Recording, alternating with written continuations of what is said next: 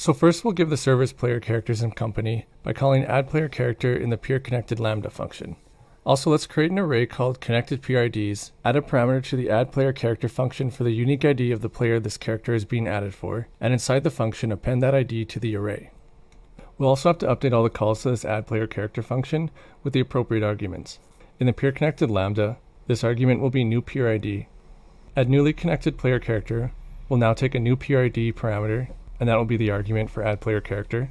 We'll also send the new PRID with the RPC to add newly connected player character. And in the call to add the server's player character, we'll put the server ID, or 1. Now after the RPC to add newly connected player character, we'll make another, but this time using RPC ID. RPC ID only calls a function on a single peer with the specified unique ID. This RPC will be made to the newly connected peer, call a function that's named addPreviouslyConnectedPlayerCharacters, and take connected PRIDs as an argument. The addPreviouslyConnectedPlayers function will iterate through all of these IDs and add a player character for each one. It's important that this RPC is made before the server adds a new player character to itself, or else connected PRIDs will contain the ID for the newly connected peer as well, causing the newly connected peer to add another character for itself. Each instance of the game now has the correct amount of characters added, although they are overlapping in some instances and their positions are not synchronized across the network. You probably also notice that they all move in unison on each instance. To fix this, we'll change the input to only run if the player character is a multiplayer authority. IsMultiplayerAuthority will return true if the node's multiplayer authority matches the peer's unique ID. At first, this will cause none of the client players to be able to move any of their characters, and the server player will still be able to move all of them. This is because, by default, the multiplayer authority for all nodes on all peers is 1, or the server. We can change a node's multiplayer authority by calling setMultiplayerAuthority on it. So we'll set it in the addPlayerCharacter function to the peer ID parameter. Now for each player, only the character with a multiplayer authority that matches the unique ID of the game instance it's running in will move. To synchronize these movements, we'll send an RPC from the character that is the multiplayer authority to its remote counterparts. The function being called will be named remoteSetPosition and take the authority player character's position as a parameter. This function will then set the position of the node receiving the call to this authority position. AddRPC annotations can also have parameters. A good parameter to have here is unreliable. An unreliable call might not reach its destination, and if it does, it might not be received in the same order that it was sent, but they are a lot faster. Since this call is being made 60 times a second, speed is important and nobody will notice if a few packets are lost or out of order. Before this will work, there's just one last thing we have to change. Like I said before, the network will search for nodes with the same path as the one making the RPC. When player character scenes are instantiated, they're given a weird name with @symbols and a number, and this name will be part of the scene's path. Because of this, an authority player character might have a different name than its remote counterpart, or the same name as one that it shouldn't be setting the position of. An easy way to fix this is by setting each player character's name to its multiplayer authority. And now all this movement's working as expected. Here, let me show you what I got so far since you're in here. You can show your stream through my stream. So far I got it so that you can log in, making myself some dinner. Oh, well, whatever. You can log in. Joseph develops. This is my email. And this is actually already set up to save on a server. So it saves your email. You can create a new account. And then if you create a game, I have this chat box here. And you can chat, and it actually shows like the first half of your email. Eventually, when I have actual saves, it'll show whatever the name of your character is that you create. This does work in multiplayer. This is all on local now, but it's not a big leap to put on a server. mygamestudio@gmail.com.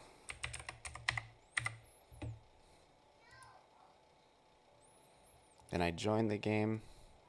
You can see there was a little collision when I first joined. I bumped the other guy. But there's two instances, right? There's the salient on the bottom, and then there's this one. And they're synced. The chat is not synced. You see it like it actually broke it. it's not appearing there. You see that? So that's what I'm trying to figure out right now. The best way to do that. There are ways I could probably just do it and blunt force it, but I'm just seeing what other people are doing to get it to work. And once I get that working, I'll probably just go ahead and try to upload it to itch already, and then set up. Well, I'll set up it's going to be a separate server client, but basically I just like break up the project into 2 clients from there. And in the development process, I'll probably just continually pull the client off of I'll save the host in the client for now, and I'll just like edit it a little bit before I upload the host. In the actual, when I push the prototype live, there will not be this host join thing. It'll just go straight into the game. But as I'm still setting it up, it's just easier to have that now. Yeah, but later on it will just be, you just put in your info and click enter, and then you're in the game.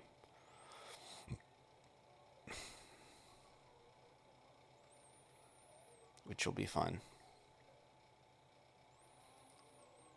I also have to do a thing where the character is not, it doesn't like if you go in now, watch, it'll like shoot me across the friggin' screen.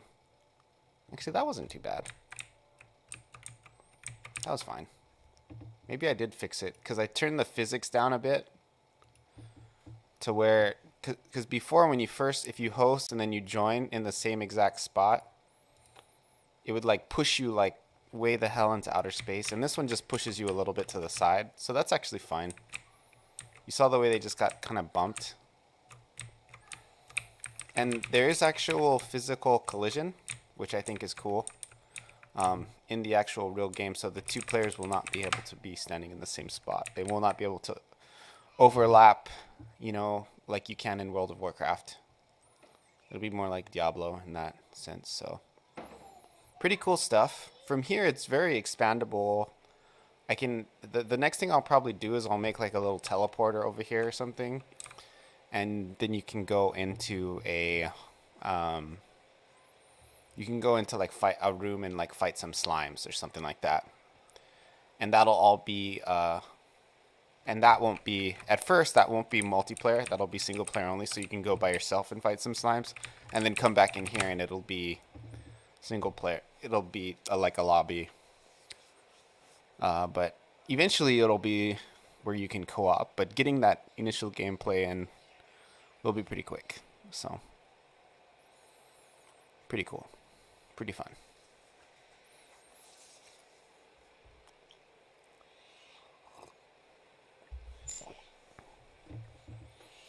Yeah, like there'll be a shared lobby. And a lot of the game content I think is going to be like that, where there's like solo instances.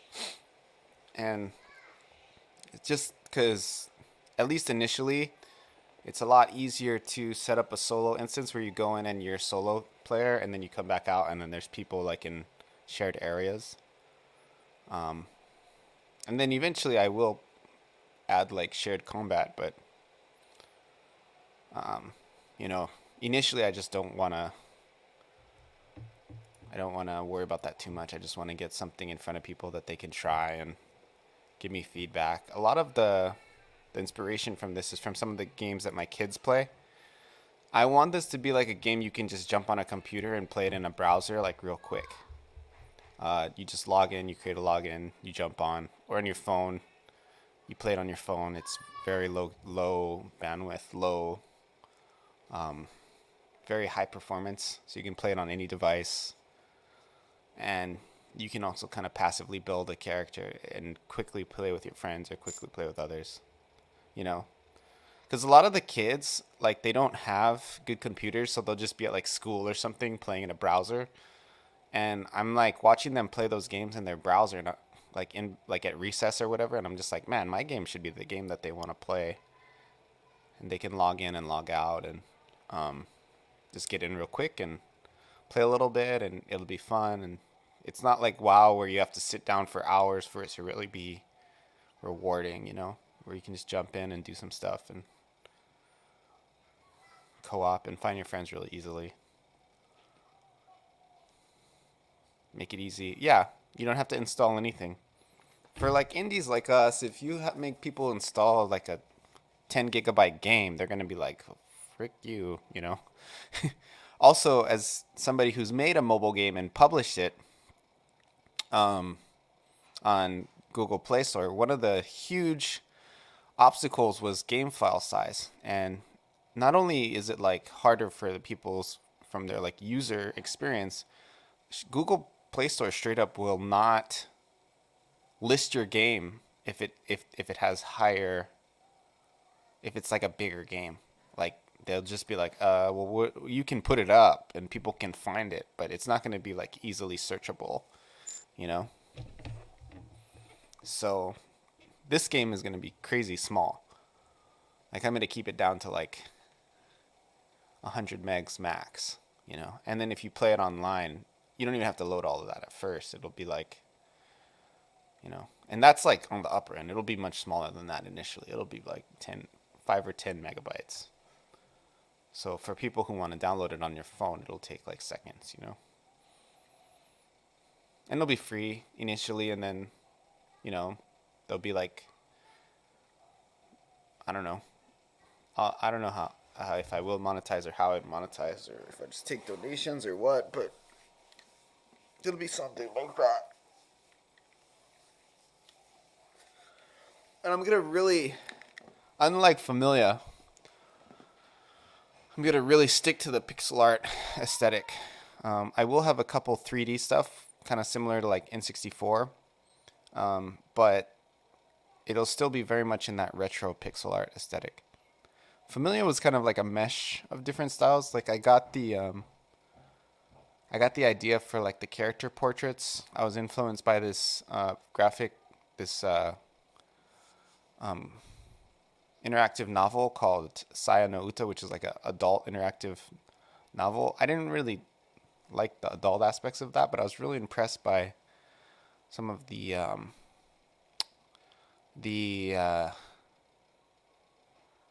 like dialogue portraits, and I wanted that for my game, and that's a big part of why I did that in Familia. But now I'm more concerned with like consistency and having the game have a consistent feel and brand throughout, and art style. That's what really makes you seem high budget, you know. Familia is just like I was doing whatever I could, wherever I could. And Familia does have like a fairly consistent art style, but it's so, in a way, it's like so unique that it's almost off-putting or jarring to people. You know, so it's not... like, I really love Familia, and I think it's a great game, but I know it's not like a... like, it's not money, you know? It's not like a earner, you know? And knowing that, I'm going to kind of try to do something a little different on this run.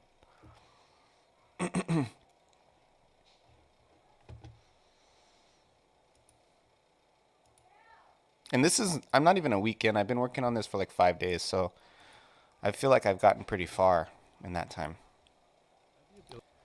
It's worth noting too that the logins actually save on Firebase. So like if I go into my Firebase account, Stormers is the working. It's fun. The fun starts now. Yeah, so you can see all these emails that accounts I created, they actually save on here. So I have their accounts created. I can't do much more than this. This is just an authentication system that I have set up. But after I get the game up and there'll be like the lobby set up and that's prototype and it works, I will add save files and interactable content. So that's like the next thing. But I do have the authentication actually physically working. Like if you were to go in, you can create an email and log in, and then I have to do like recovery. Actually, now that I'm talking about this, maybe I should just keep with my doc, so I have an idea of like what's going on. So I'm gonna call this phase 1 of development.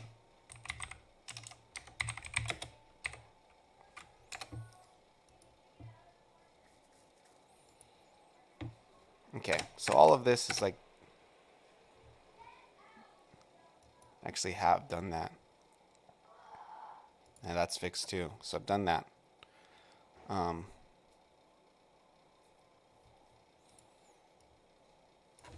just going to say dedicated server setup. So this is all good. So next I would consider this phase 2. And that would be save files to database, simple combat mechanics,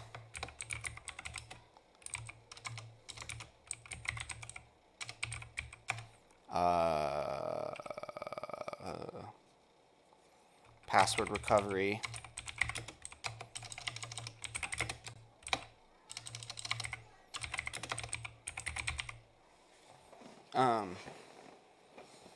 save files to DB, simple combat mechanics, password recovery. What other features? That's really it. That's a lot though. Like this would not surprise me if this takes me longer than this.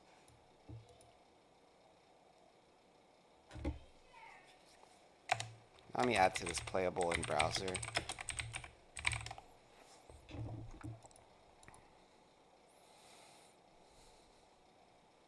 And then this phase I'll also probably add mobile controls.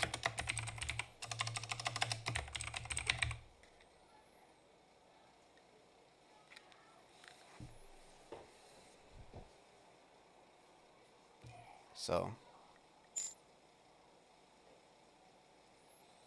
yeah, the database setup, it's just time consuming. I mean, it's just, I kind of know how to do it because it's similar to what I do in web development. But it's just going to be time consuming. The dedicated server, I know how to do it already because it's just like, I just use AWS and basically just deploy a Linux version of the server of the game file with the couple settings tweaked. That doesn't take too long. This chat functionality I'm trying to do now is really just an issue of me not understanding how the engine works. Display messages above characters across the network. I'll create another function called display message, which takes a parameter that Oh, so he created a function. sets to the character's message label 3D. Okay, so that's how he did it. He made his own function. Here's how I did it.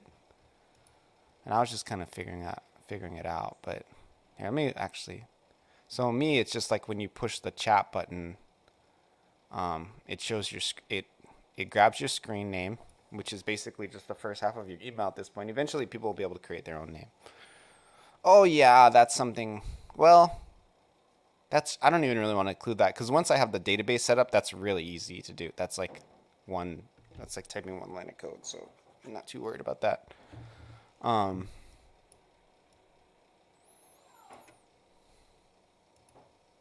should include in here prediction and unreliable prediction plus unreliable / reliable sync. That's something that I'm going to have to set up, which prediction is just basically a way of setting it up so that the game can kind of preemptively move your guy and predict what you're going to do. And setting up the unreliable versus reliable calls, like movement, for example, is an unreliable call. The server sees unreliable calls. It sends them faster, but it sends them less dependably. And reliable calls are things that are slower, but more dependably. So like items, when you get like a new loot, or you say something, or it's a notification that someone is on the server, or anything that's like really important, changing from one map to the next, all of those need to be reliable calls. Things that can be unreliable calls are like movement, or like NPC movement is you don't really need that to be reliable at all. It has zero, it doesn't matter. And that is sent much more frequently, but it's less dependable, where reliable calls are sent less frequently, or maybe honestly even once, but they have to be received or else the game will break, type of thing. So unreliable is basically just like player movement, other players moving, and NPCs moving. or reliable is more. Picking up items is probably a big one, because you don't want to be able to pick up like 6 items of the same item, because eventually you'll be able to trade items and stuff. So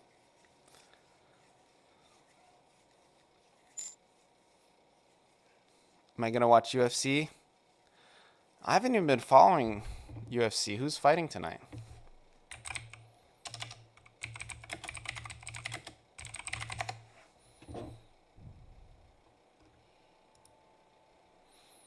Oh, Adesanyas?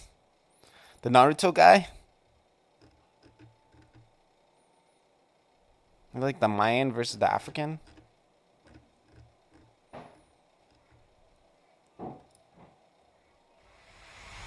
I like Adesanyas because he's always doing like Naruto. He's an anime fan. Through one of the UFC's all-time title reigns, his fists told the tale of his growing legend. The style bender had no equal. Yet when Funny they call him Stylebender because he always references The Last Airbender. the familiar enemy arrived on the scene, the margin for error became razor thin. This is one of the most ferocious fighters that has ever entered into the sport. This is a guy who has fought Israel Adesanya twice in kickboxing and knocked him out cold. Alex Pereira is the boogeyman to Israel Adesanya. You think Pereira's got it? They battled it out in the Big Apple, with the Nigerian champion landing the first earth-shaking blow. He hurt him bad. But the challenger didn't fall. As the fight wore on, the champion continued to dominate, and victory seemed imminent. Oh! Big left hands. This is where the champion seems to be starting to pull away from it.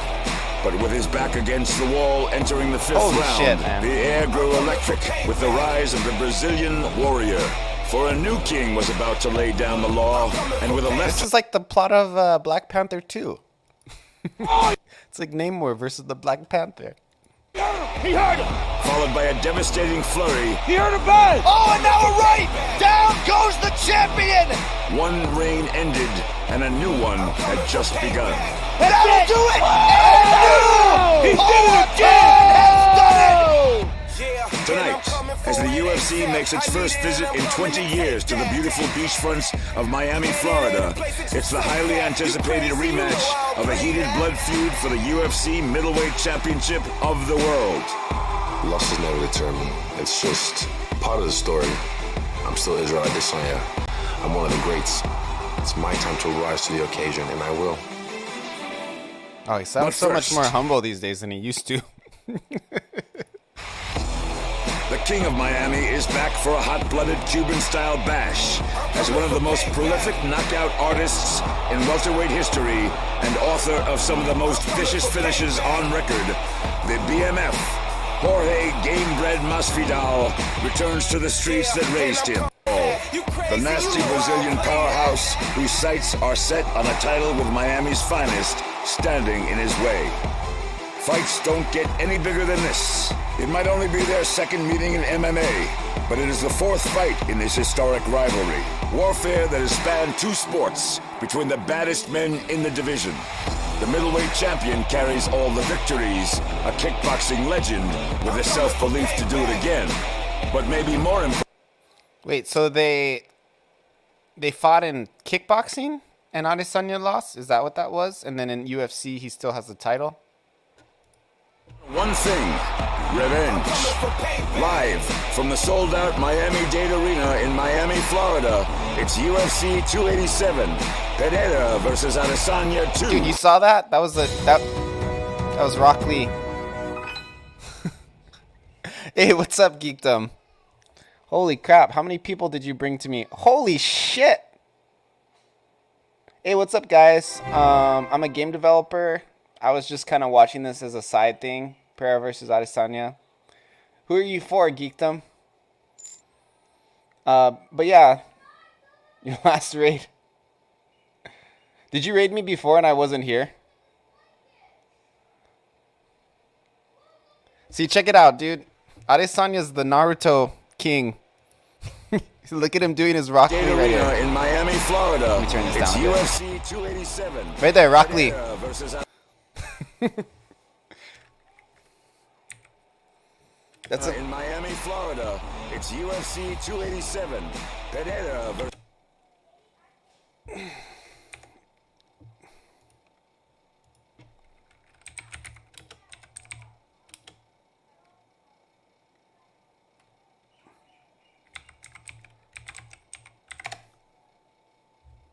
see it?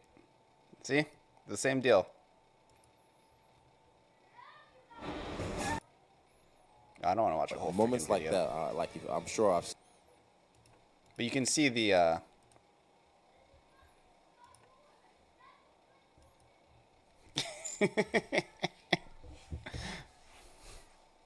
yeah, dude. That's Adesanya's always imitating Rock Lee. But yeah, if you guys want to check out what I do, I got a game. It's called Familia. It's on Android and Steam. I don't have it on iOS. It's an RPG. It's retro style. It's got all positive reviews. Check it out. Right now I've been messing around with making multiplayer games on my stream.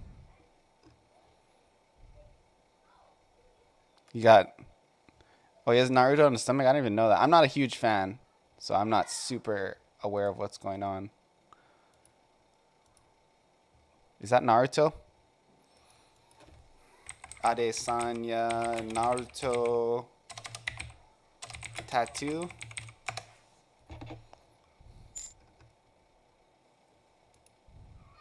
Oh, he's got the seal. He's got the nine-tailed seal on his stomach. Oh, that's hilarious. I love it. He's a Jinchuriki. Jinchuriki. Bro, if he was a Jinchuriki, I mean, he wouldn't lose to Pereira. Unless Pereira's like Pereira's like Uchiha Madara. maybe Pereira actually has a Sharingan. He just uses Genjutsu on all of us, on the whole world, so we don't see it. Maybe that's why. That's so awesome, dude. That he has Naruto's ninth, the fox seal. This guy is kind of like Adesanya. As other than like Ronda Rousey, because she was a huge Dragon Ball fan. She'd always wear like all the Dragon Ball swag. But like Adesanya is a whole nother level. Like he's straight up doing like Naruto jutsus and stuff. He's a Dragon Ball fan too. He's one of us, yeah. It just shows, you know? You don't have to be like a 90-pound wuss. Like, I'm strong, you know? Like, and you can like anime. If anything, in my opinion, like watching Goku makes me want to lift, dude. Like, I listen to one of Goku's like motivational speeches before I hit up like my workout, and I'm like ready to go. Like, I'm like ready to freaking pump, you know?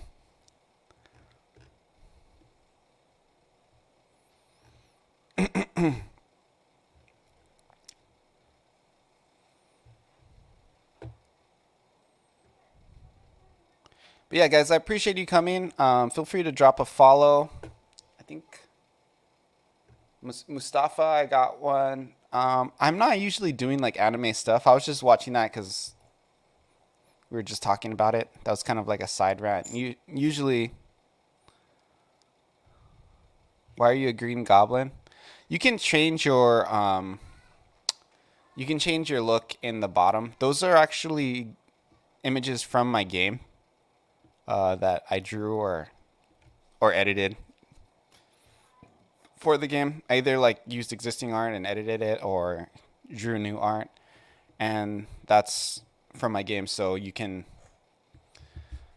change it if you want. I don't know what I made available. I haven't been really on top of all of that, but yeah, everybody's got a thing. How many? What were you guys doing in Geekdom's channel?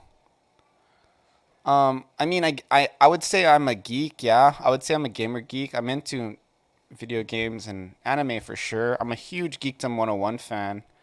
Um, I watch all his videos. I watch all of the Dragon Ball content. Uh, you know, oh, you're watching Dragon Ball? What were you watching? What arc? Was it Cell, Frieza, movies? Episode 17. Oh, so that's that's like Yamcha. Well, maybe a little bit after. It's like that's when they're up against Garlic Jr., right? Was it Garlic Jr.? That should have been like maybe the first. Tell me if I'm wrong. I'm trying to show off my weebness. But 17 is like right after he turns into Ozaru. And then they're like running the milk and all that stuff, right?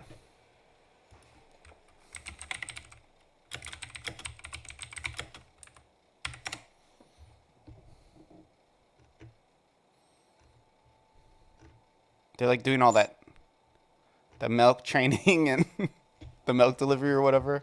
It's been a while since I've seen that.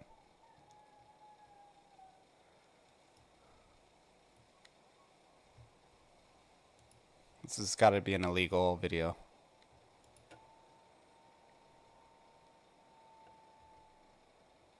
Hisani. And Goku's a young boy.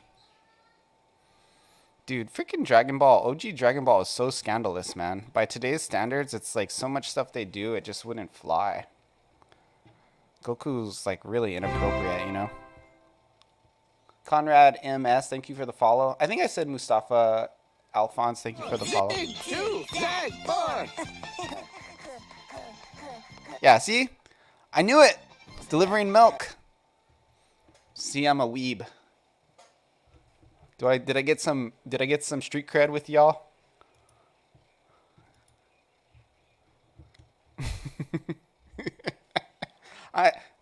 Do you believe me? Oh, whoa. Conrad, you were actually my 800th follower.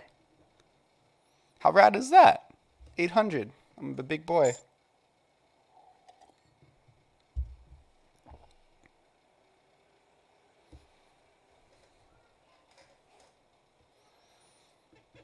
Yeah, I thought about, I went to a con this weekend, and I didn't actually end up getting, there was a lot of cosplaying, and I wanted to do either Master Roshi, One Punch Man, I don't know, somebody bald, you know, because I'm bald. So it's like you don't have to buy the head plate. It's cheaper, right? So the one I liked the most was the Master Roshi, which I'll definitely get next year.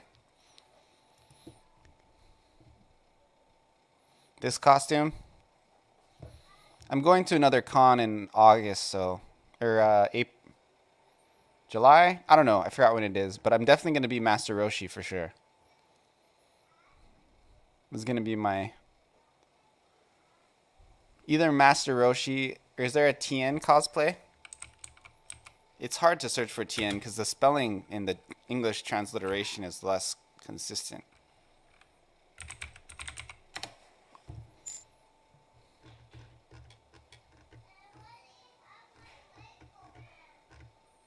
Frieza. That Frieza costume it's not that cool. It's like funny, I guess.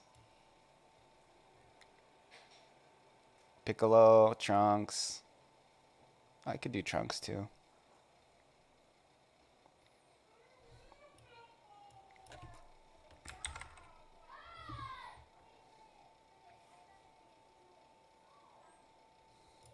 I don't know if I'm ripped enough to be Roshi when he's ripped. I'm kind of in between.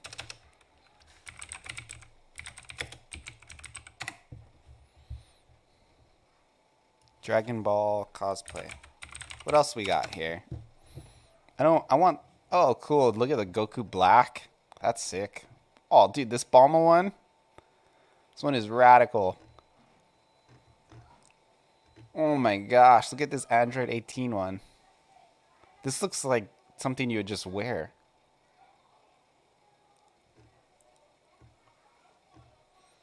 The Goku ones, they're kind of cool.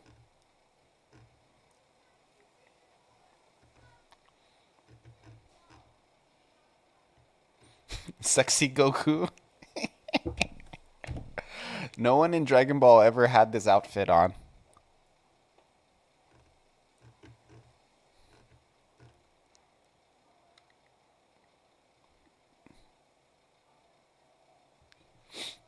This Dascos looks very similar to Chi-Chi. If you were like with a Goku, whoa, oh, this is kind of weird because when Chi-Chi had this outfit, she was like a kid, so it wasn't like weird.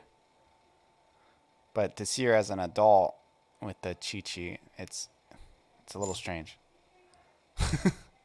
It's weird. It's weird, man. The old school Bulma. This is the Bulma you guys saw. Although I don't think she was wearing this outfit in episode 17.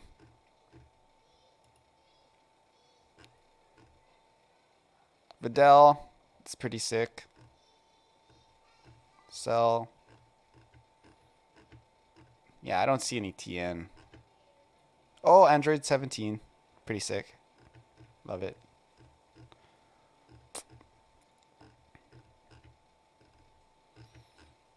Yeah, I think that's pretty much it.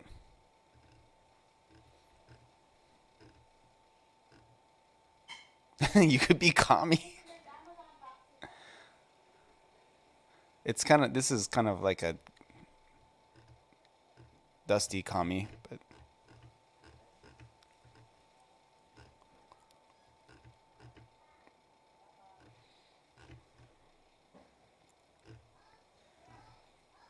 these are cool boots. These are like Goku in Dragon Ball Super. They look like just nice, like cool shoes. I would wear them to work. You could wear these like with pants and nobody would know that you have like your weeb outfit on underneath your clothes. The Kotsky outfit, that's cool. Man, cosplaying is so easy these days. You just like throw down $50 and you're good to go. You don't have to like work on your outfit for like 4 months.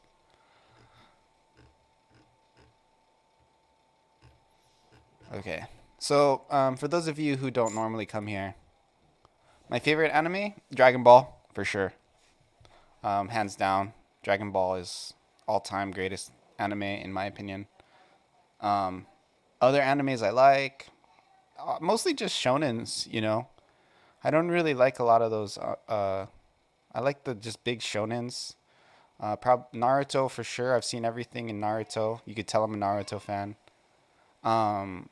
Demon Slayer, Samurai X, Cowboy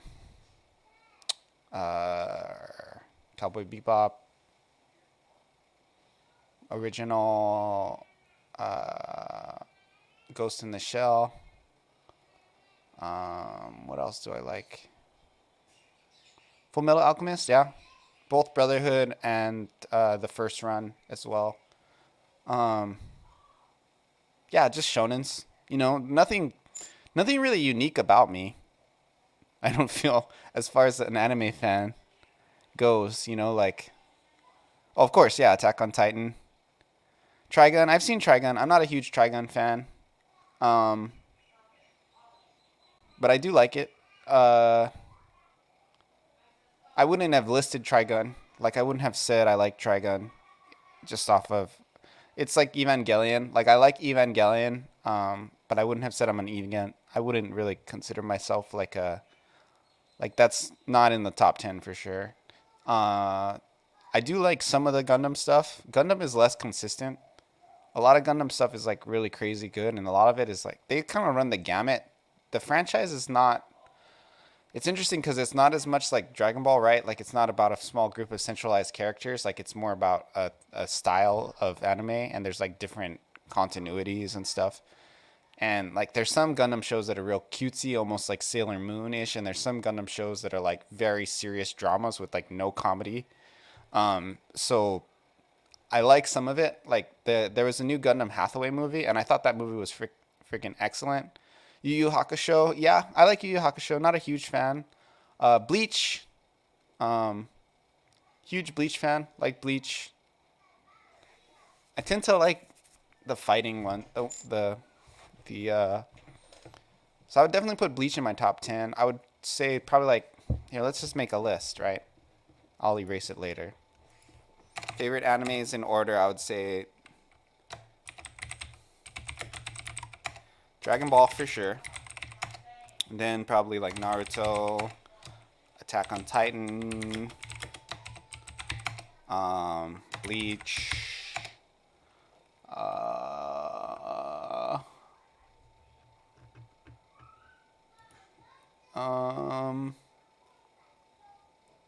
Samurai X,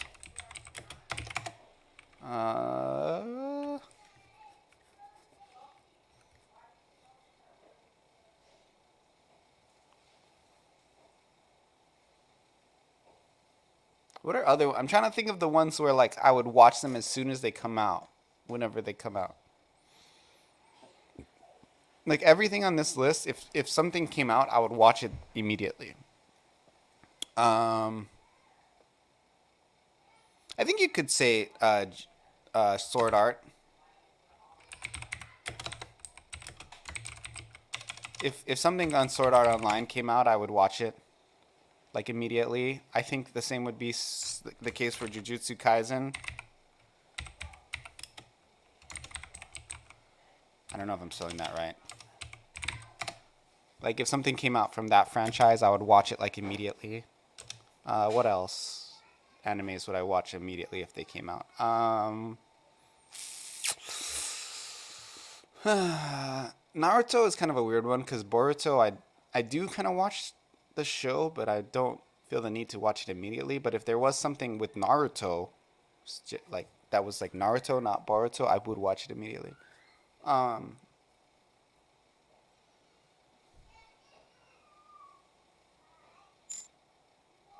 No, I'm not a One Piece fan. Never got into it. The cartoony style just never resonated with me. Oh, Demon Slayer. Anything that comes out with Demon Slayer, I would watch immediately. I don't know. Like, I've tried watching One Piece, and I think it's good, but after watching the first 10 episodes, I just didn't really want to watch 500 plus more episodes or whatever it is.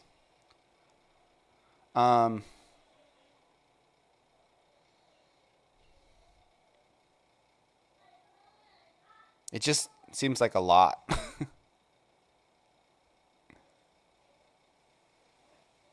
Yeah, I mean, I watched One Piece when it was first coming out, and I read the manga because I read manga, and I don't know what it is, but you'd think based on this list that I would like One Piece, but it just doesn't resonate with me. Like, it doesn't really, I don't know what it is about it, but it just doesn't really stick with me. You know, it doesn't make me like pumped.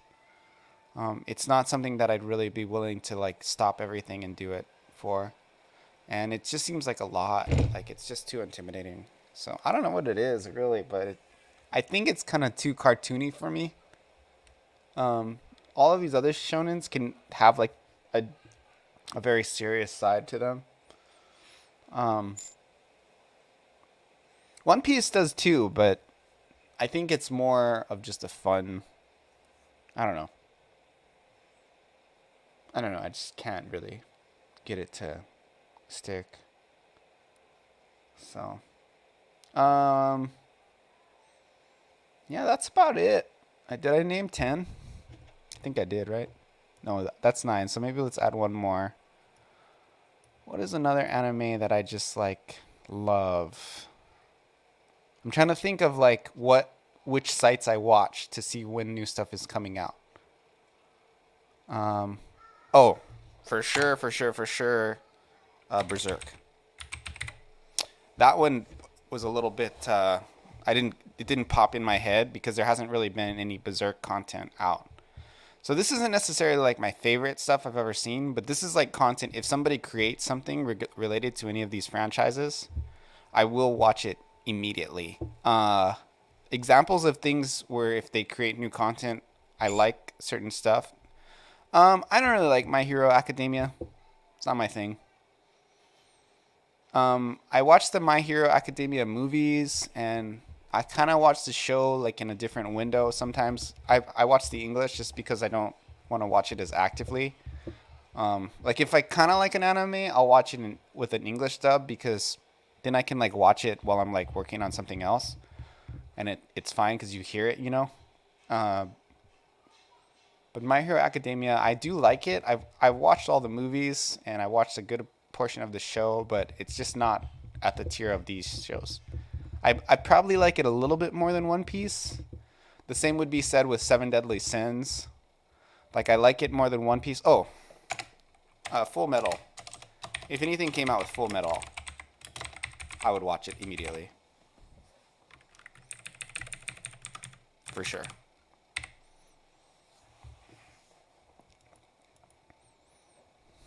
But yeah, so this is kind of my list. I would probably watch like if One Piece, I've watched a bunch of the movies and I would watch them, but Vinland Saga. Yeah, I like Vinland Saga, but it's not like my favorite. I've watched some of it and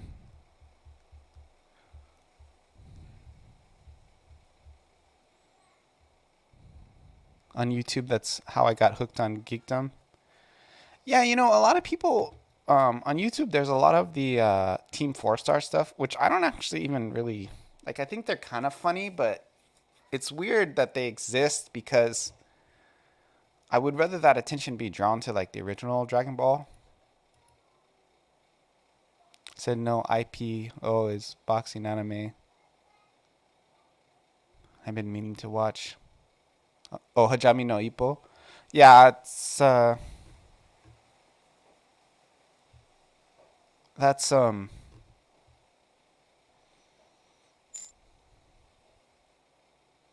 yeah, I mean, I think it's fine. Like it's kind of fun, but I wish it wasn't as popular as it was. Just because it's not cool to like it just went too far. You know what I mean? Like, I'm glad they kind of stopped. Some of their stuff like is like ways I wish that Dragon Ball went, and some of it is like total just irreverent. I feel towards a franchise that I really love. So I would have liked. I like it when people make like parody videos, but I think with 4-Star it just went too far. Like I think it's good that it kind of stopped. Yeah, like if it's like one or two videos where you just make a joke about it, and what happened with Abridged is that it became a lot of people's only exposure to the franchise, right? It wasn't something that was like people who love the franchise get like a funny swing on it. What happened with Dragon Ball Abridged, and this isn't really necessarily the fault of the creators, is that it became something where it would replace the original for a lot of people. A lot of people had not seen Dragon Ball at all, and then they watched Abridged, and that's like the only version they'll ever watch. And I think that sucks. You know what I mean? Like that's a tragedy. And they just made too many episodes. They should have just made like short videos that pull like one part, not make it an entire series. It was kind of, they did too much. If they just made a couple fun videos, and they could have done it with multiple animes. I mean, they didn't have to recreate like the entire arc of everything, you know? Like that's just too much, you know? You're pushing it too far. Like I really actually like the way they did like Gohan. Like we can watch it. I'm kind of getting super distracted from what I'm supposed to be doing because this has nothing to do with what I'm doing, but whatever. Gohan.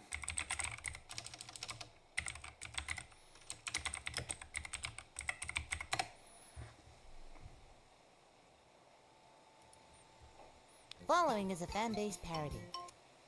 Okay, Godot, son! What's that? To those Trash. Sites. Parodies.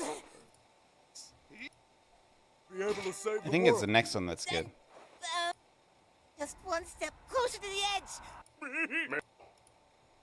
The good man doing nothing. And while evil tricked me,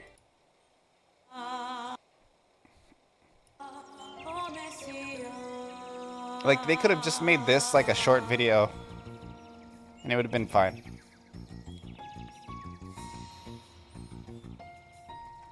Like, this is cool.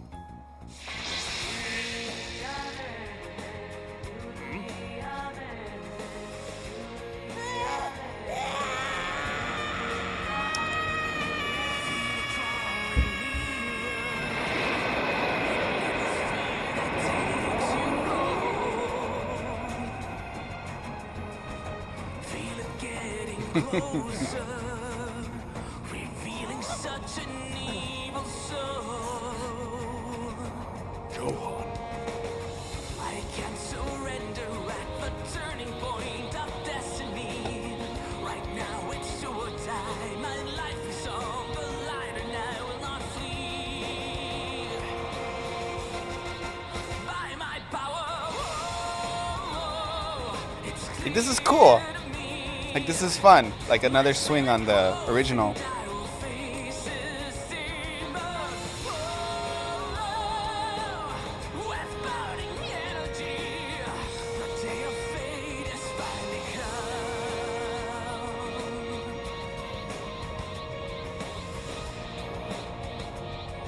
See the tears dry up?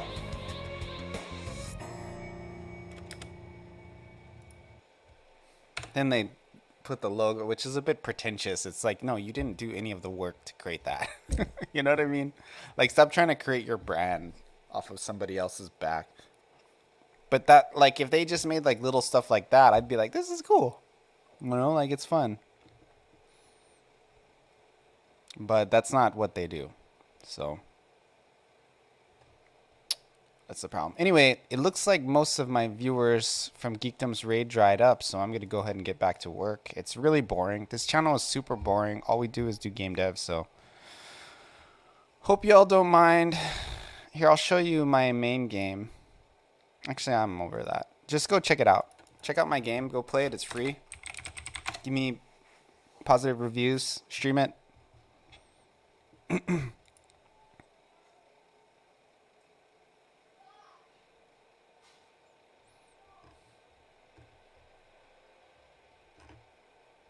We're going to go back to doing code. Script. I'll take the text submitted by the message input line edit, and from here make an RPC on the locally controlled character that is the multiplayer authority. There's just one problem though. We don't have an easy way of figuring out which one that is from the main script. So let's first create a variable called local player character. Then in the add player character function, we'll check if the peer ID of the character being added matches the unique ID of this peer. If so, we'll set the character to this variable. And I'll make the line edit blank and no longer have focus after the text is submitted. Now when we type something, then press enter, it appears above our character on all game instances, except for the locally controlled player.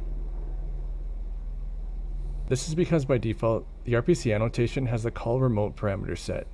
This means that the function will only be called on remote nodes and not the one making the call. Adding call local will cause this function to run on the node making the call as well. Another good parameter to have here is the channel parameter. When reliable calls are made, the network will keep them in order with every other reliable call on the same channel. All calls are made on channel 0 by default. And if a lot of calls are being made on the same So I need to do an RPC.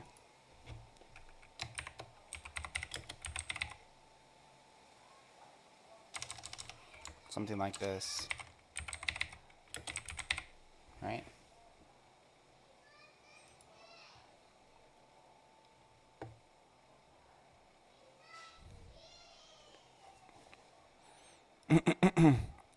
Also, don't be afraid to follow me on YouTube if you want to learn about game development. Got a pretty decent channel. It's growing. You want to make video games, this is the place to be on Twitch. How does that RPC call local look? I gotta look up some docs.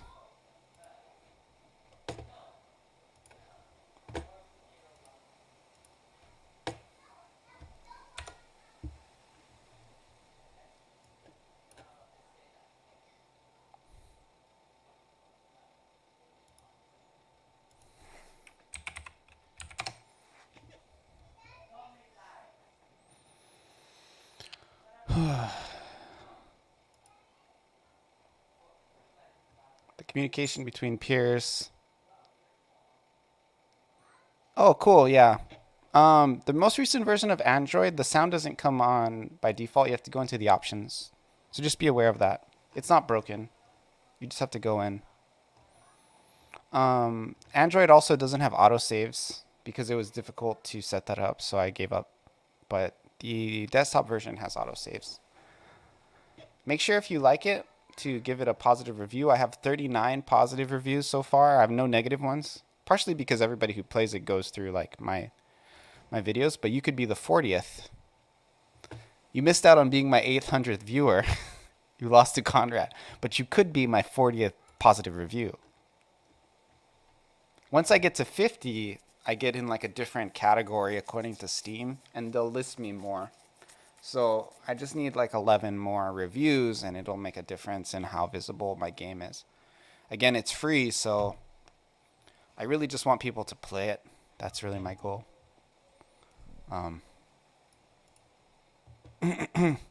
This next game I'm working on is a multiplayer game that's going to be kind of a multiplayer retro RPG. And yeah, it's going well so far. I just need to do a couple more things and I can put up a live prototype and basically just the chat functionality.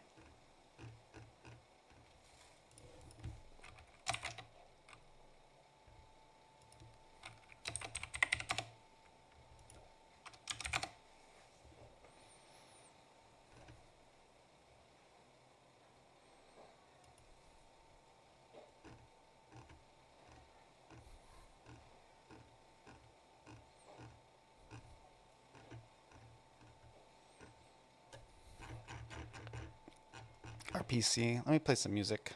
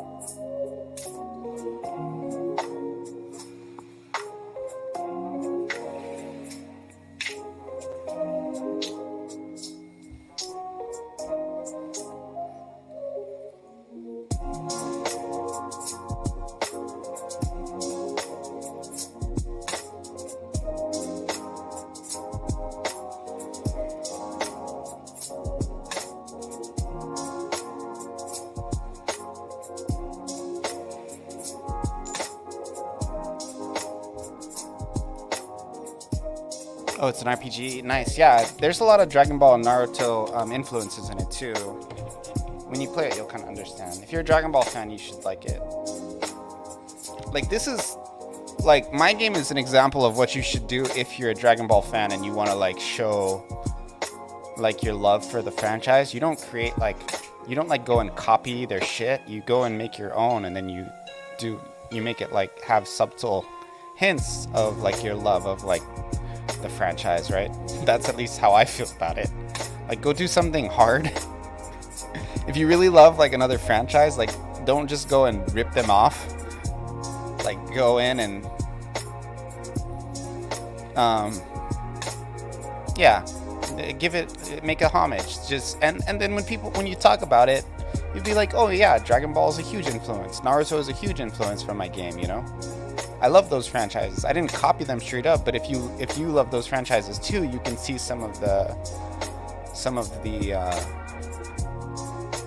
Easter eggs and like homages I paid to those franchises, you know?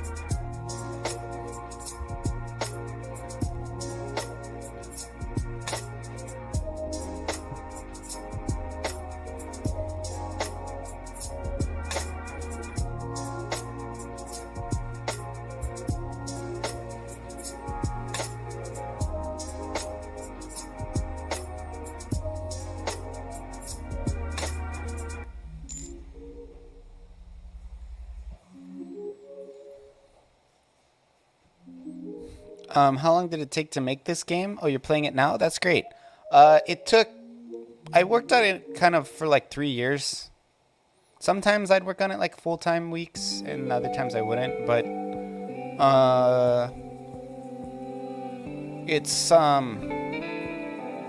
it wasn't yeah, it's not that long, so just hope you don't get so hooked that you'll think it's like a 50-hour of playtime game.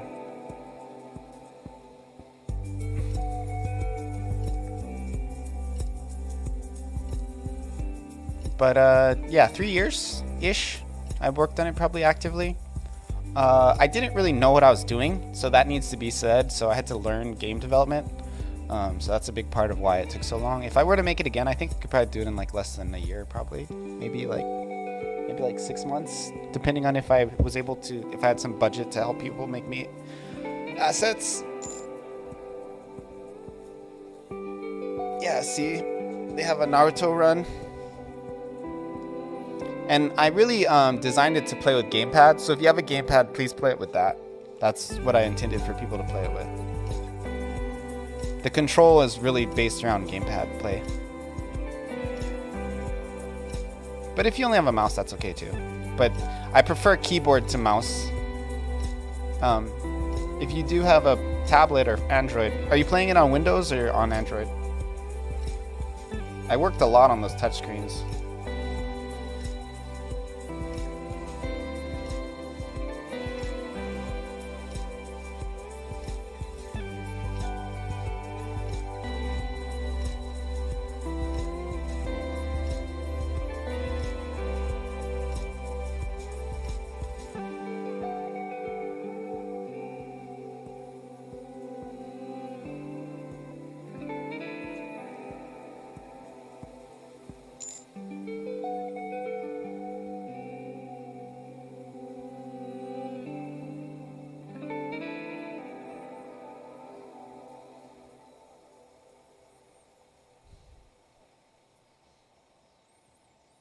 Yeah.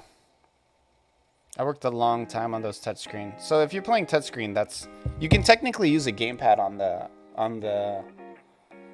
on Android as well if you plug it in or if you have Bluetooth. And it works well. Yeah, I like the Android controls. I worked really hard on those. That was like a lot of custom programming. Which will help because the game I'm making now will also be mobile. And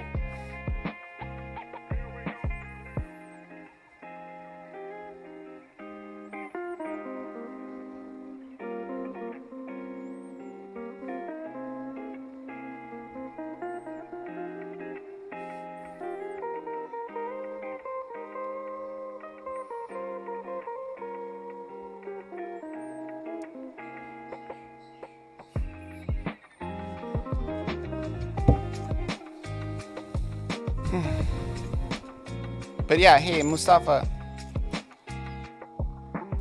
Yeah, it's made for Xbox. Xbox controller is what I tested it on. So like a lot of people will do like they'll do a screencast to their TV and then they'll play with the Xbox controller. I'm glad you're liking it so far. Make sure to give me lots of positive reviews. Maybe make a video on YouTube about it.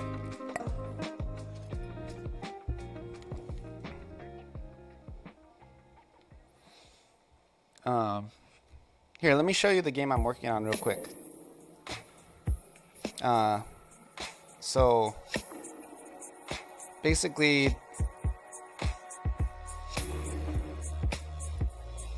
I might have showed you this already, but this actually works with gamepad, right? You can move around. Yeah, I don't think Steam...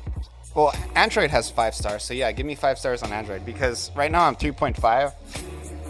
Because somebody gave me a bad review because they thought the sound was broken. And it's not broken, it's just not on by default. Which is different, right? It's like, thanks for the 3.5 review. I should probably make it so the sound is on by default. That was a mistake, I guess. And then I didn't notice it for a while because you know what I could do actually that I should do now? I should put in the description that the sound is off by default. Let's go update that.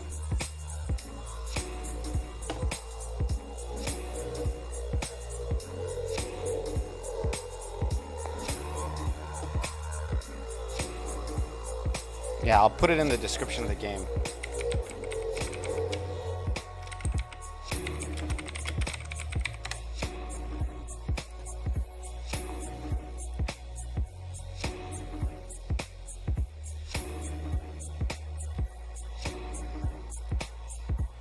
That'll actually help a lot because I don't want to update it right now because other than that, everything works really great.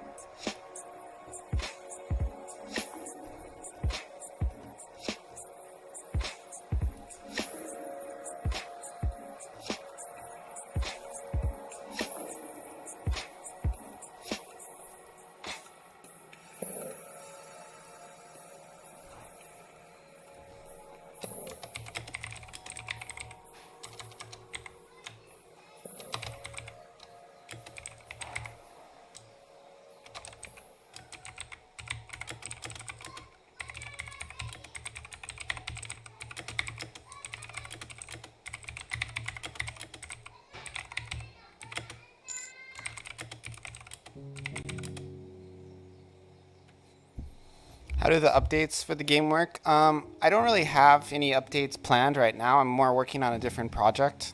But, you know, if I kind of left the game up and if it got more momentum, you know, I would work on it more. That's basically it, right? Like, if more people play and they like it and they want to see more of it, I'll add more content to the game. You know what I mean? That's basically how I feel about it. So I haven't really gotten the momentum that I would need in order to motivate me to stay on that project. So I'm trying something else now.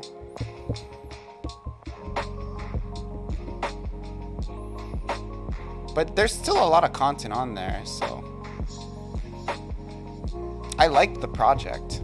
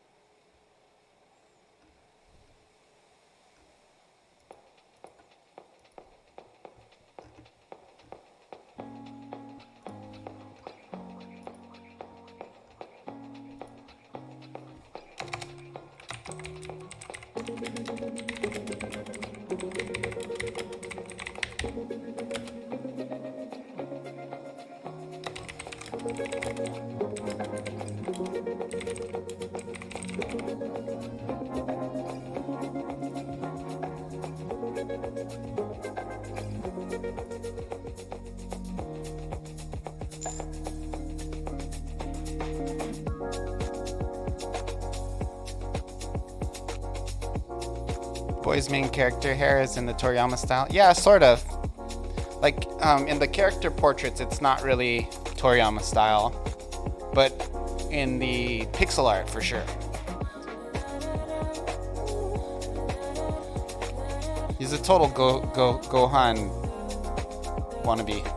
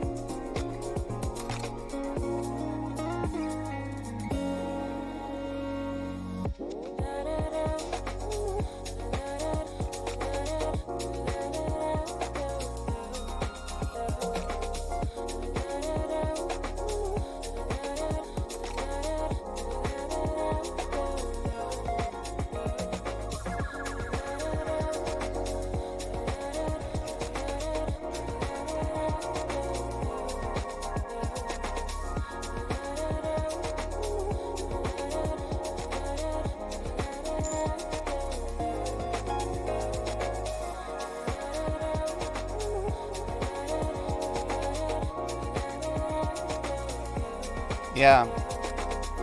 I don't know if you're familiar with Final Fantasy VI, but his pants were influenced by Final Fantasy VI. Sabin, who's the monk in that game. That's where I got the idea from.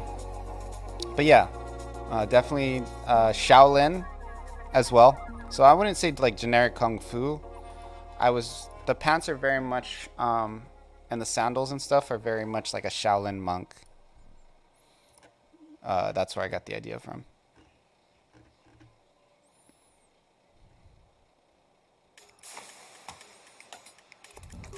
So it is like a Kung Fu character, not like a karate guy or something.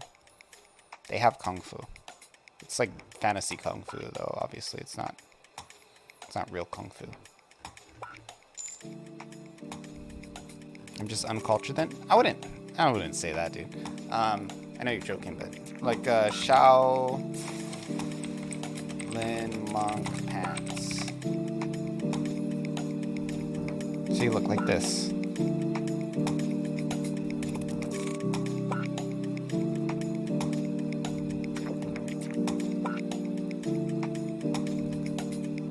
Here we go. This is a good example.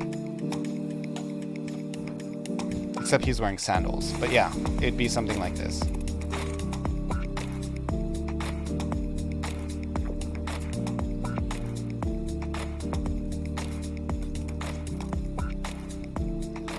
Here, I'll be right back. I gotta use the restroom.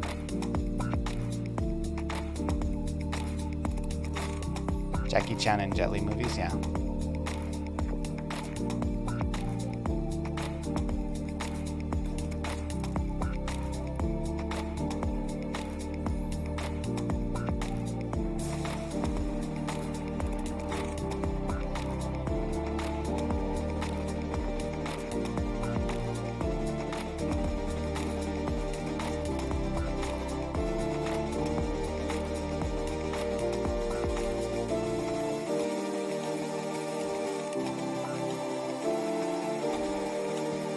Still haven't really figured out how to sync this chat.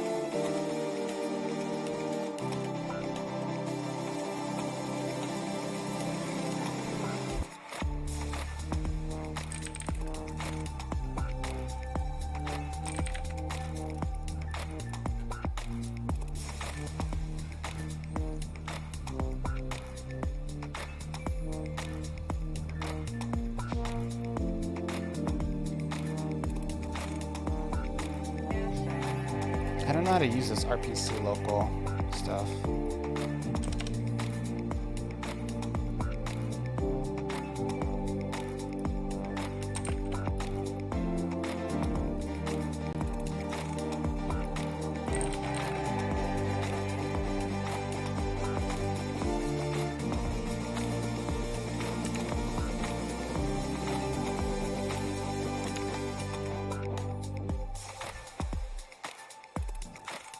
I'm gonna probably come back and watch this whole video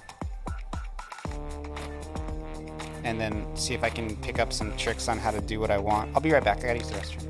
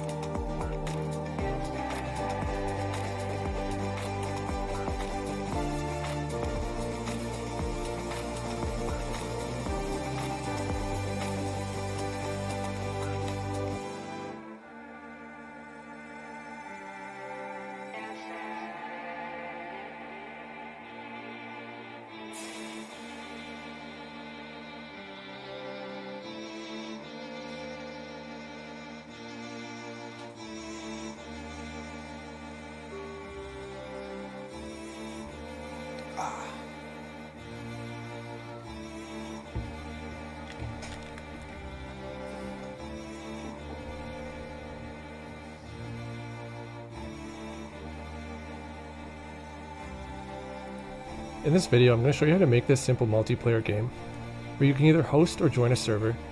You can move your character around, type out and send a message that will appear above your character, or you can click on a character and it will display a message showing the ID of the player who clicked it. I have a starting project here. This and the completed project will be available in the description below. We'll begin by heading into the script attached to the main scene. So I have a few things set up in this script. At the very top, an eNet multiplayer peer is created. This is an object that handles all the networking. Typically this address will be the IP of another machine, but for development purposes the client will connect to a server on the same computer, which can be achieved by using a loopback address. The standard loopback address is either localhost or 127.0.0.1. The number we use for the port isn't that important as long as it isn't reserved. Generally the first 1024 ports are reserved, so anything above that should be safe. Next, there are two event handlers for the press signals of the host and join buttons. The host event handler sets the text of a label at the top of the window to server, and the join event handler sets it to client. Each then makes the menu invisible. Lastly, there is an event handler that runs when text is submitted to a line edit named message input at the bottom of the window. We'll start by creating a server. In the host pressed event handler, we'll tell the multiplayer peer to create a server. The first parameter is the port the server will listen to for incoming messages. Right now the multiplayer peer is just an object in this script class. To tell the game that this is in charge of networking, we set it to the multiplayer peer property on the multiplayer API. Each multiplayer peer on a network has a unique ID. I'll retrieve it by calling getUniqueID in the multiplayer API and display it using another label. Did I go to school for coding, programming, or self-taught?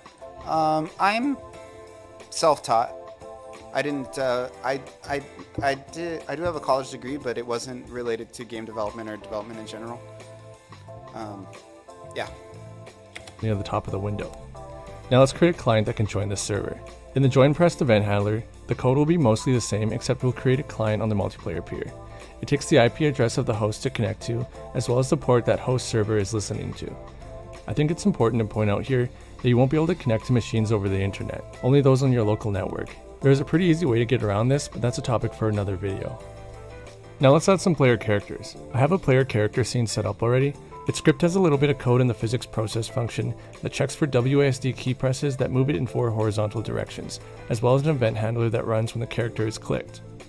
The scene has 2 child label 3Ds flagged as billboards. One displays the name of the scene, and the other will display a message sent from the player controlling it. There's also an area 3D that detects mouse clicks. Back in the main script, let's create a function called addPlayerCharacter. Inside it, we'll instantiate a player character and add it to the main scene. Then we'll call this function right after the server is set up. Now the player hosting the server has a player character that it can control, but the client still needs one. There are a few signals on the multiplayer peer to help with this. 2 of them run on the client side and the other 2 run on the server. The one we'll be using is peer connected. When a client connects to a server, the peer connected signal will be emitted with the client's unique peer ID. Let's connect a Lambda function to the signal, and inside it we'll make a remote procedural call, or RPC. An RPC is a call made over the network that causes a function in another player's game to run. The network does this by searching remote peers for a node with the same path as the one that made the RPC and calling a specified function on it. The RPC will take the name of the function it's calling as a string. This RPC will call a function called addNewlyConnectedPlayerCharacter. I'll define it below, and inside it will call the regular addPlayerCharacter function.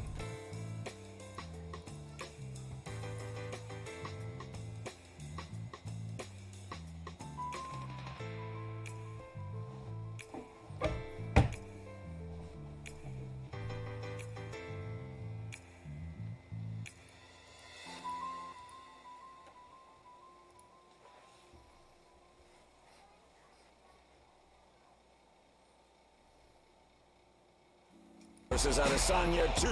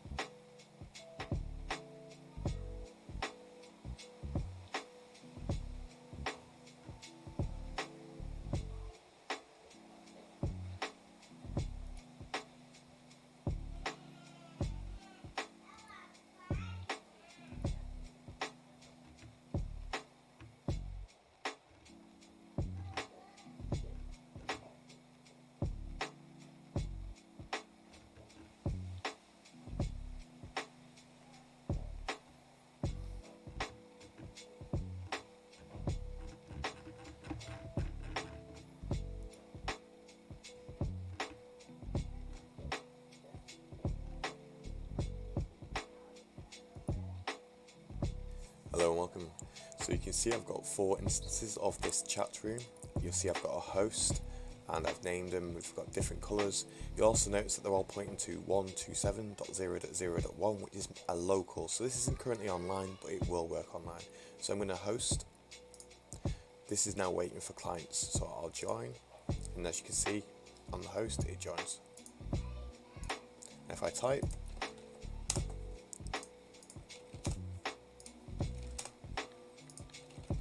you'll notice that they've got the colours, got the corresponding messages, and if I leave the room, it updates the user list. Now if the server leaves the room, you'll notice that it will force you to leave the client to leave the server. You'll also notice that if I try to join without a server, it'll say trying to join. Eventually this will time out. So let's get into it. If you want to download the project, it'll be in the description. I'm also going to put a link to how to find your IP address, which is whatismyip. Do you think anybody could pick up programming if they have interest in it, or is it a pretty steep learning curve? I've only messed around with C++, I believe, or Arduino. Depends on what you want to make.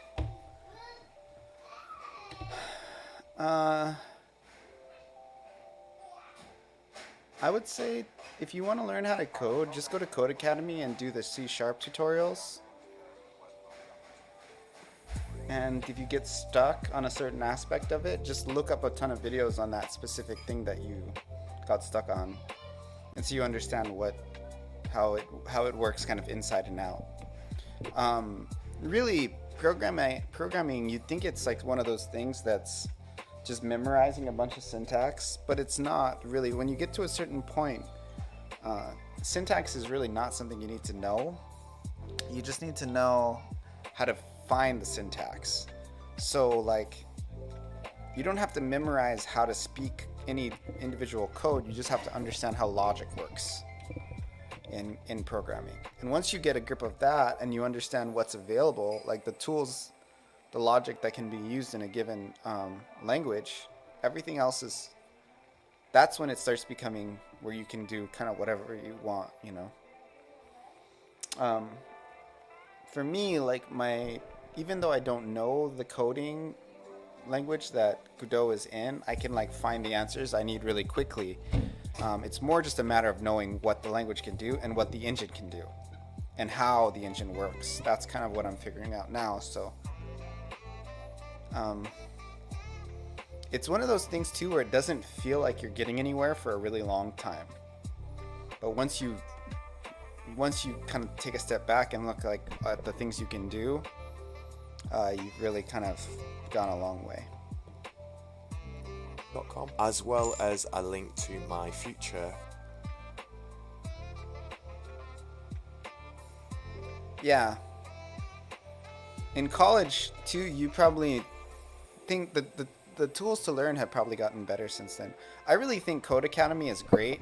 I think that's, for me, even though I had been programming for a long time, when I started going through the courses on Code Academy, it really gave me the fundamentals, which I had kind of been skipping, and that really helped because it made it so I could kind of understand the underlying way of things work. And when you get that, just knowing the language is really, it's really irrelevant. Like knowing a given programming language, just understanding the way code works and logic works in programming is really what you need to do, is what you need.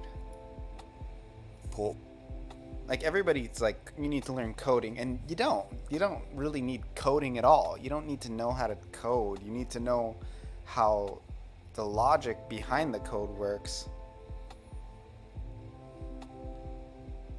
You need to learn how to communicate with a computer. Forwarding video, which you will need if you want to use this online with friends. Actually, let me just look at this guy's, how he set it up on his GitHub.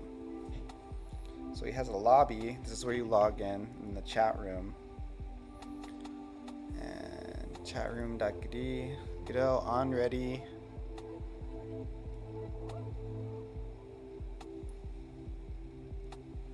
Function void ready. So when it first starts, it does all this: network connect, user list. Okay. So here's the user list. I'm going to download this project and look at it.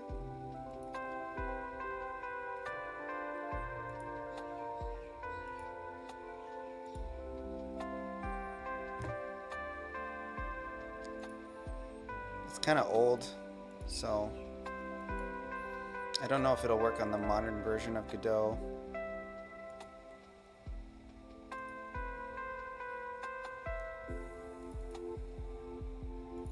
We'll see.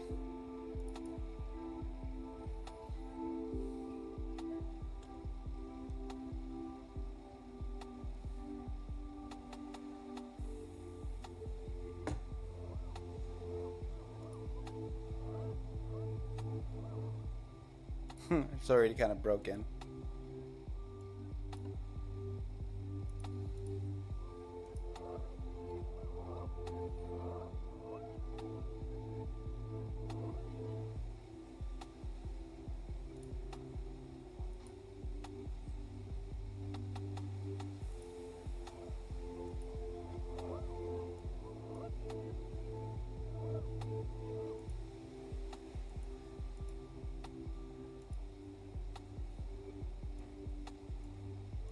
Yeah, it doesn't work. Well, we can still look at his scripts and stuff.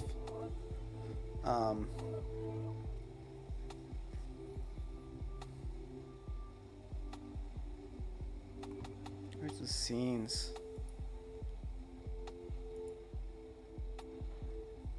The way he does it is kind of different than how I would do it.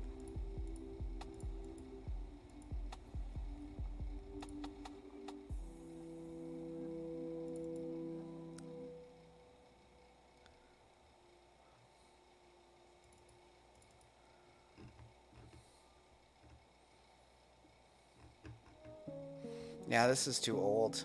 This is all kind of outdated. So that video is not going to work.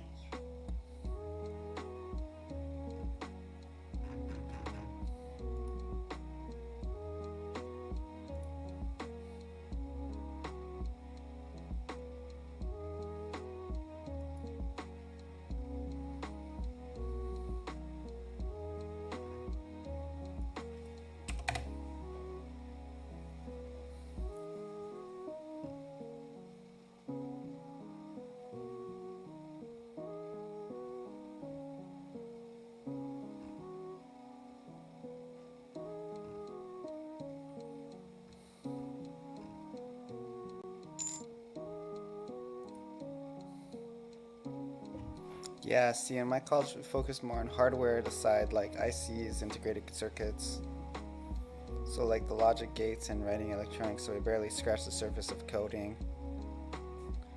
Yeah, I actually got A+ certified when I was in high school, so I know about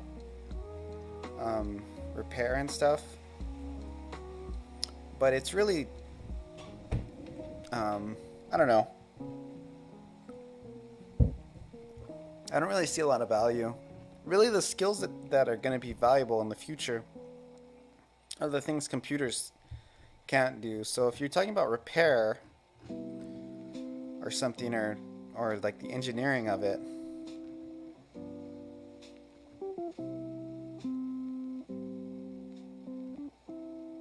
I don't know. It's just not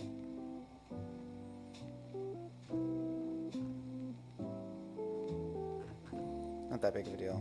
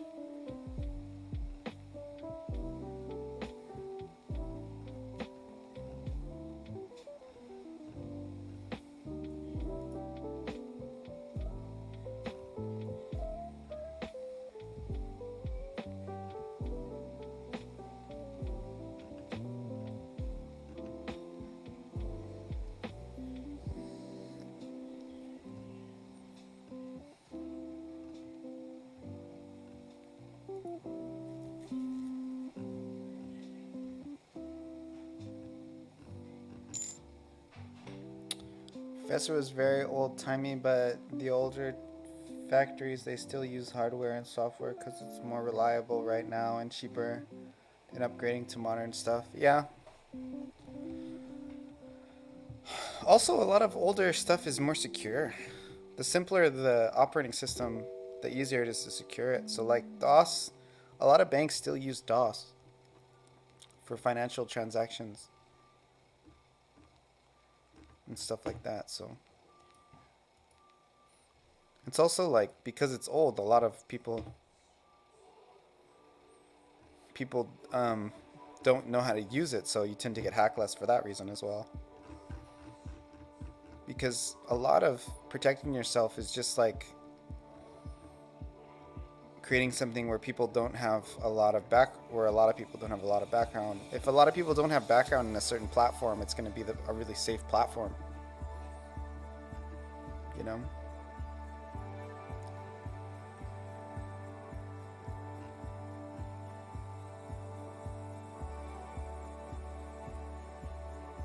In this video, I'm going to be showing you how to host a Godot server on a virtual machine in the cloud.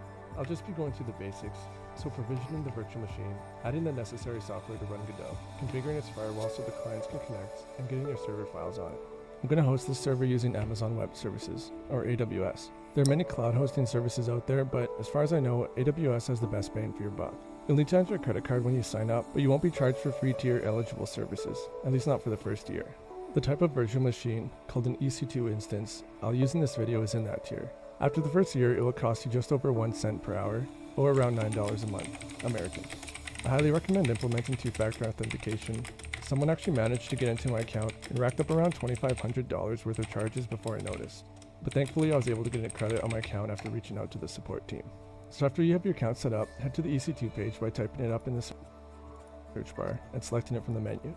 Up in the top right, just left of your name, you can select the region you want to host this instance. To connect to our instance remotely from the command line. Create a new one and give it a name.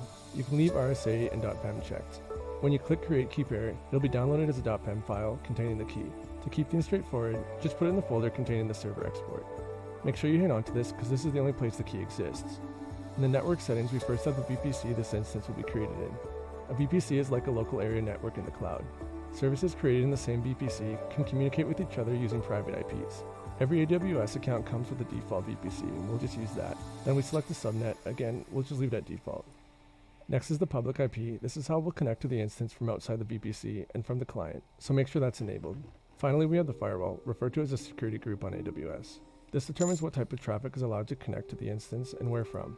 For now, we'll just leave it as is. The only thing I'm going to change here is the name of the security group being created for this instance by clicking the edit button. Welcome. The security group name and description. How did you find me? This name is descriptive enough, so I'll make it the description as well. Are you a dev? Are you from Geekdom's channel? Elastic Block Storage or EBS. We get up to 30 gigabytes with the free tier, but 8 will be more than enough for our server. Now click Launch Instance, and we'll be taken back to the instance. Your follow channels? Later on, after you create an instance, oh, that's if you interesting. notice that it's gone missing, because it said it said on my stuff that it's your first time chat. See that first time chat?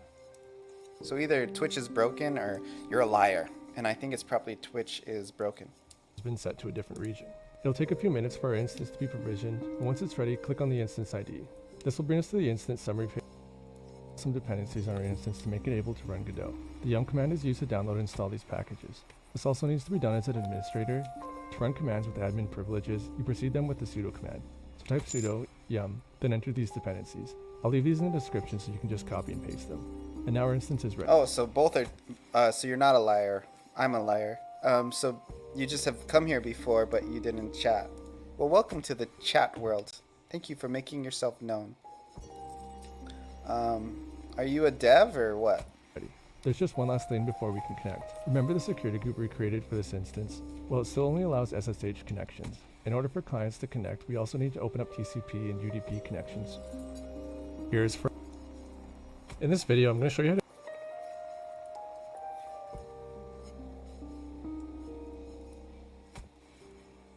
I don't totally understand RCP and Godot. I'm trying to figure it out right now. In this video, I'm going to show you how to make this simple multiplayer game, where you can either host or join a server. You can move your character around, type out and send a message that will appear above your character, or you can click on a character and it will display a message showing the ID of the player who clicked it. I have a starting project here. This and the completed project will be available in the description below. We'll begin by heading into the script attached to the main scene. So I have a few things set up in this script. At the very top, an eNet multiplayer peer is created. This is an object that handles all the networking. Typically this address will be the IP of another machine, but for development purposes the client will connect to a server on the same computer, which can be achieved by using a loopback address. The standard loopback address is either localhost or 127.0.0.1. The number we use for the port isn't that important as long as it is Probably gonna take a break and eat Generally real the quick. first 1024 ports are reserved, so anything above that should be safe. Next, there are two event handlers for the press signals of the host and join buttons. The host event handler sets the text of a label at the top of the window to server, and the join event handler sets it to client. Each then makes the menu invisible. Lastly, there is an event handler that runs when text is submitted to a line edit named message input at the bottom of the window. We'll start by creating a server. In the host pressed event handler, we'll tell the multiplayer peer to create a server. The first parameter is the port the server will listen to for incoming messages. Right now the multiplayer peer is just an object in this script class. To tell the game that this is in charge of networking, we set it to the multiplayer peer property on the multiplayer API. Each multiplayer peer on a network has a unique ID. I'll retrieve it by calling. Hold on, I'm just bringing up my project in a different window so I can compare the way I did it to the way he's doing it.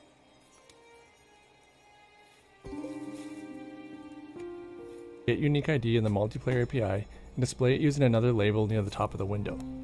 Now let's create a client that can join this server. In the join pressed event handler, the code will be mostly the same except we'll create a client on the multiplayer peer. It takes the IP address of the host to connect.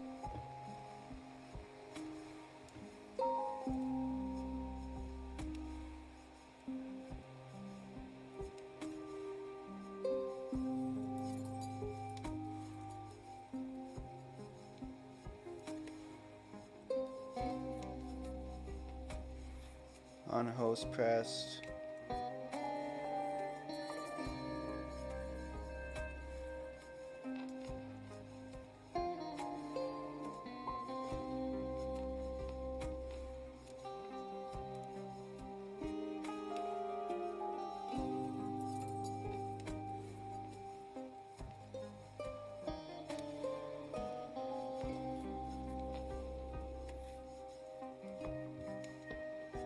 Client, localhost,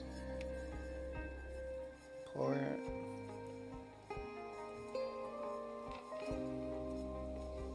This multiplayer peer.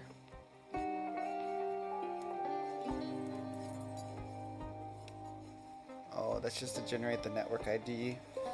Okay. As well as the port that host server is listening to. I think it's important to point out here that you won't be able to connect to machines over the internet, only those on your local network. There is a pretty easy way to get around this, but that's a topic for another video. Now let's add some player characters. I have a player character scene set up already.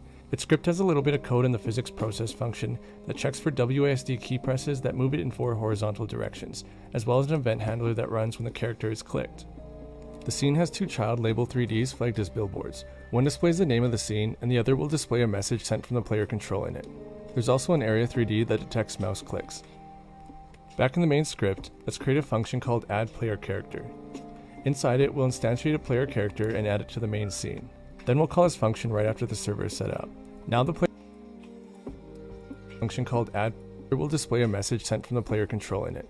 There's also an area 3D that detects mouse clicks. Back in the main script, let's create a function called add player character. Inside it, we'll instantiate a player character and add it to the main scene. Then we'll call this function right after the server is set up. Now the player hosting the server has a player character that it can control, but the client still needs one. There are a few signals on the multiplayer peer to help with this. 2 of them run on the client side and the other 2 run on the server. The one we'll be using is peer connected. When a client connects to a server, the peer connected signal will be emitted with the client's unique peer ID. Oh, I see. Okay, so the multiplayer peer connected is an alert for when somebody joins the game. Okay. I'll probably use that later. Function to the signal, and inside it, we'll make a remote procedural call, or RPC. Okay, so you make a remote procedural RPC call is a call made over the connect. network that causes a function in another player's game to run. I'm starting to The understand network it. does this by searching remote peers for a node with the same path as the one that made the RPC and calling a specified function on it. The RPC will take the name of the function it's calling as a string. This RPC will call a function called add newly connected player character. I'll define it below, and inside it, it will call the regular add player character function. In order for a function to be called remotely by another peer, it must have the @RPC annotation. I'm also going to make the code wait a second before making this RPC. This is not the right way to do this. The player sync is a much more efficient way.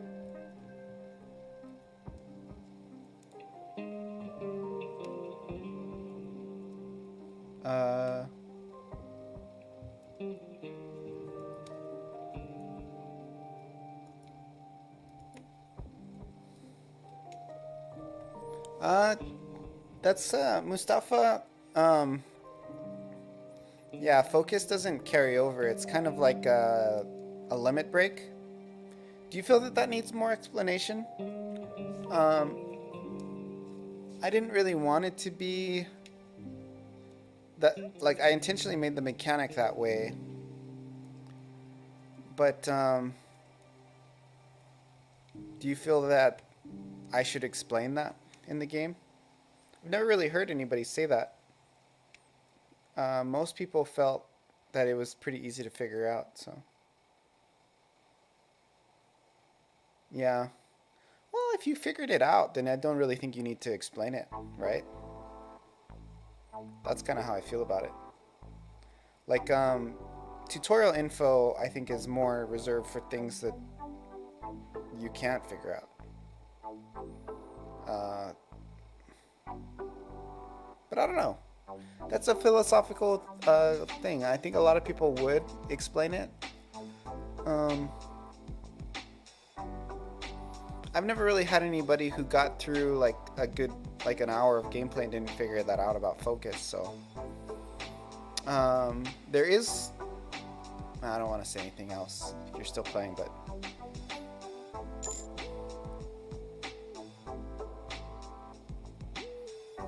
yeah, so I don't know. Maybe because it's a mobile game too, you tend to put in less energy to learn stuff. I don't want to have a game that's just like tutorials forever, so I tend to fall on the side. I mean, if you saw the game maybe even just a year ago, there was a lot less instruction on how to play as you go, so I think one of the things I would add, though, if I was going to add something now, would be I would be more clear that there is no autosave for mobile, because there is autosave for desktop. But the way it works with the database, it's just harder to access that frequently.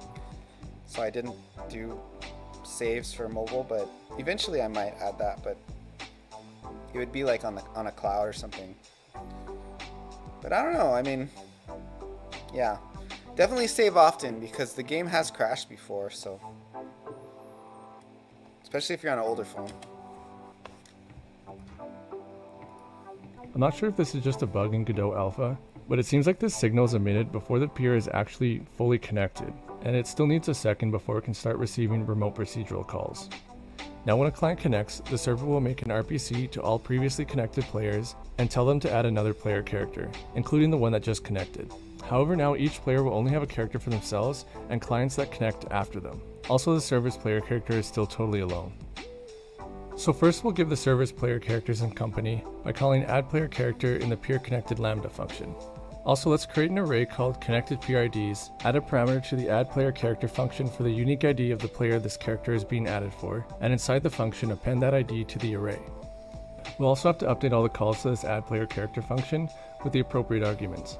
In the peer connected lambda, this argument will be new PRID. Add newly connected player character will now take a new PRID parameter, and that will be the argument for add player. I'm gonna have to just look at just figure it out with the documentation.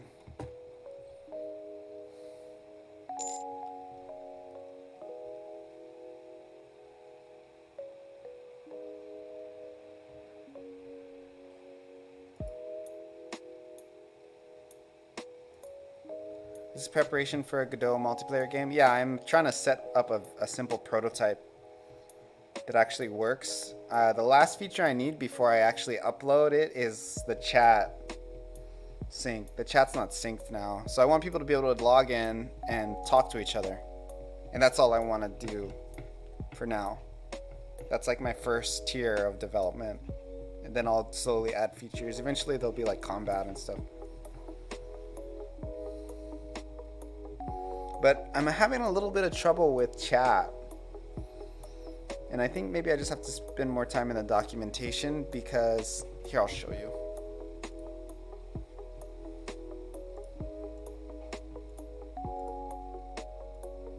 So both controllers are like, they work, right? You can control each one separately. But when you use the chat function down here, it only shows it in one of the windows. So it's not synced across multiple clients.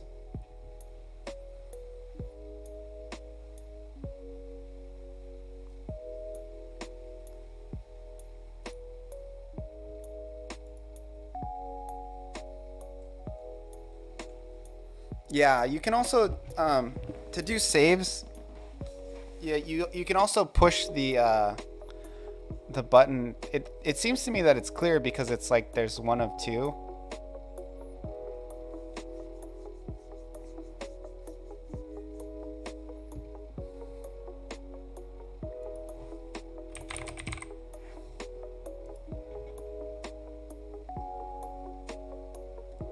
Like if you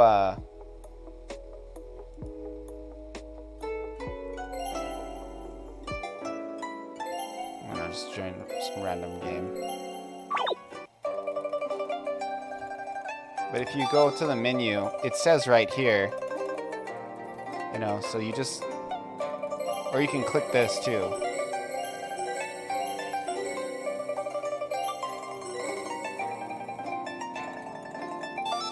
I love that it works with touchscreen.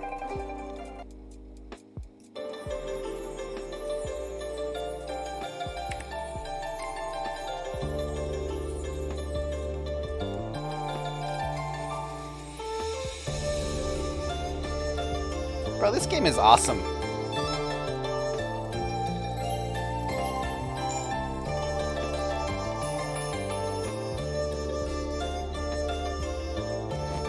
Oh, on Android it doesn't have this prompt? Is this not on Android? Oh, okay. Well, I haven't updated it. You should probably add that and make the sound by default. Let me put that in the Discord.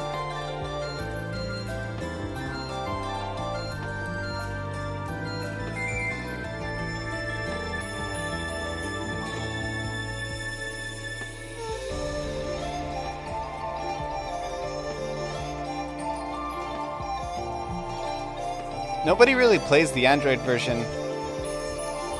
It won't let you save. Where are you wanting to save? You can only save in the overworld. Just figure it out, man. Just play. You don't keep asking questions. You can't save everywhere. You can't save in dungeons.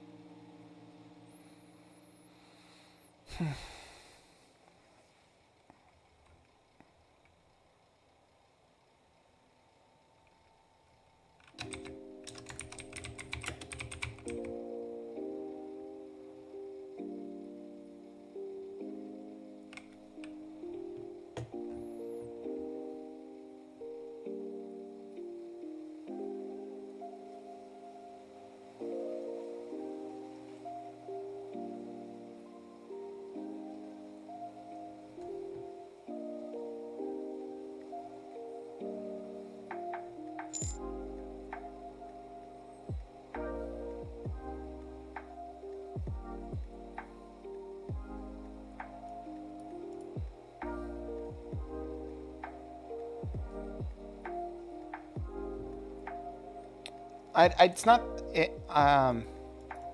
not that you're a bother, Mustafa. It's that I'm telling you that because figuring out is a better way to play the game. Coming into my chat and asking me everything without trying is going to be a less enjoyable way to play the game.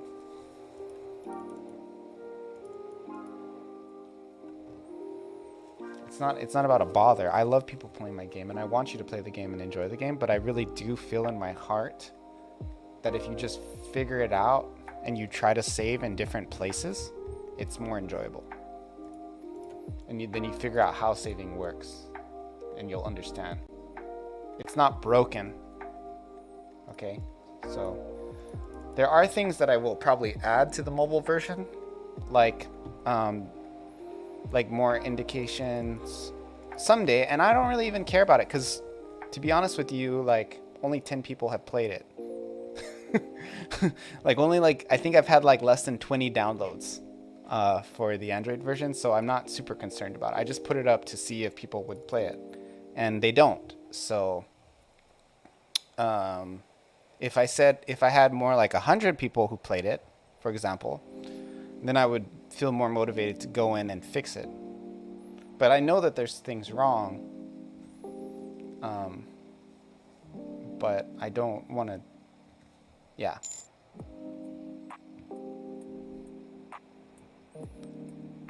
No, I appreciate you playing it. Don't say sorry. That makes me feel uncomfortable. It's not, you didn't do anything wrong. Apologies are for when you do something wrong.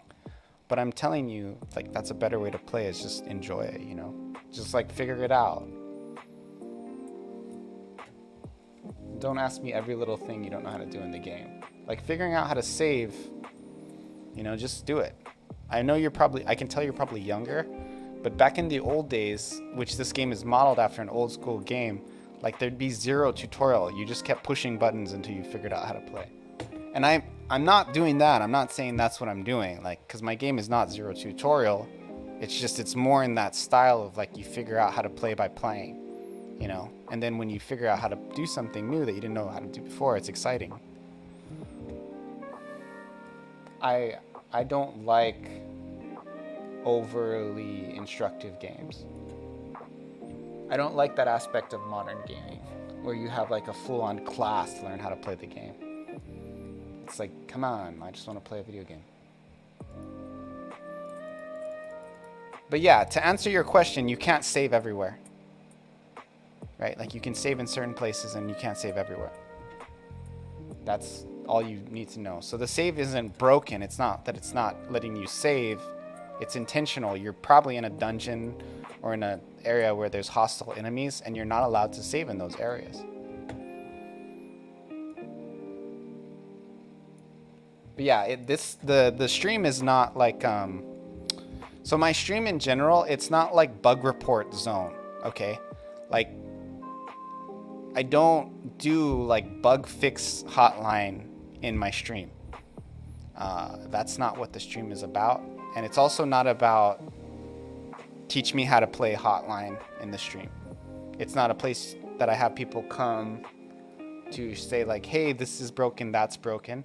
I have outputs for that in my Discord.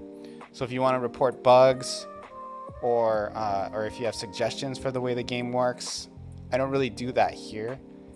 Because if I did that, what would happen is it would just, that's all the stream would be. You know, it'd be like game feedback hotline, which is not what I want, you know? So when people do that, I'm like, don't do that. That's not what I want my stream to be. I don't want to just be answering questions about like tips and tricks about how to play my game in my stream. You got to think about what is like enjoyable for me. Like that's not fun. It's like, yeah.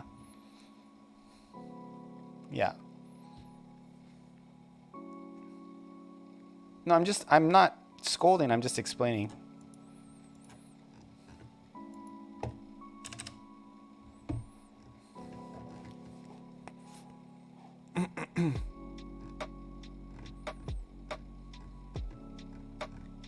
It says in the notes too, like, I don't want to hear criticism about my game in my Twitch channel.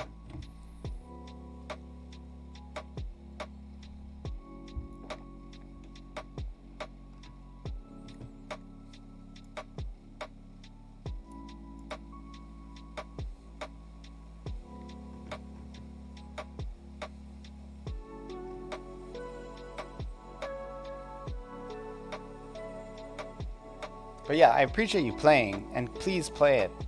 And if you have questions or feedback, please join the Discord and take it up there.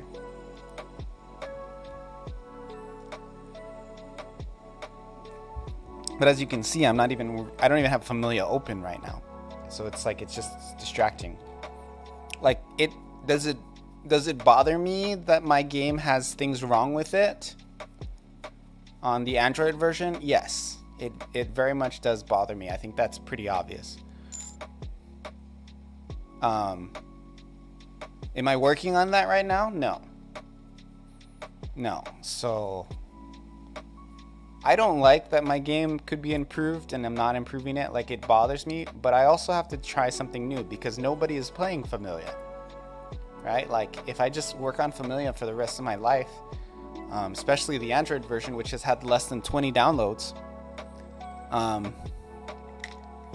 you know what, I gotta think about like trying to make something that people like, right? Like, I love Familia and I think it's great and I think it's incredible, but it's not popular. That's for darn sure, especially on Android. I have maybe 3,000 downloads over Windows, which is something. So it's no surprise that the Windows version works better, right, than the Android version, because nobody plays the Android version. So why would I update it, right? You know what I mean? Why would I update a game that nobody's gonna play?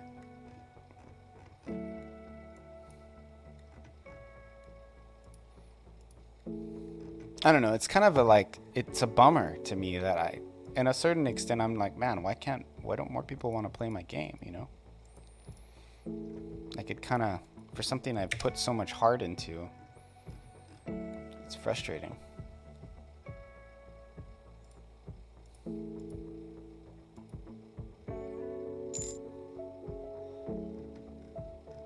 Thank you. I'm glad you like it.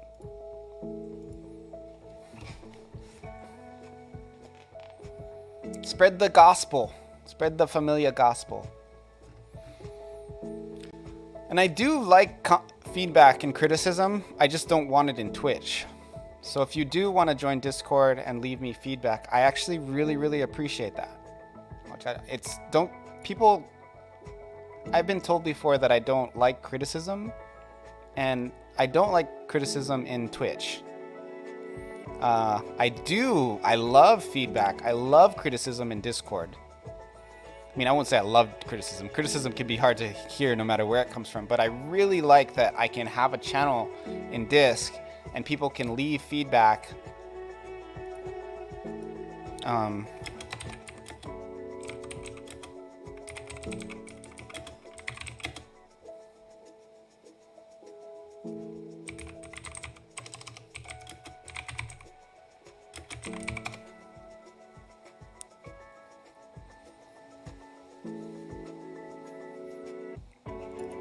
Like, I really appreciate that. The problem with Twitch is if people just give me random feedback while I'm streaming, it's like, it's really hard for me to mentally move away, like ignore it and just move on.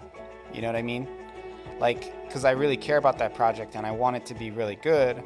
It's like, if I'm trying to do something else, and even if I am working on the project, I'm working on a different aspect of that same project, and they tell me about another feature or something that's like not working the way it should, like that really gets under my skin and it's hard for me to get past it. You know what I mean? So, I straight up, like, if people are uber critical and they really can kind of sidetrack the stream, I have definitely muted people. I've even really banned people for that, because it's one of those things where, like, it's a working stream, right? So the purpose is to get work done. Like, this is like a co-working stream. It's not like I'm going to entertain you and dance like a monkey stream. We're here to work. People come here, they're here to work with me or whatever. That's what I want. And,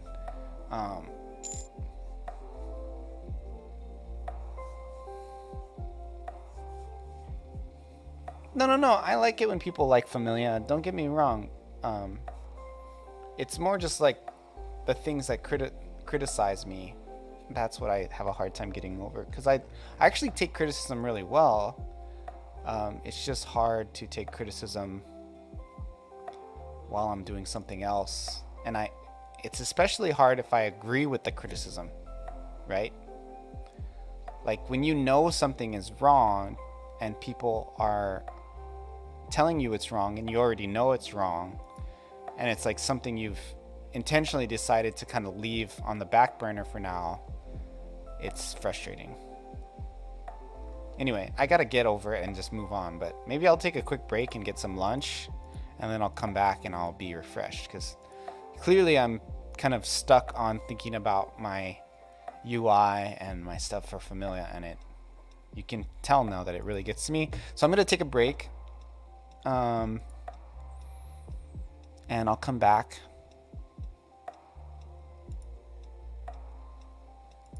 I'm gonna get some lunch. Maybe I'm grumpy because I didn't eat or something. So I'll see you guys in a little bit. Let me turn up the music a tad.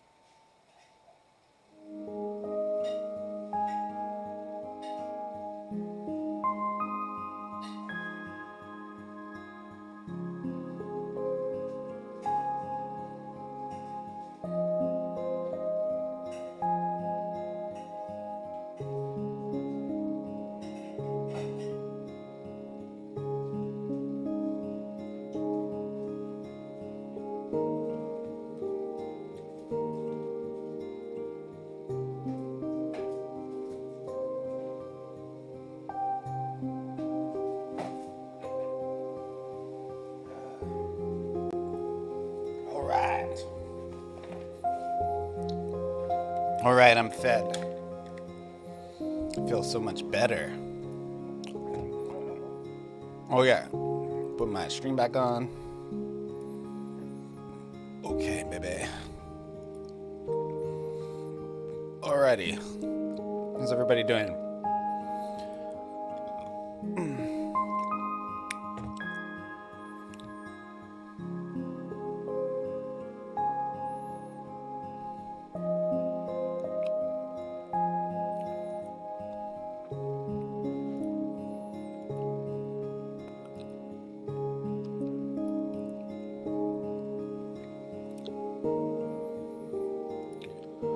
Holy guacamole. My bot doesn't seem to be working. Why? Why you break?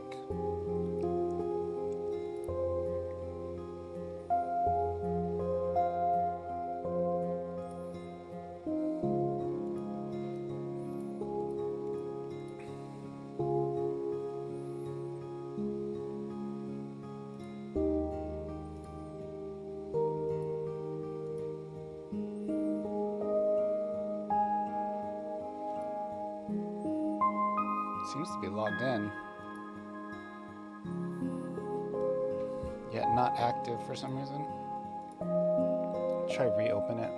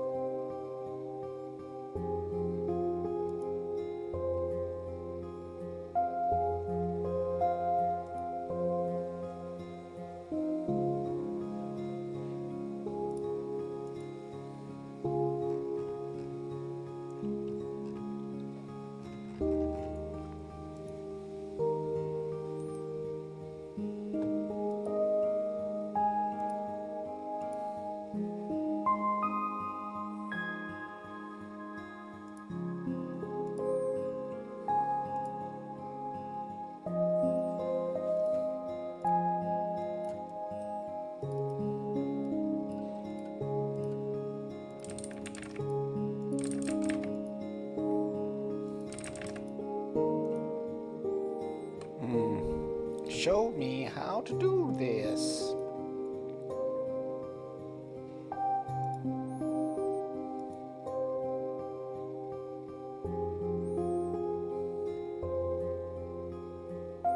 Rich text label, add text.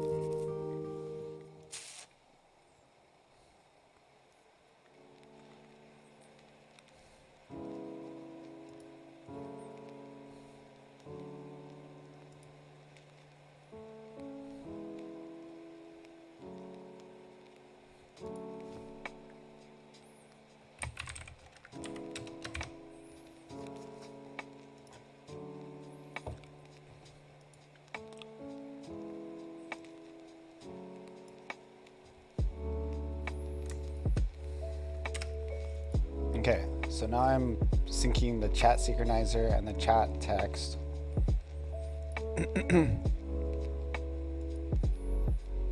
What are y'all working on in chat? What are y'all up to?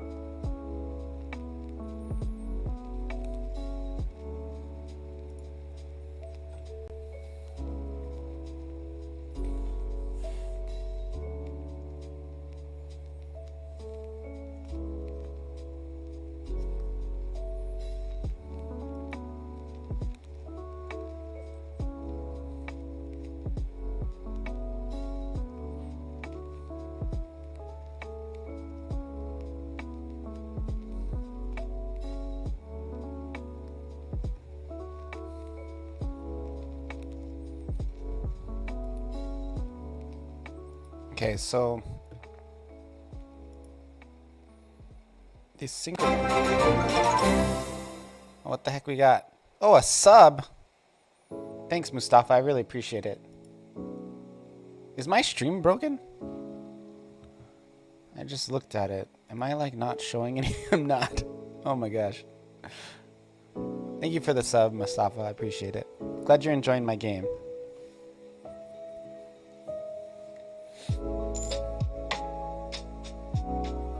You sent a dono? What? When I was AFK?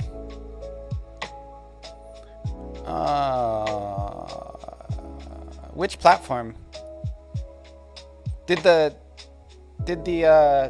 alert work? I don't know if I've gotten a dono in months.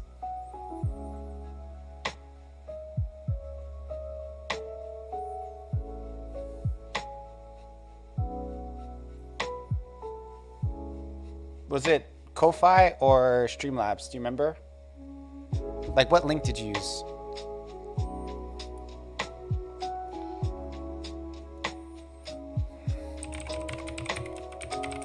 Let me look at my profile. That's probably a good ways. File. That's probably a good ways. Oh, so you did send it via Streamlabs.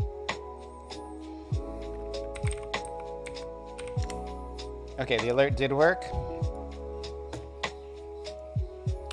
So I have to set it so that my bot says something too. I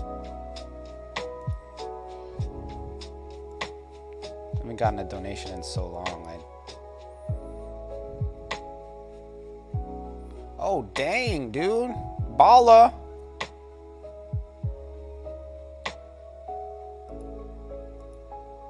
Thank you very much.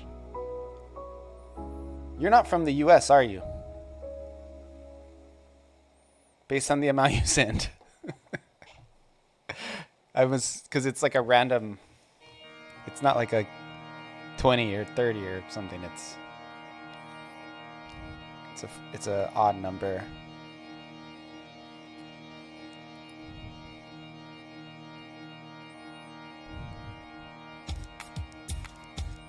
I really appreciate that. I need to create a Google Doc of all of the donations, because it doesn't really...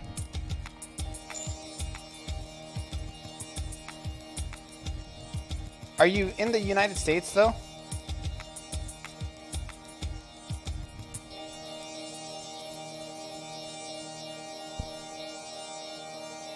Okay. It took like $1 out, which seems like a lot. I'm going to go ahead and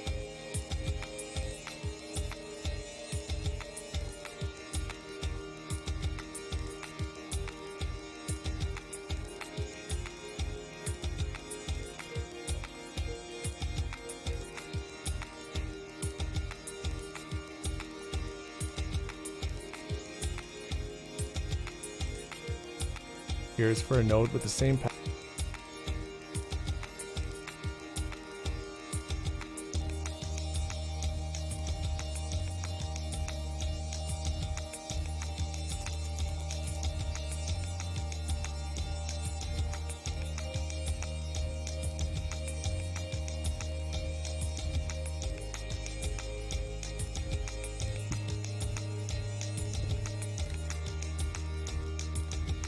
Yeah, it is. I have to change it so that I create a... I'm going to do that now. So I'm going to... Going forward, I'm going to take all my donations through Ko-Fi. And I didn't set up the link and the alert. So I'm going to do the alert now.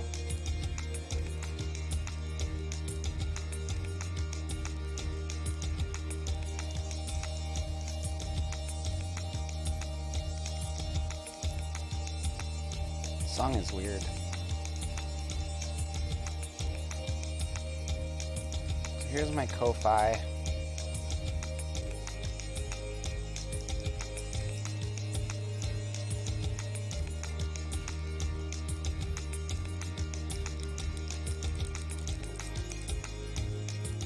So let me go ahead and switch my donation channel to be this page. So I'll go to Twitch. TV/Maui Game Studio. I really appreciate the donation. That's very encouraging. Really appreciate the donation. That's very... You gotta understand, like, with my skills, I could be making like $1 bajillion just doing contract work. Well, honestly, I haven't gotten a donation in a really long time because I actually took like a 4-month break from streaming and like promoting and creating content. And it's been nice. I was just like playing video games and chilling. But I started up again, and I started kind of on a different project, which if you like Familia, you'll like this new project when I get it moving along too. This one is a multiplayer game, but I've just been figuring out how to do it. But I'm not opposed to going back and adding content to Familia as well.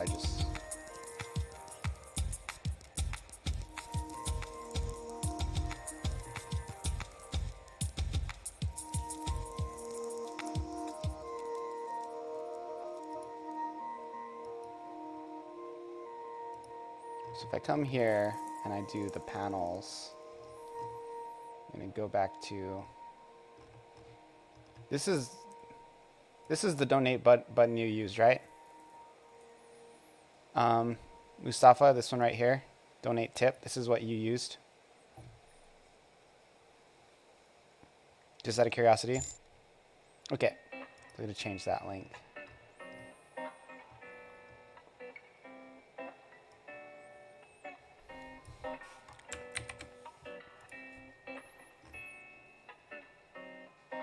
Okay, so now when I click it, right, it takes me to the Ko-Fi. Okay.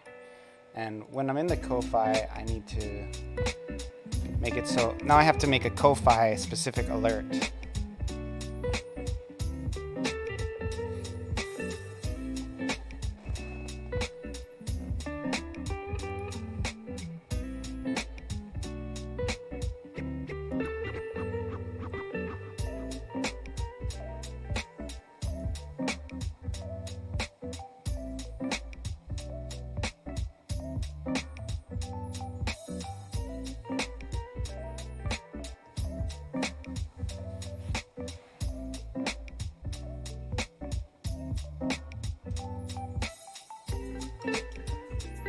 Connect this to stream, authorize.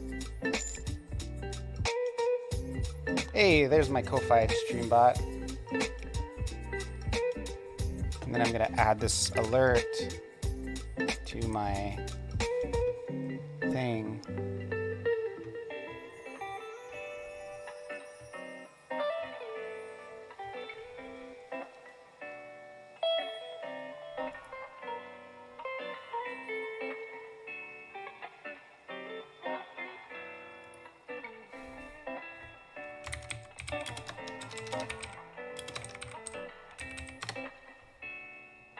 The hell?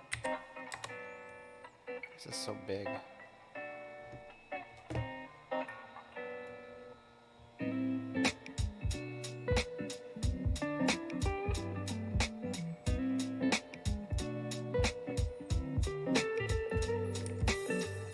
Do you chat often off stream, like on Discord? Yes. I'm very consistent. I use the Discord very consistently. I'm very consistently active on my Discord. A lot of it is just helping people work on their games.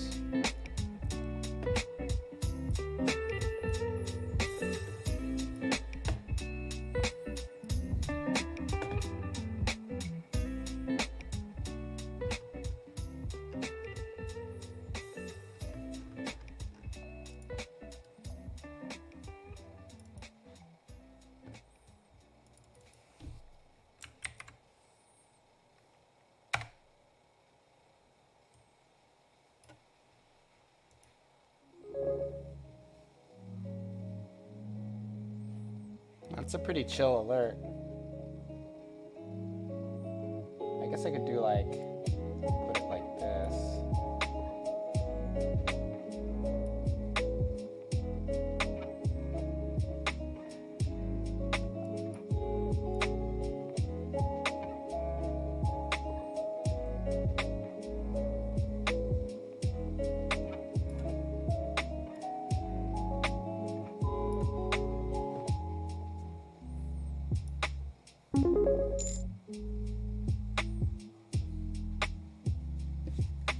Okay, there we go.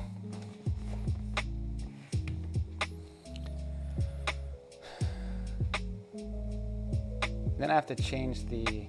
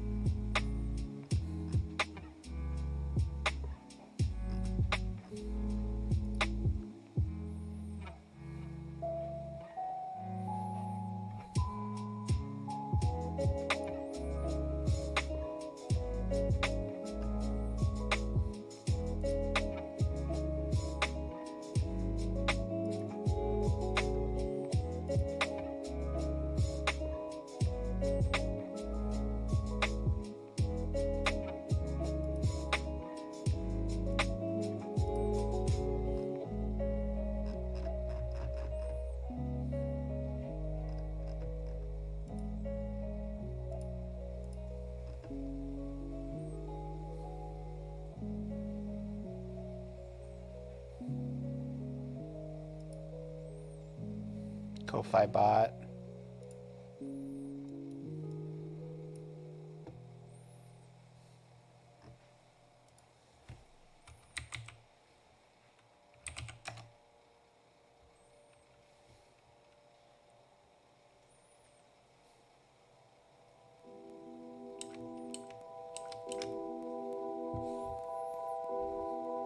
Look at me. I'm like setting up all my Ko-Fi stuff now. It's kind of a good way to...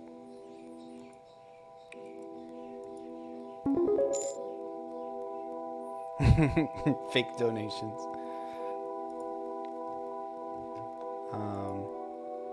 My Discord Ko-Fi is not working.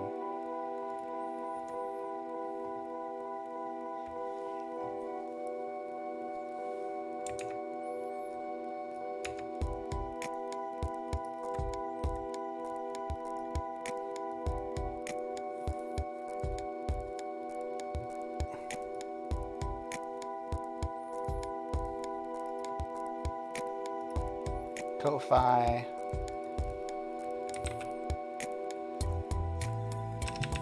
Search for bot.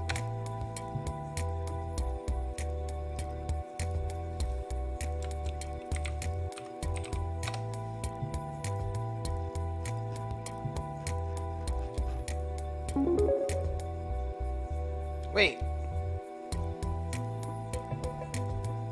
You gave me another donation. What the hell, dude?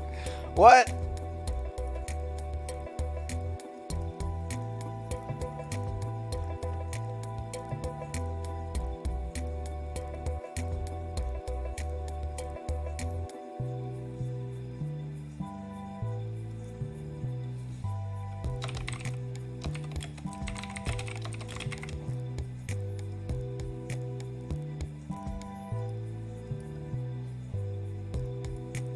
You're actually my first donation, I think. Because the other one was like not real.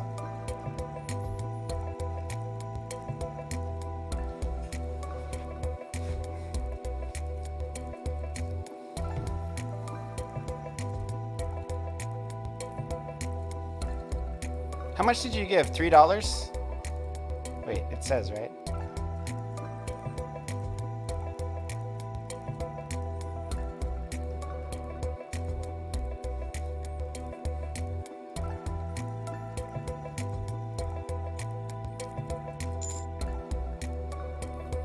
Probably be your first dono. I had like money on there, but it was not real. Like it was just like $2 to see if it worked.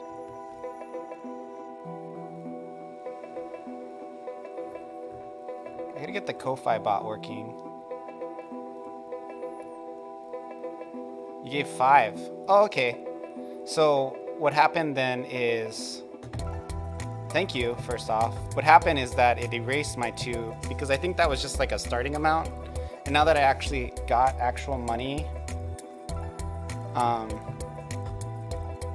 it added to it, you know. Very cool.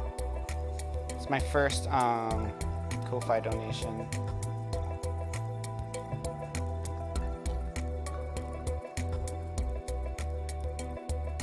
I wonder if you can have multiple goals.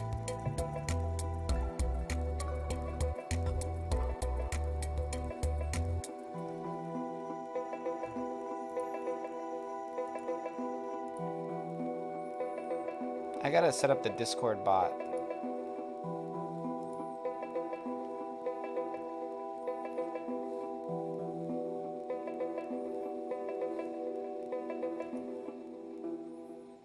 Oh yes, it says right here.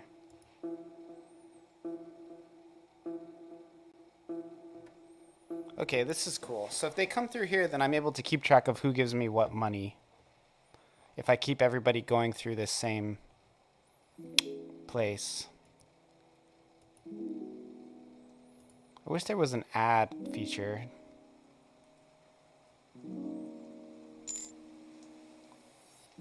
Like that you can change your little character. Yeah, and it's all art from Familia too, which is kind of fun.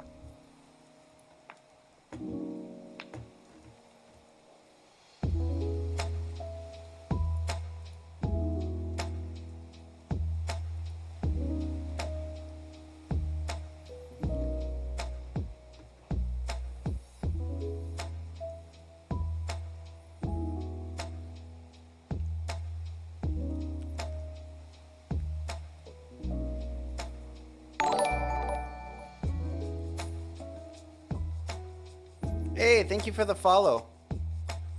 Wait, is that on YouTube? Is that what's going on?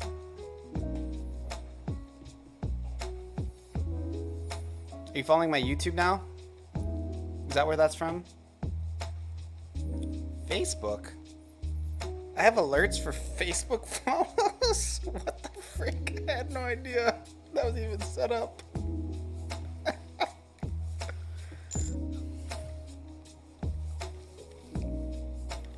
I used to stream on Facebook, but it's like too much of a... It's too fascist.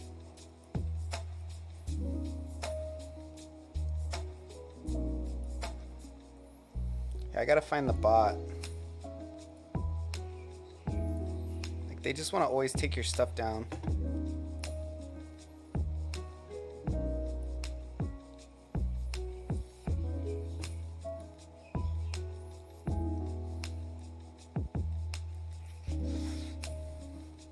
Yeah, I like never post on that Facebook.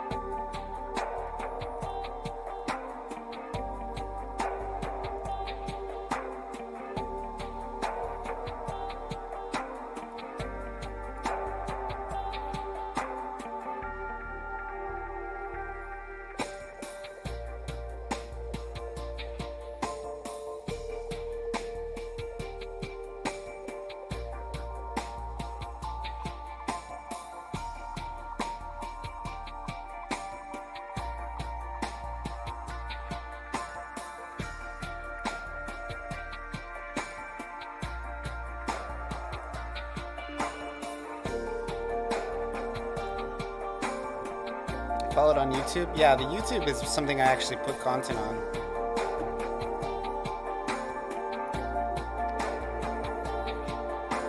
I really appreciate it, man.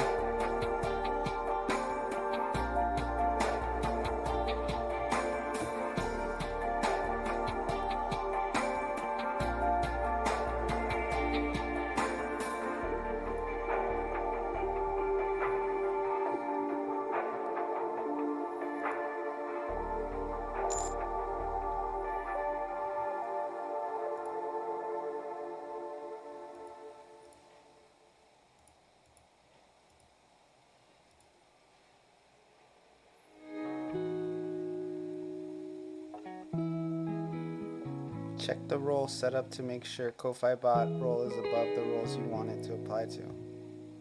I can't find the Ko-Fi bot.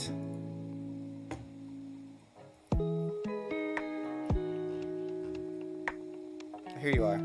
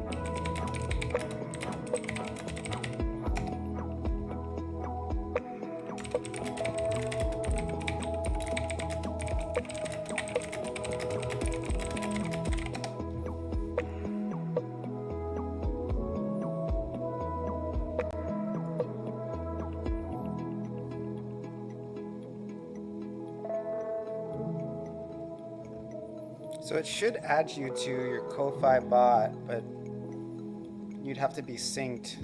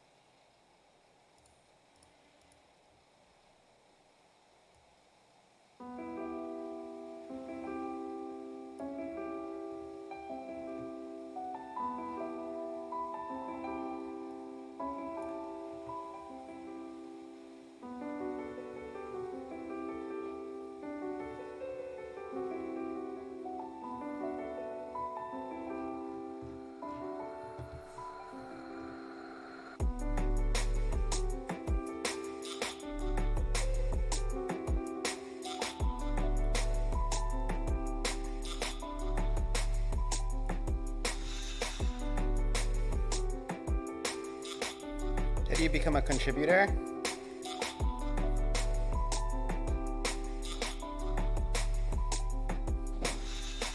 I'm trying to figure it out. It's actually what I'm doing.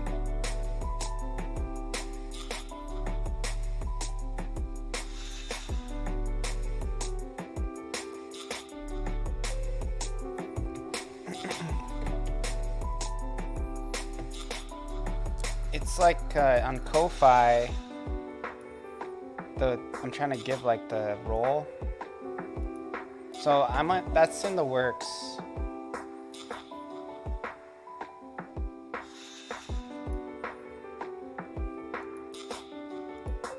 It's saying that I don't have the Ko-Fi bot is not properly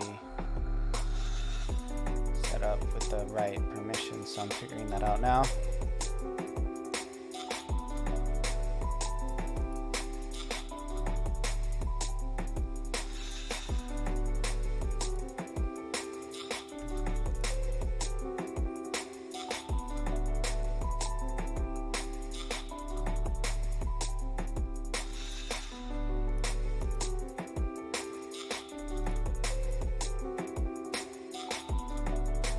Ko-Fi bot can assign some of the data is saved, but you should know that Ko-Fi bot can apply roles to contributor. Within your Discord, check the roles set up to make sure Ko-Fi bot role is above the roles you want it to apply. It is above it. It's at the top. Strange. See, I made it a Ko-Fi bot. I made it me. I gave it my permissions, which is like way more than I should have to give it.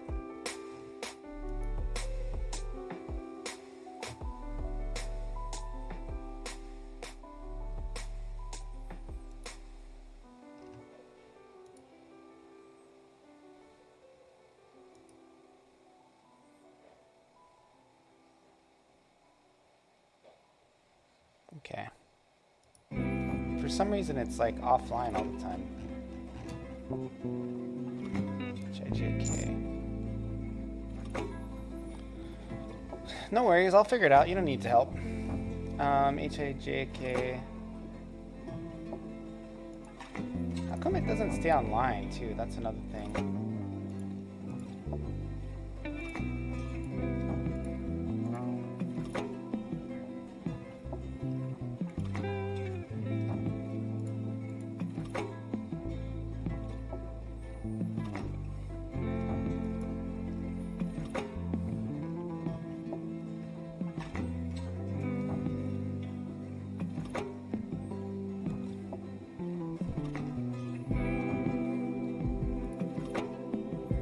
Normal. Hey Code, what's up, man? I'm just setting up my alerts for donations. You can read our Discord integration. It's normal for Ko-Fi to appear offline. You can invite users to your server and assign rules while it's offline. Authorizing the bot to join your server will give it the permissions. Please don't change any of the settings and permissions. Oh, okay. So let me disconnect. Reconnect.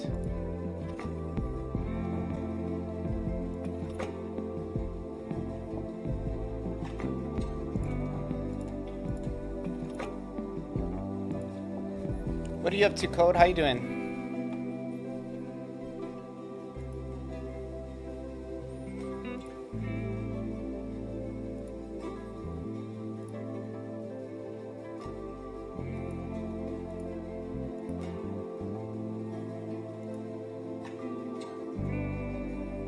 Check the roles set up to make sure Ko-Fi bot is above the roles you want. It's so dumb. It's like saying to check sore but waking up. Did you have your surgery?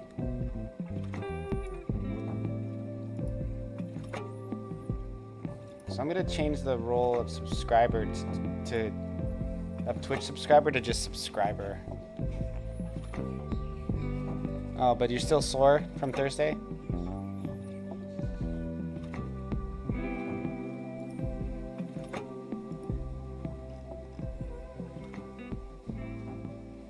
Let me look at my roles in the server settings. So what is the top role? Contributor is the, oh, I see. I see what's going on. Contributor is a higher role than mod. So I need to make the mod higher than contributor.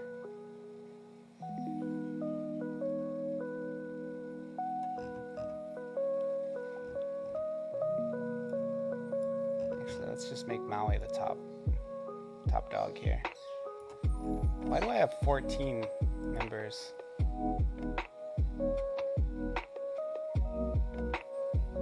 The frick is this?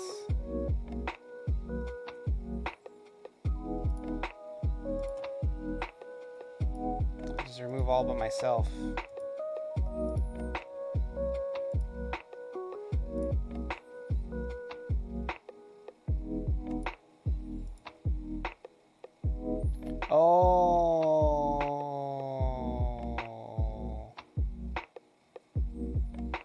I see what I did. I was making a Maui role. Okay, what we're gonna do is we're gonna change this role's name to Hawaii people.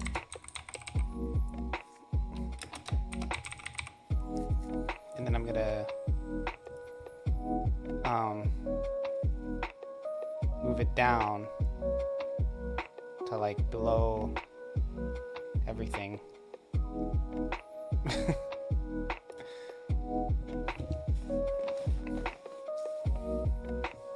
And then we'll create a new one.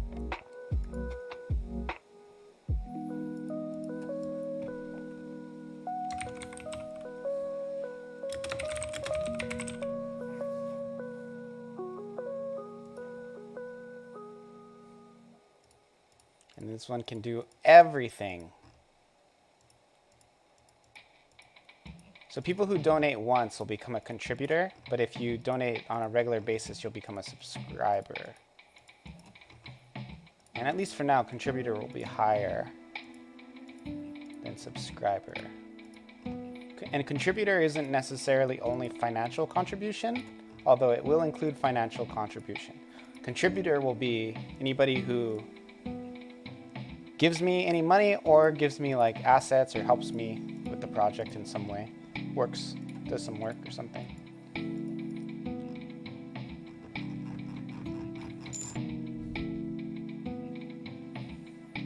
So those two will be grouped together. I'll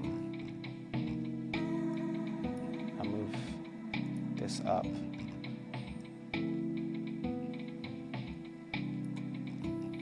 To Maui Game Studio, and this will be the top. And if I close this, save changes, close this, and then I'm going to take the Ko-Fi bot and I'm going to give him my same invite stuff. Since he's offline, you'll never really see him on the member list here, so that's cool. Now that I've done that, this will be contributor.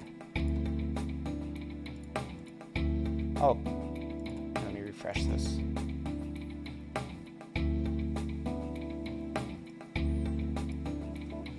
Wait, is there a specific role? I think I know what I'm supposed to do. Server settings, Roles. Is there a Ko-Fi role? Oh, that's what I'm supposed to do. Okay.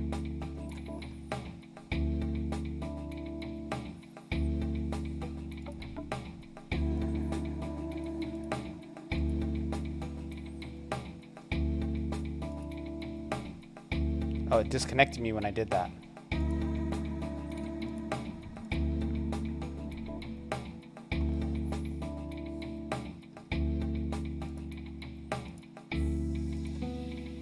Cool, no warning. That's cool.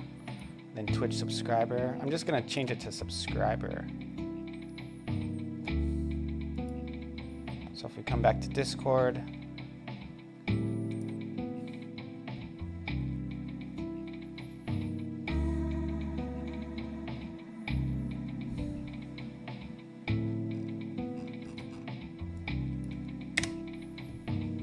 we go to roles again.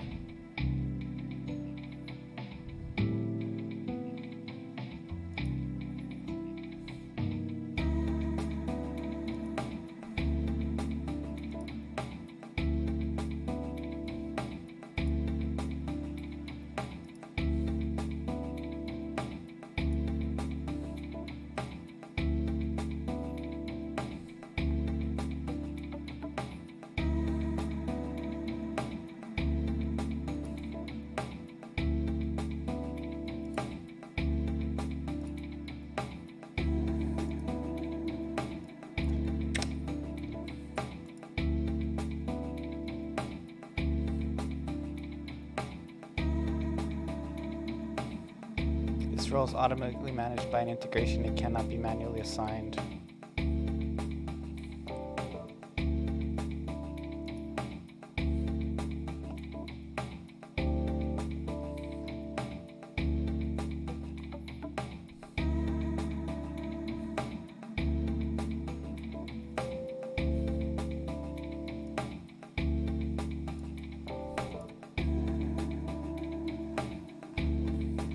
Okay, I made you a contributor manually, but I'm not sure if it works automatically.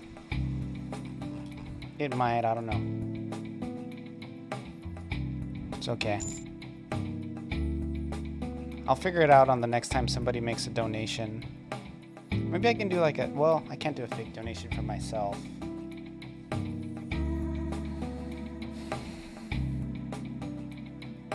I also wanted to say in Discord when people donate. Let's figure that out.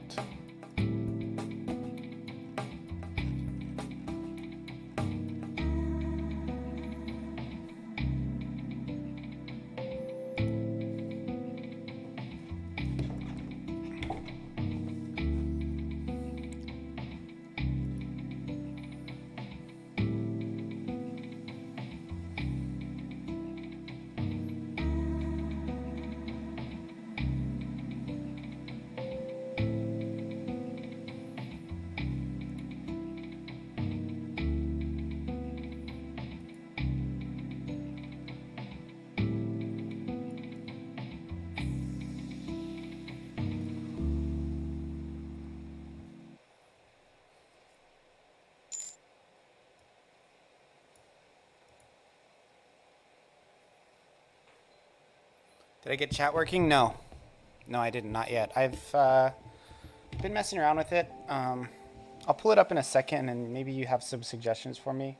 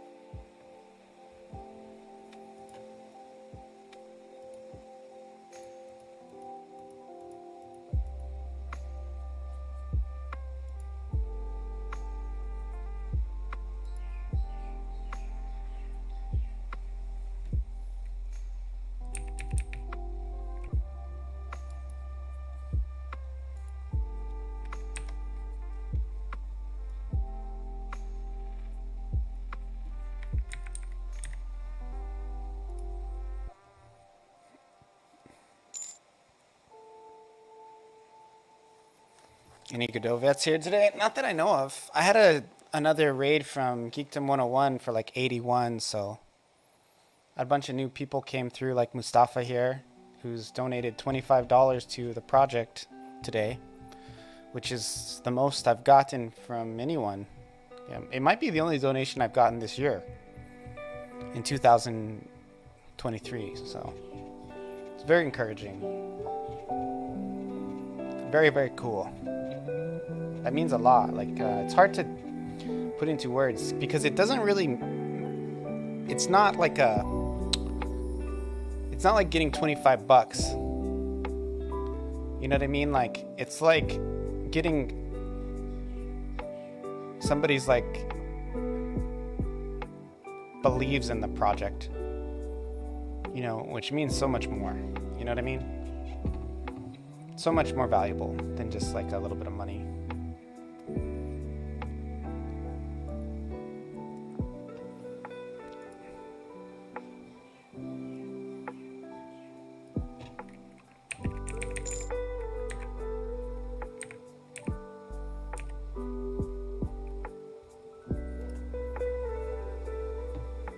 This is kind of hard to read.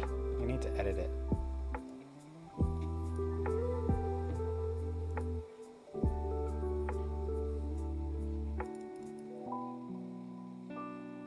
If your streaming tool allows custom CSS.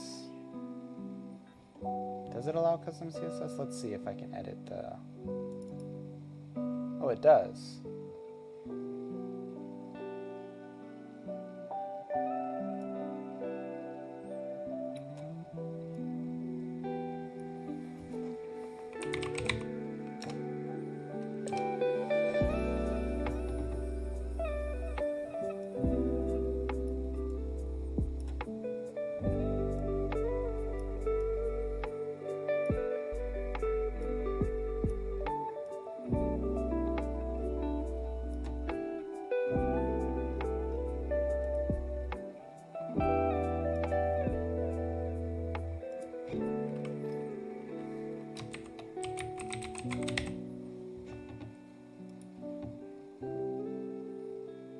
I don't know how to not make it transparent.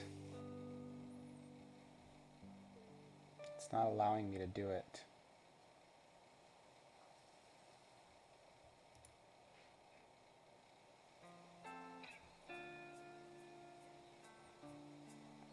Oh, here we go.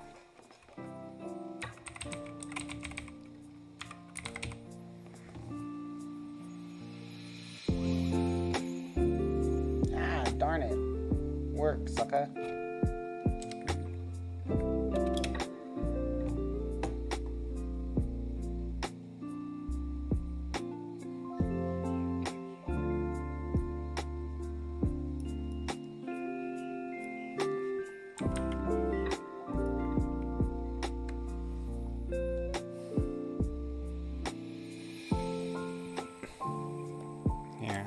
This is gonna get a little bit more developer savs.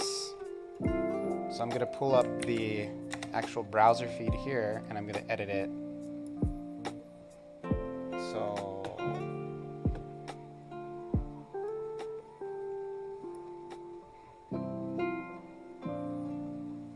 I just need to find where that transparency is coming from.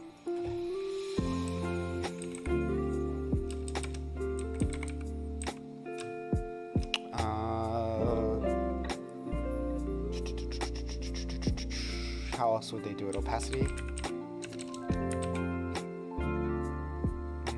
It looks like they're doing it with RGB. That's like the hardest one to find.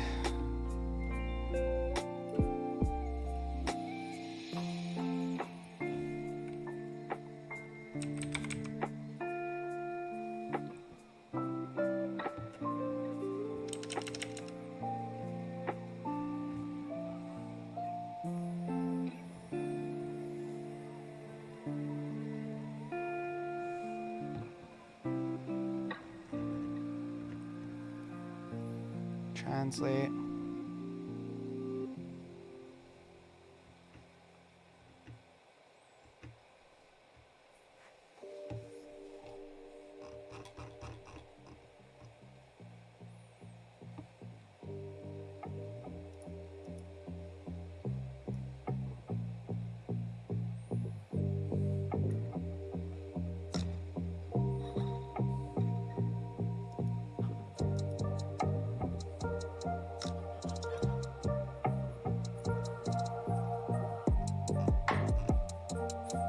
How do I find you?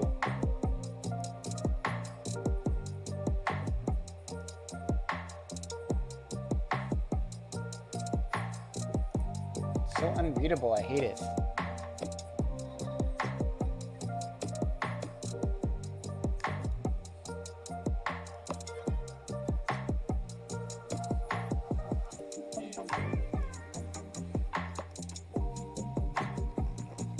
I'm just gonna make it more general.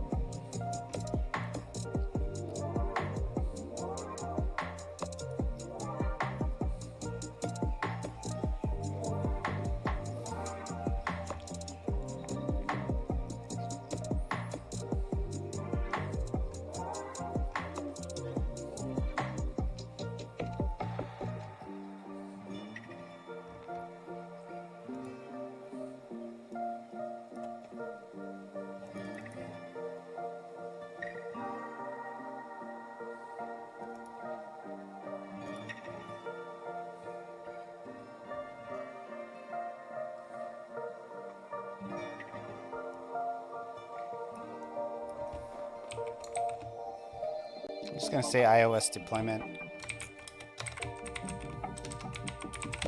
Short and sweet.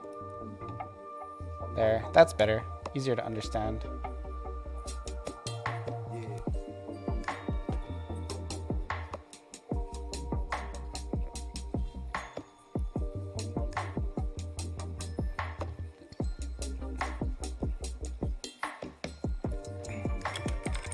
Let me try add some CSS here. Background, opacity. I don't know if this works anymore. 100%.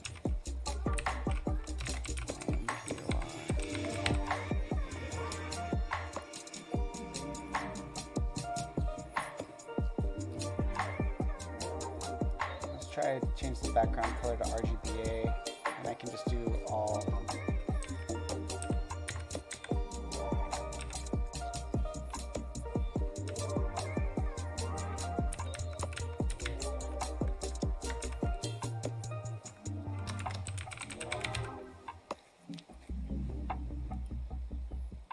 That's not working.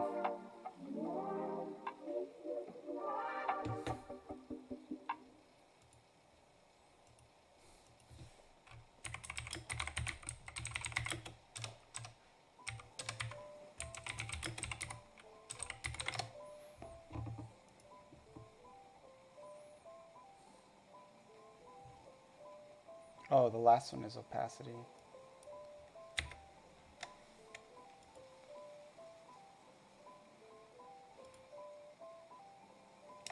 That should work. It like kind of works, but then it like undoes itself. You see that?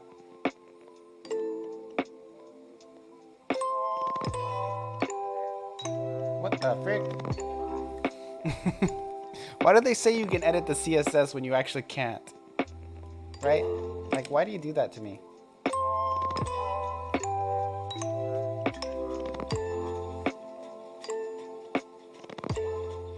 Whatever. Oh! Wait, what? The frick?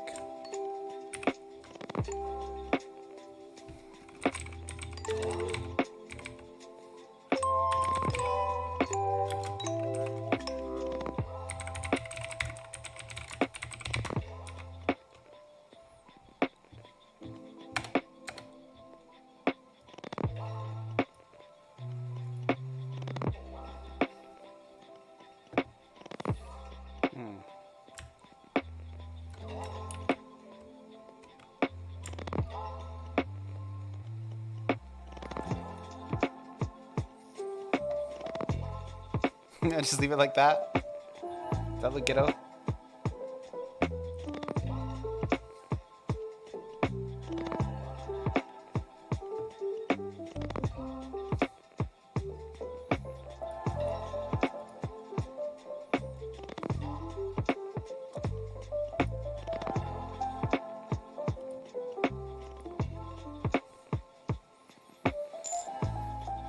better.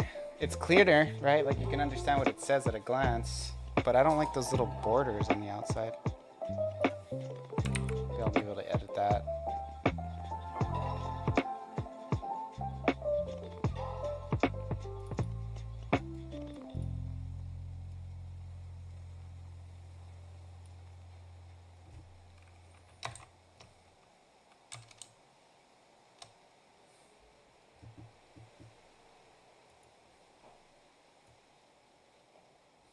What the hell? Why did it break? It's because I have this open, maybe?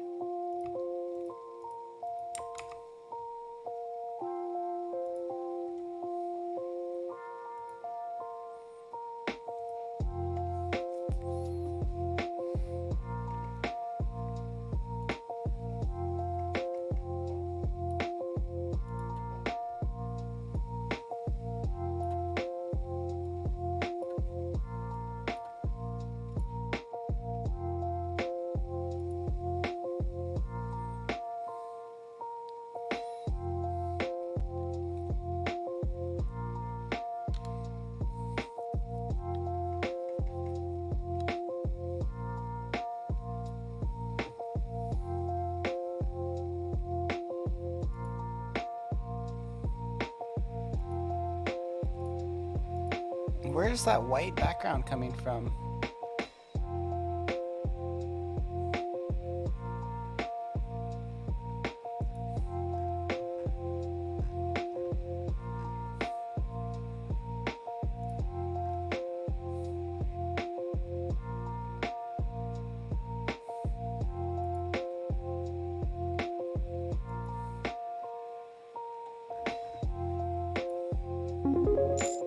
New donation from someone.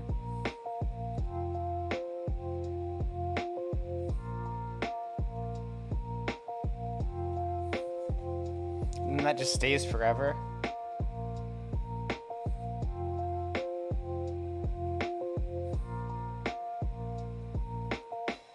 I would be down to have it stay for like, maybe not forever, but more than 20 seconds.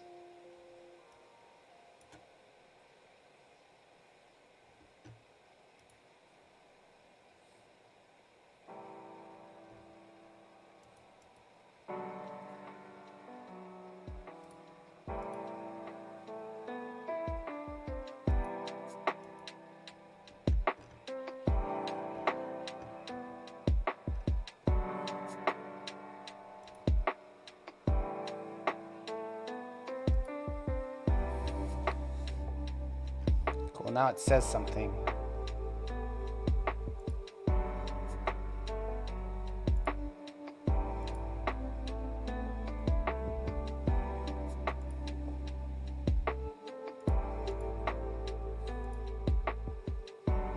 I feel like that's easier to read.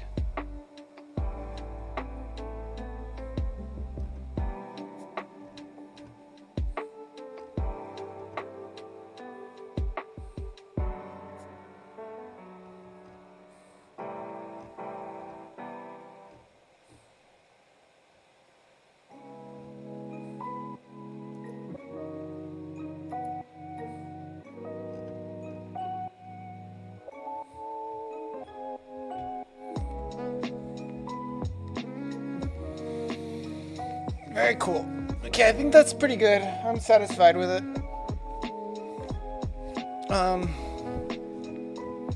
I'll set it so all future alerts just stay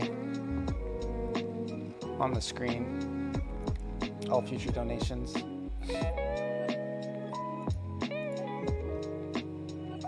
I think that's fine.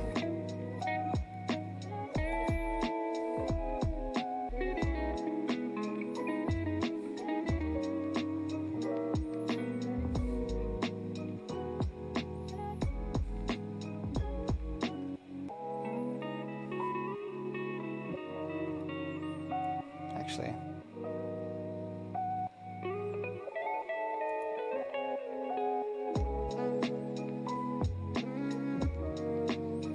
Twitch chat alerts, that's all set up.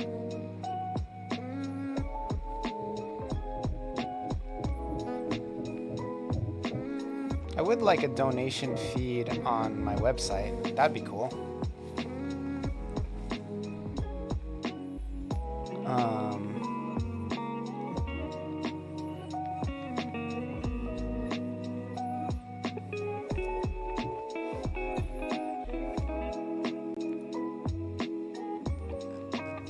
I don't want to like please donate. I want to show who donated.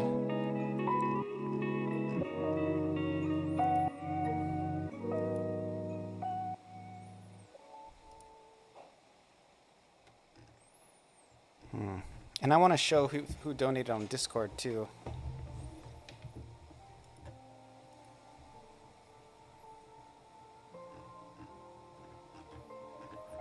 It sounds like it might be hard to set up. There's nothing out of the box that does that.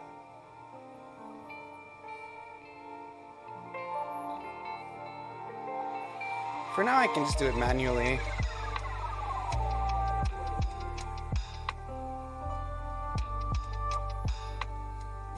Not everything has to be automated. Like if you're getting one a year, right? It's like at that point it takes more.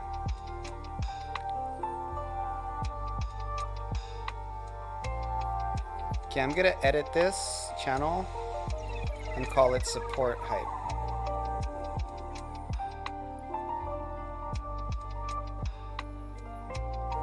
Or like maybe like community hype.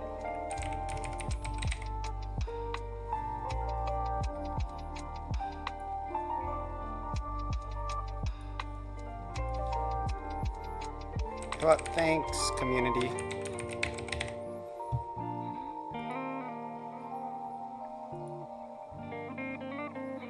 So for thanks, community, I'm also going to start adding. Tell your friends. That's great. So in here, I'll also mention.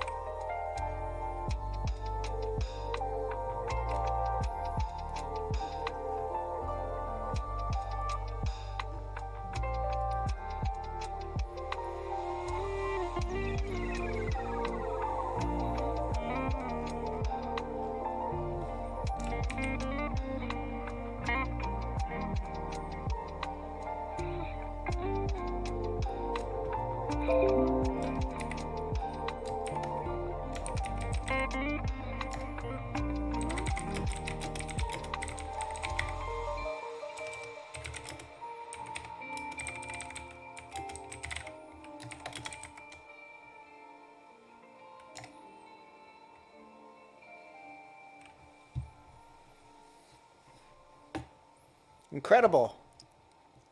Yeah, for now I'll just do it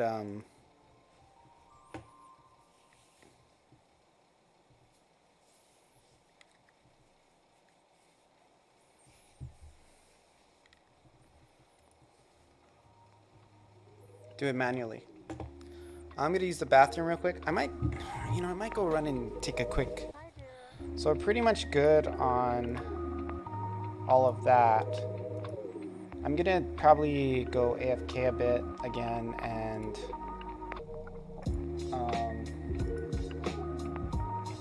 basically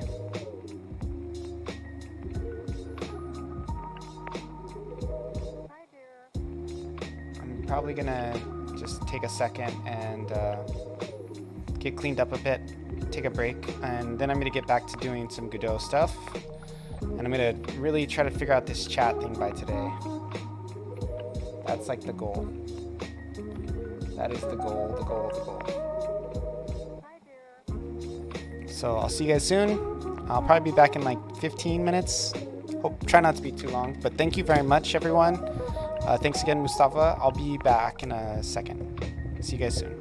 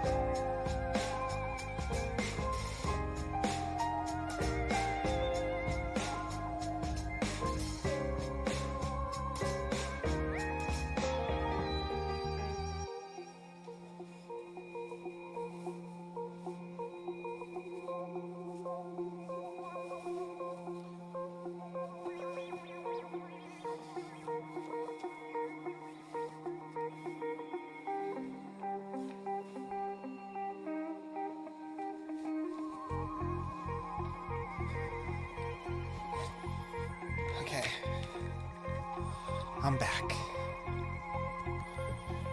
I'm back. Let me change my view. Okay.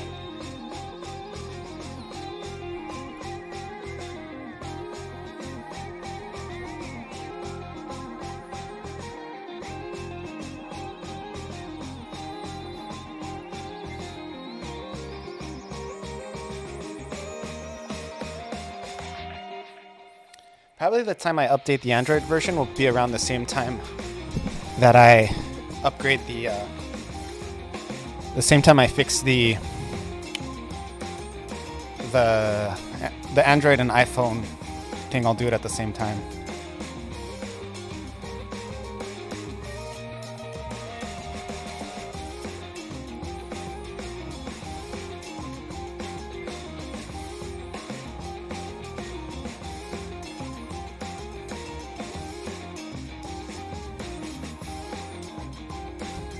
Pretty cold because I take cold showers, but I'll probably take this jacket off in a second.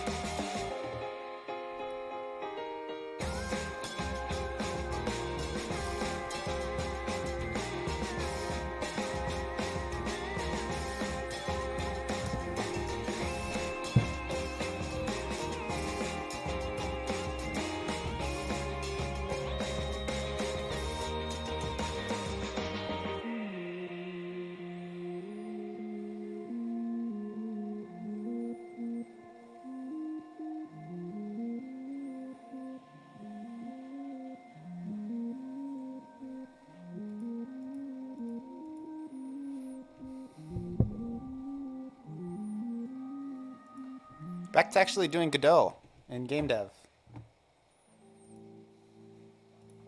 Oh, by the way,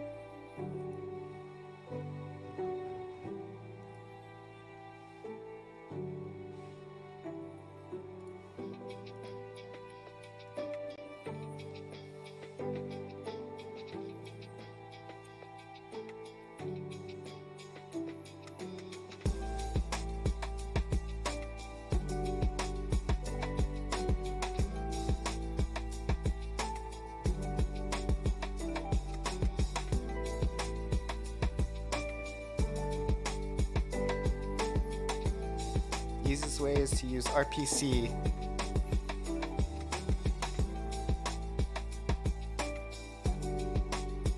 Member variables is also possible.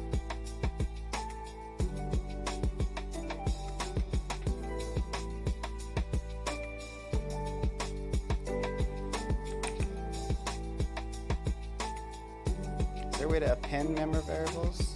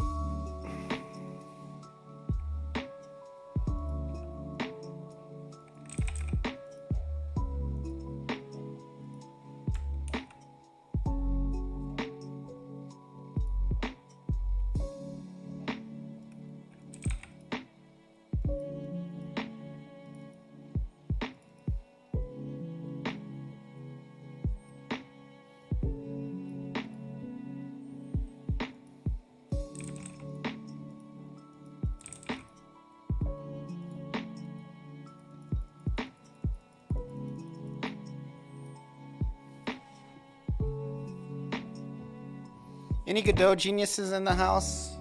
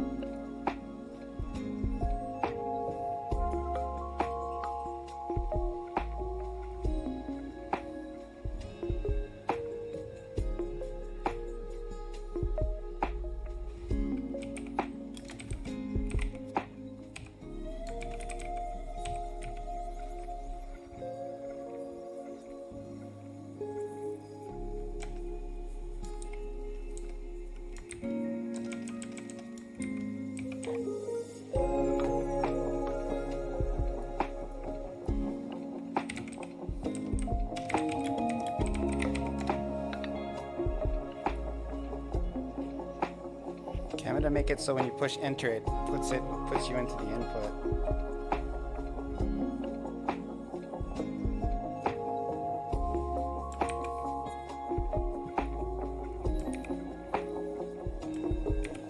If input, press enter.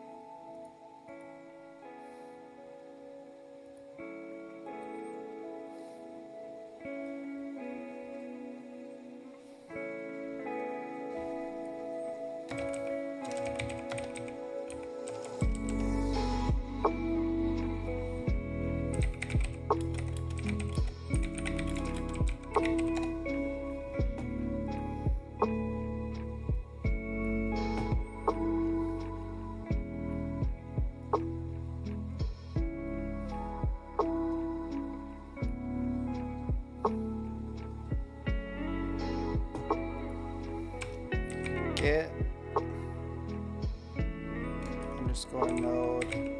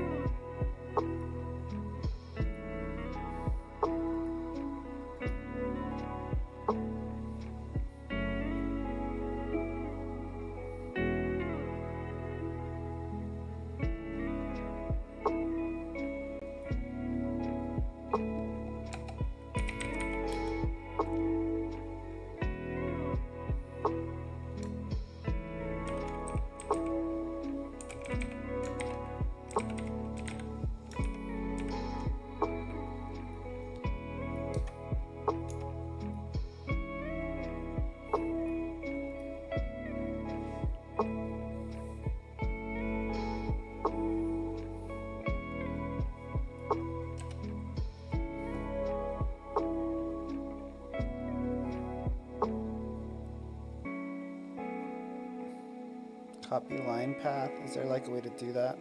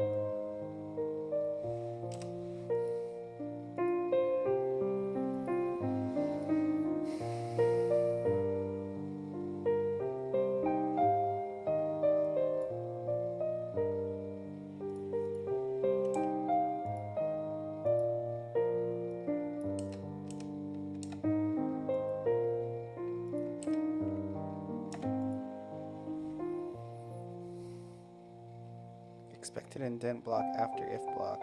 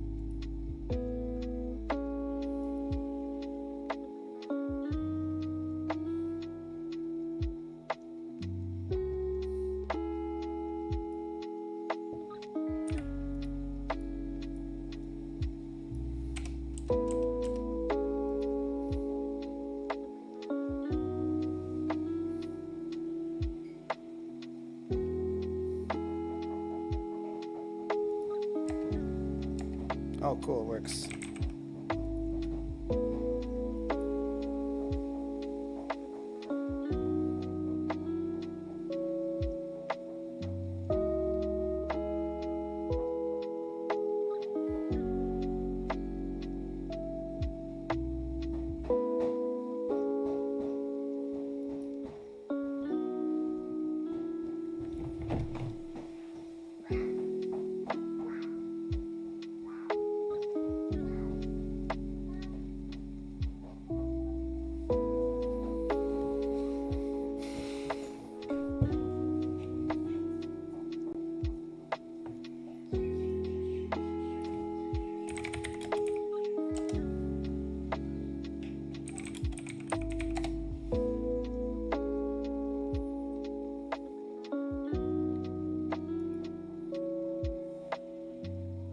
So in case you're wondering, what I'm doing is I'm making it so when you push enter it,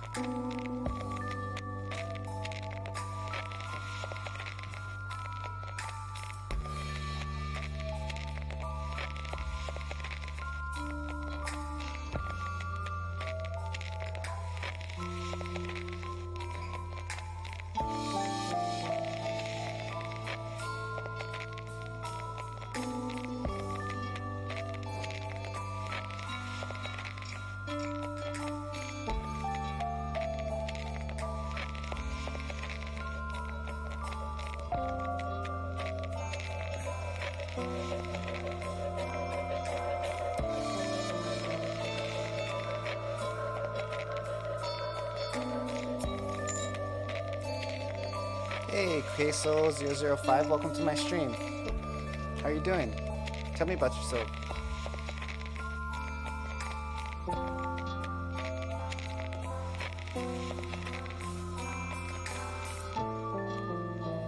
So, I'm trying to like control whether this input knows if you have focus or not. And if you push enter, I want it to give you focus, and if you push it again, I want it to remove it.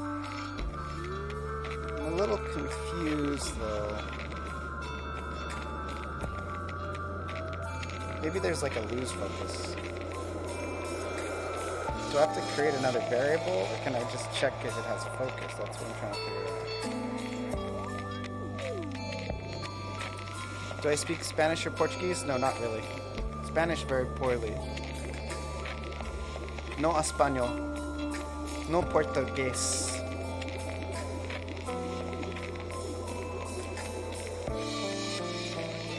No queso either. Lactose intolerant.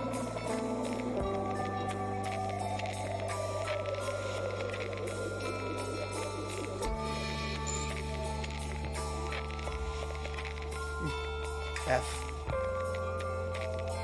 Feel free to follow though. Go play my game. It's free. A lot of people who speak Portuguese and Spanish like it.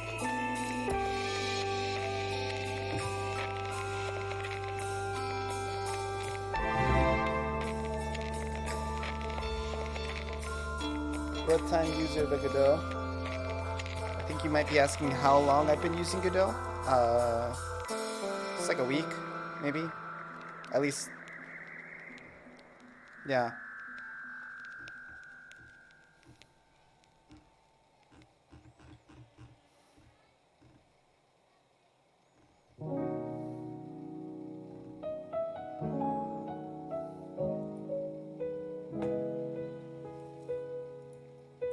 Does escape just work?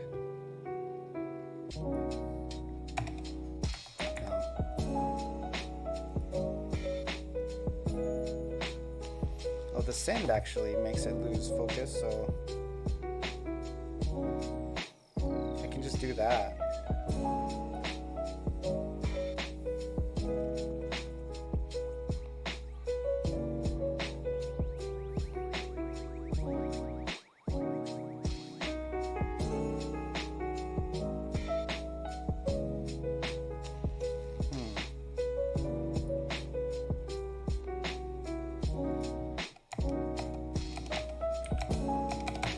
Oh, it doesn't allow enter.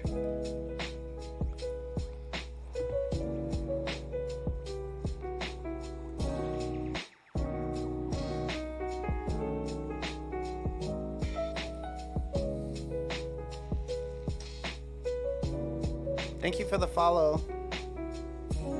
Very much appreciated.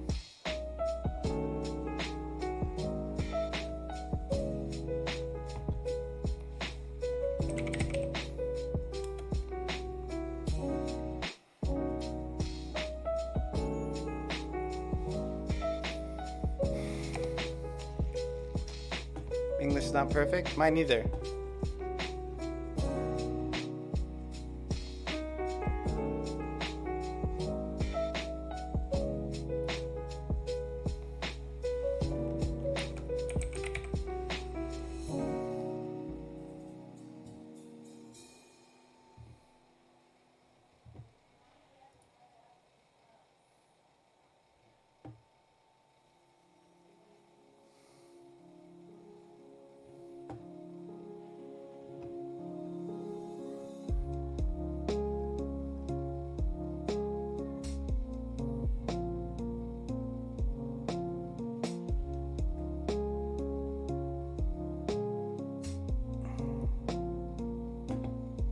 Focus mode. Focus mode of the control, none, click or all.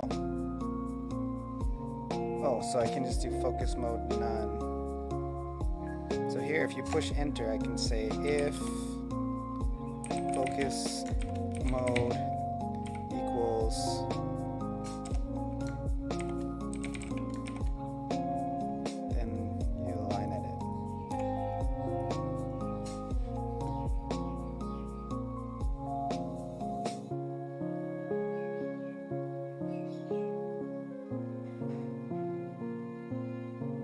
focus mode equals 0.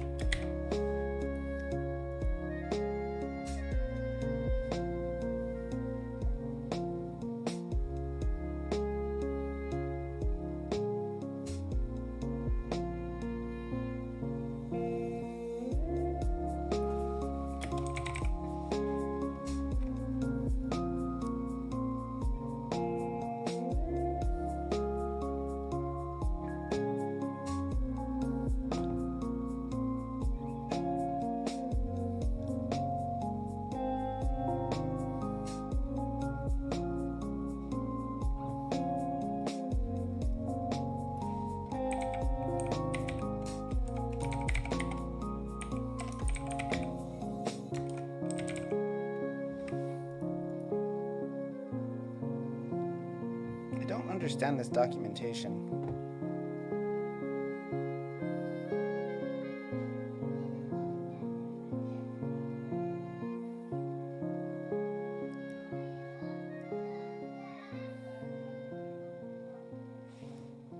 Oh, it's enumerator. I've never used one in GDScript.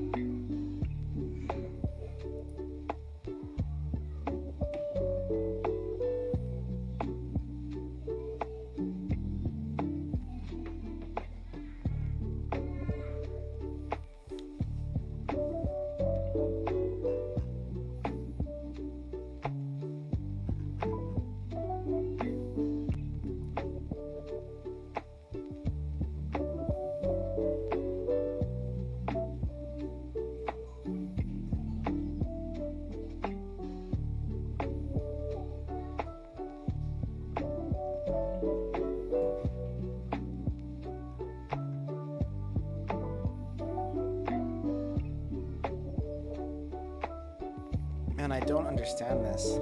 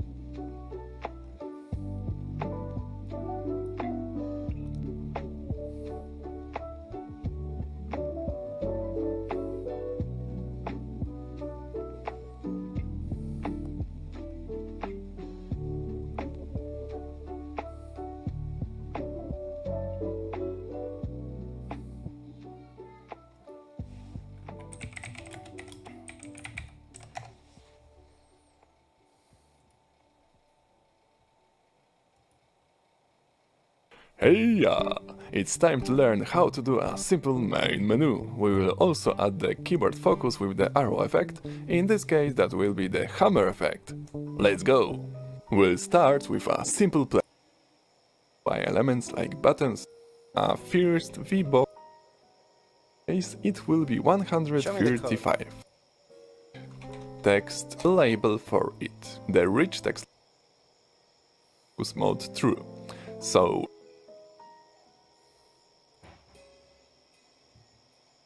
set focus mode true.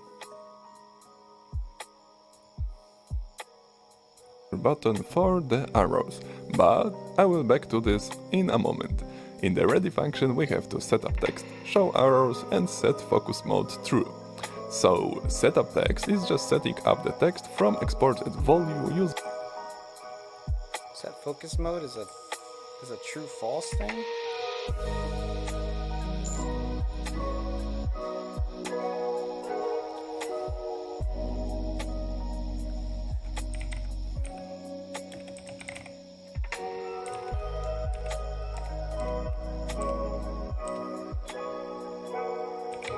you like my game? Thank you. Thank you. Thank you for playing. Please give me positive reviews.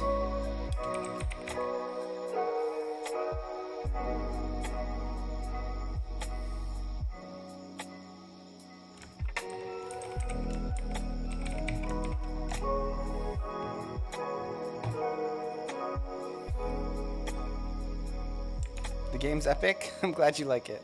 Thank you for playing it.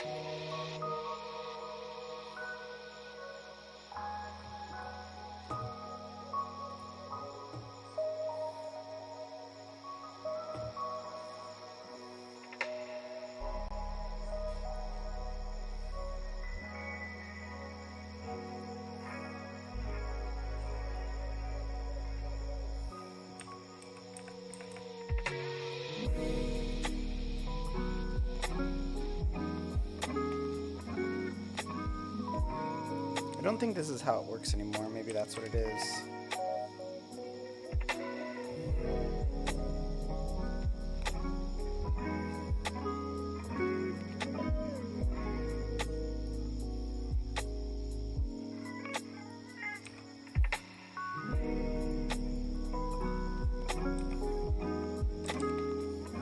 Yeah, I don't think this is up-to-date code that I'm looking at.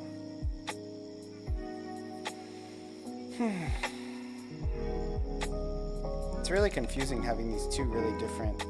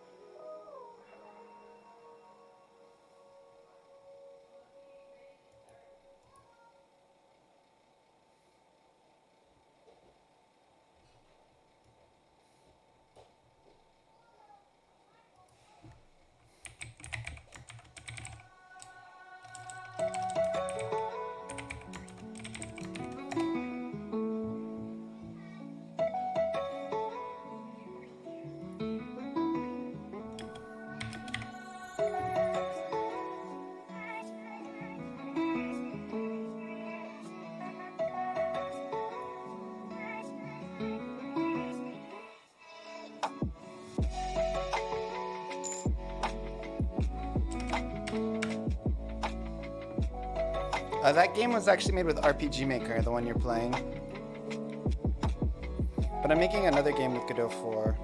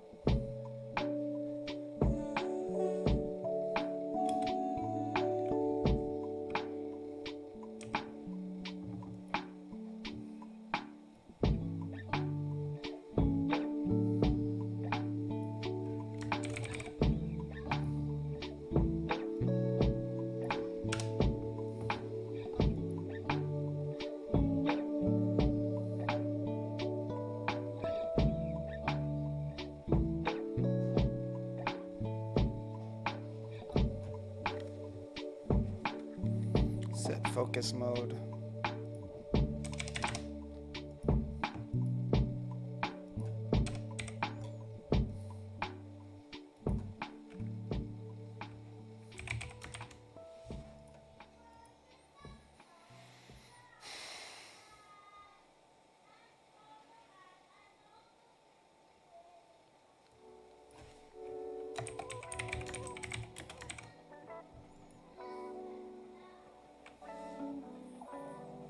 Focus access mode for the control. None.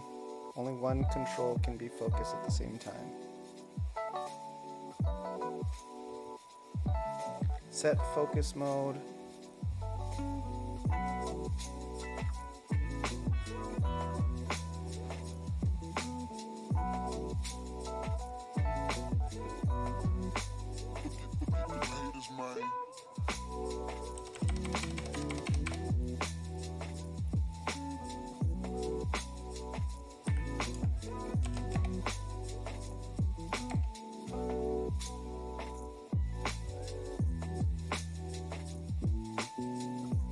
Turn off focus.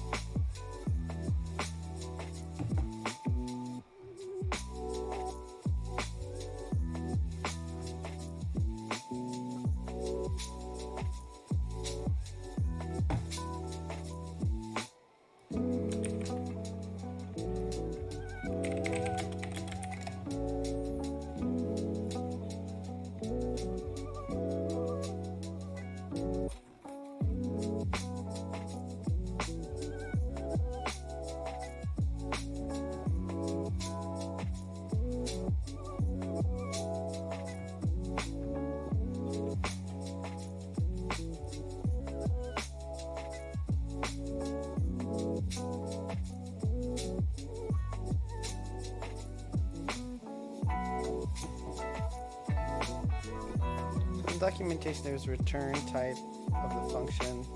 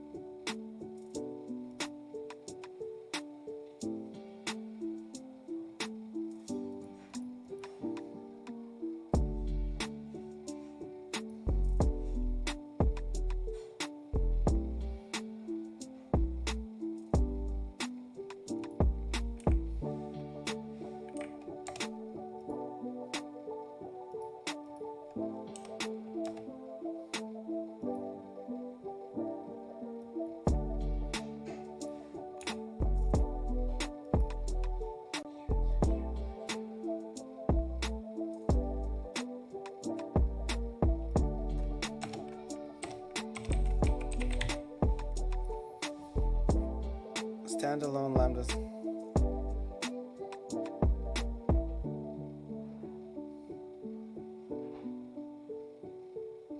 What is a standalone lambda?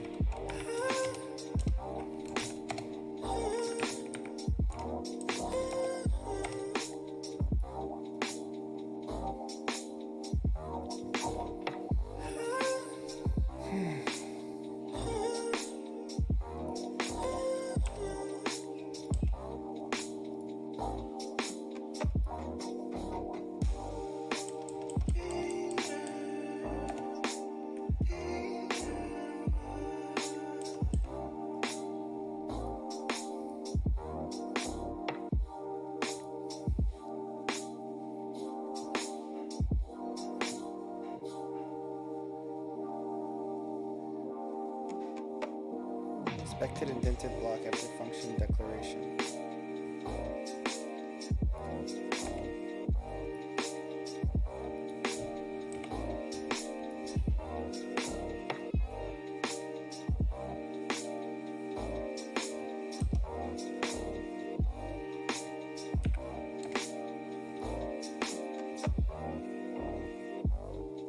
Expected indented block? The block is indented.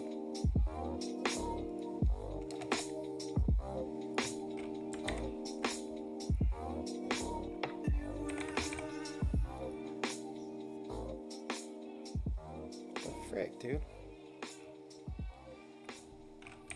Funk. Funk. Process. Delta.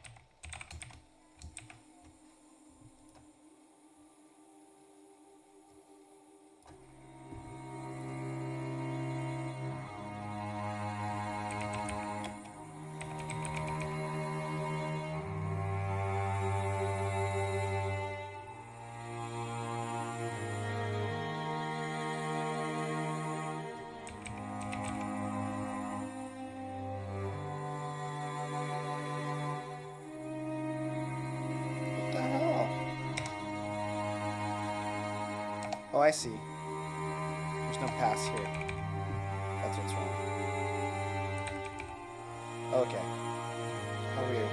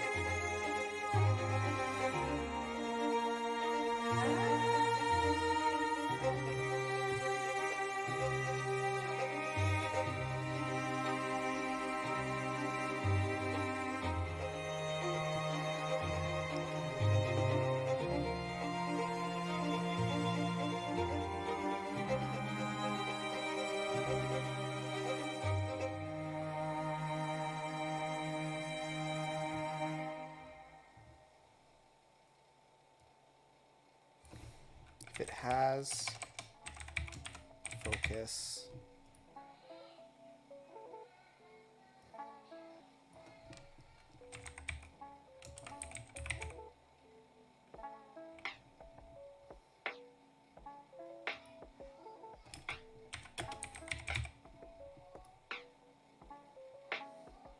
actually we can just do an else here.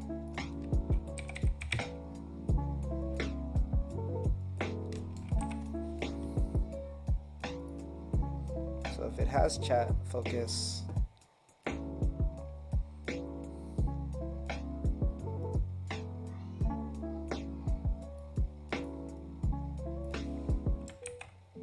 just gonna try to do this.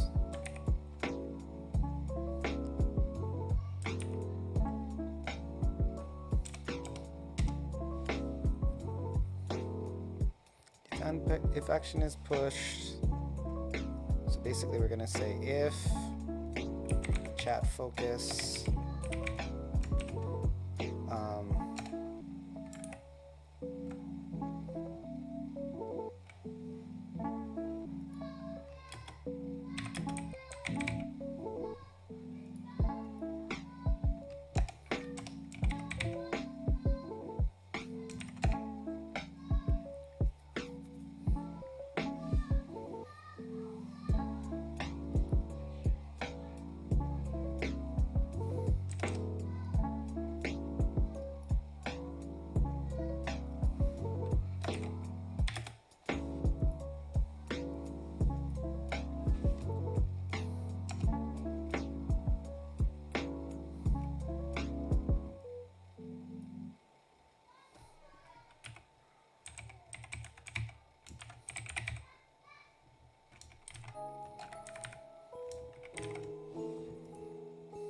Wonder if this will work.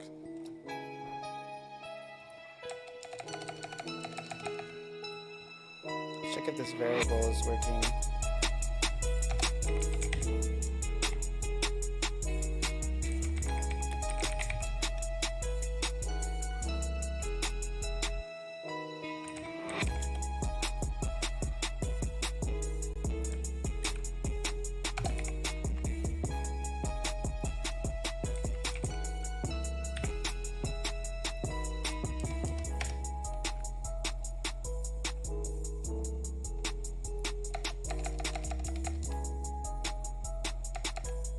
Doing anything.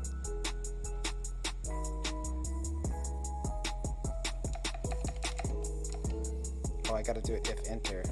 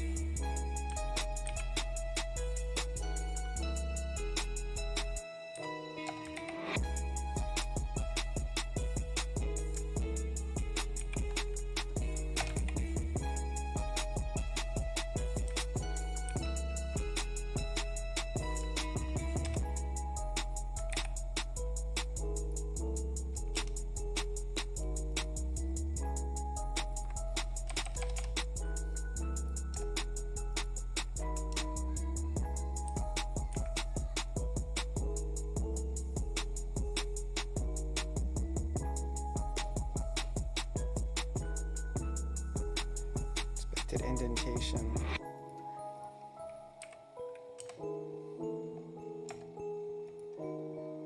Oh, I see.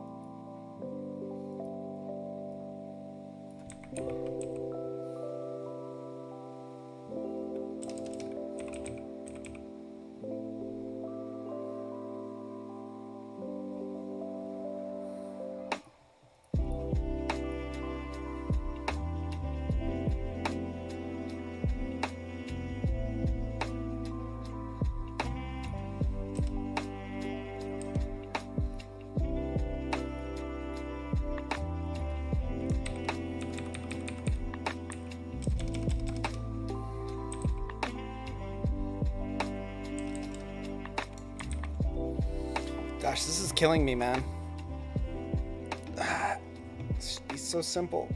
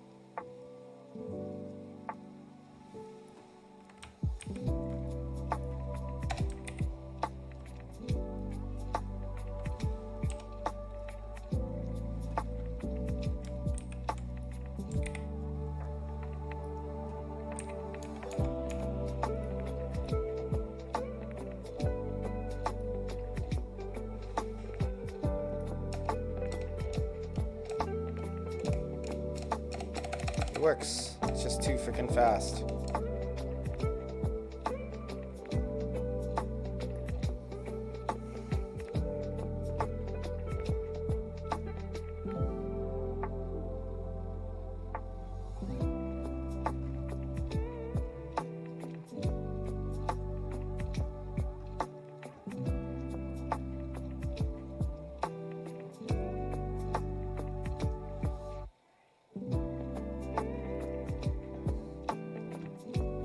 Returns true if the given accent is being pressed.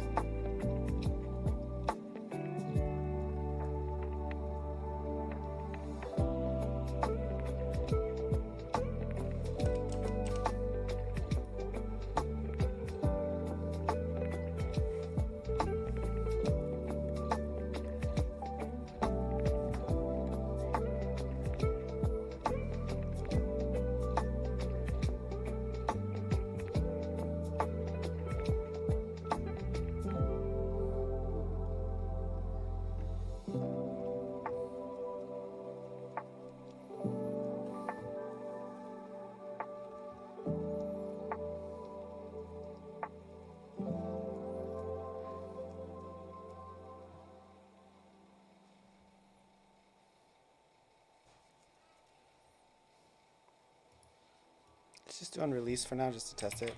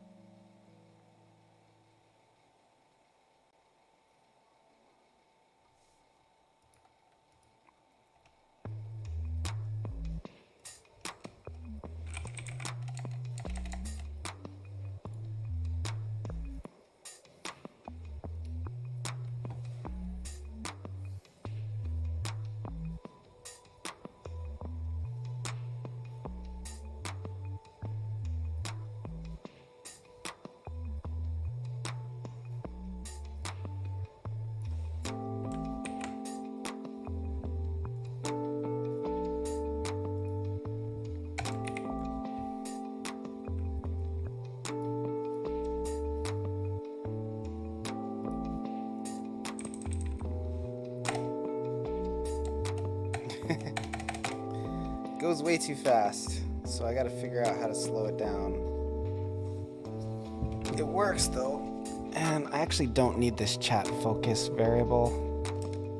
It's a bit superfluous. I do everything I gotta do in the code, so I also don't need these. I know that it's working, so I can remove the info. And it's actually a pretty stylishly small little giblet of code. The thing is,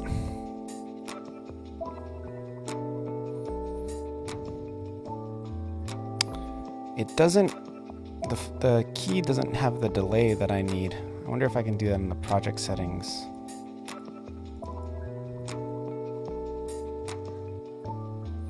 Enter.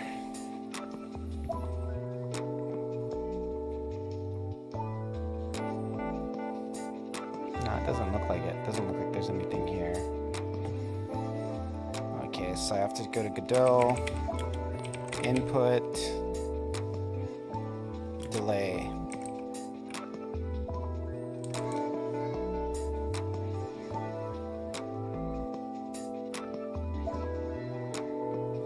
create like a boolean for whether or not the key has been released, and then I activate it there.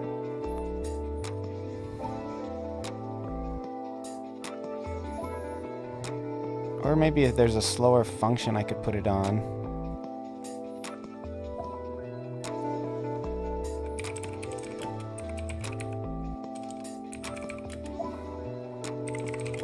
Let me see what I can find.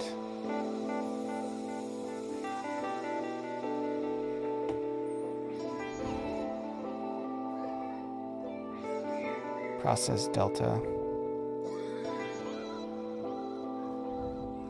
Is there like a process delta divided by 10 or something?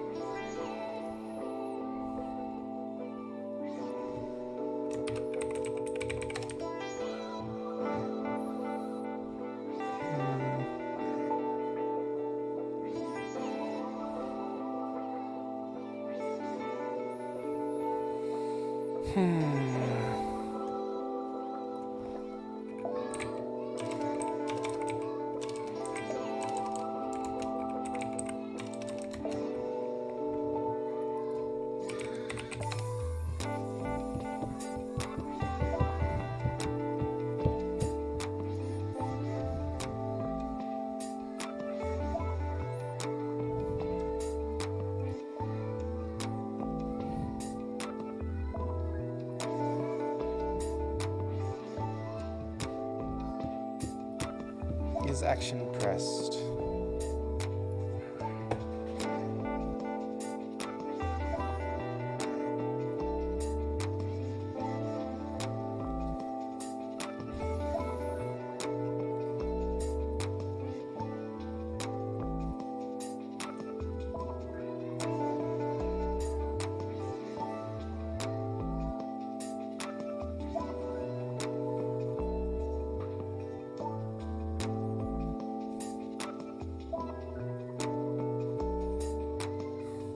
Sometimes you want your game to respond in certain input, pressing the jump button, for example. For other situations, you might want something to happen as long as the key is pressed. Such movement is the first case. You'll use input function, which is called whenever an event occurs. In the second case, you'll use input singleton, which you can query the state of the input. Oh, so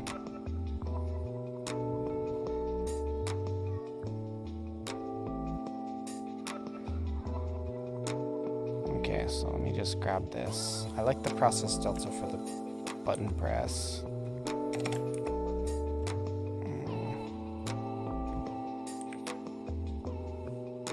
Actually, no. So I can do function input event.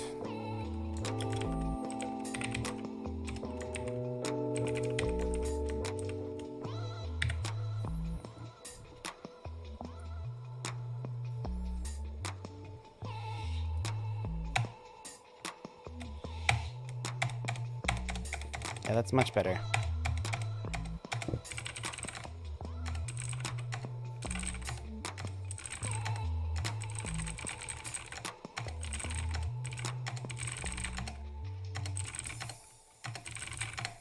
That feels good. And you can still push the send button. You can also click it, type, and push send. I like it. Okay. So I think that's fine. You can just hold it, which is a little weird, but not terrible.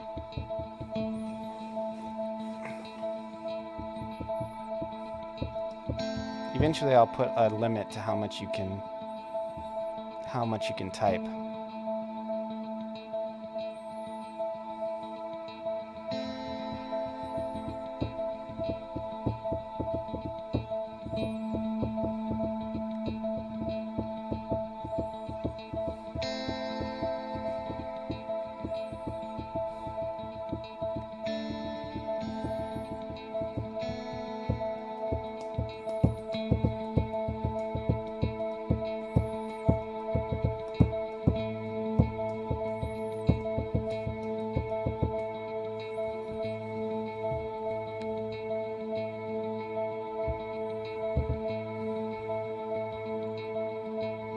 Okay, well that's cool. I got that working.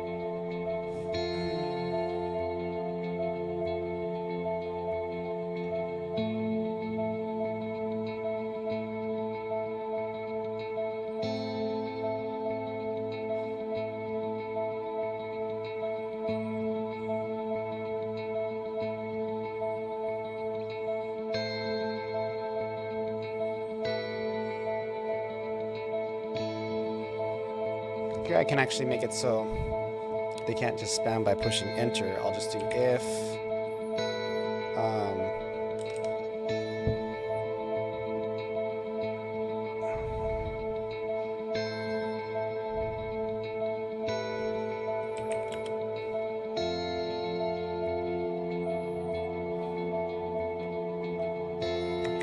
line edit dot txt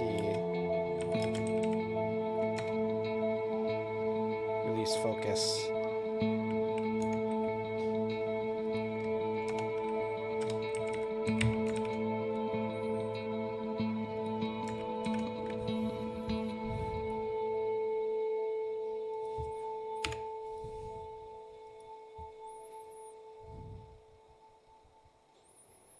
If line edit txt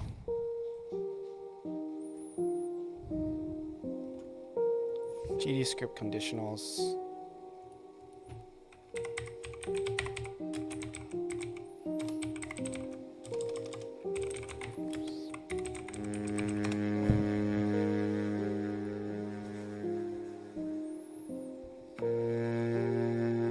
Oh, it's equal. Okay.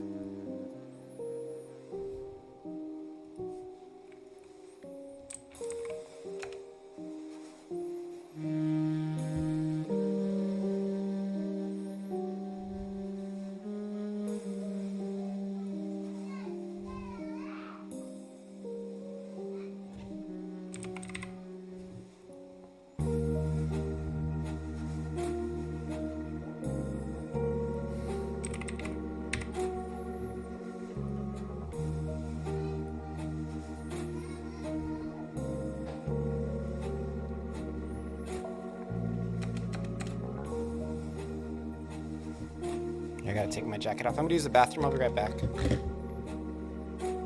Okay.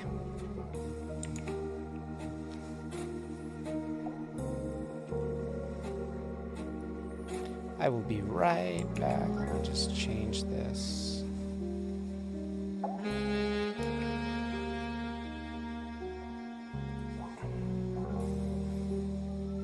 Okay, I'll be right back.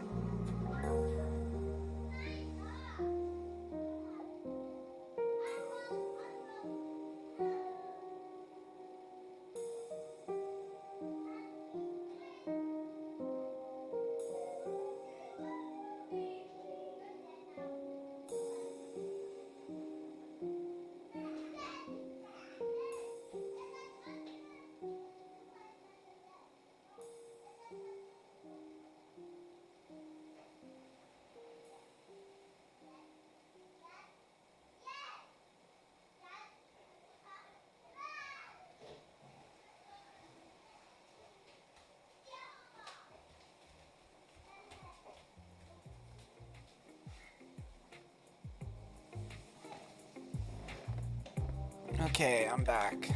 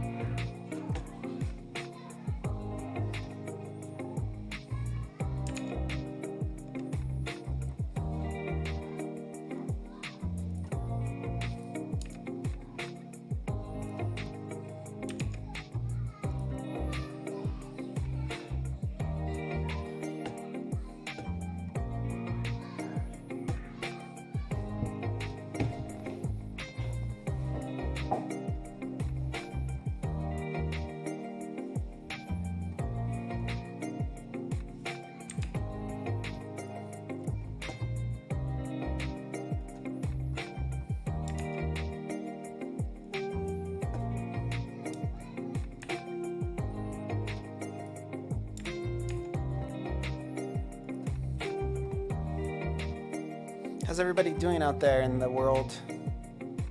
Got a ton of followers today, like do you remember how they started to learn to code so I can copy it? Learning to code is crazy painful. Go into join my Discord and then just go from there. I would say do Code Academy every day for like half an hour. Just go through and try to learn all the fundamentals, and when you get stuck, just Google a specific aspect of it. So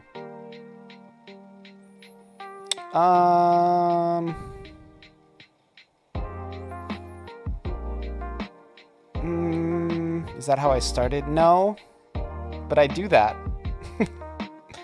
But I've done it recently. I started just by trying to make stuff. So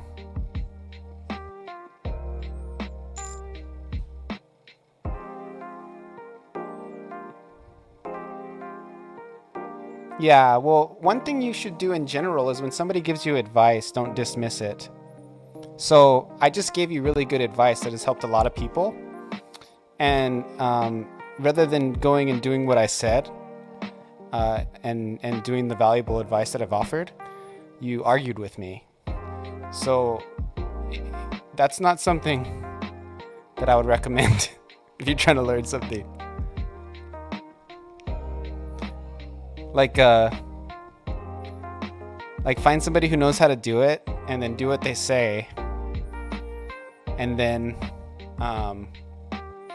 yeah, that's pretty much it.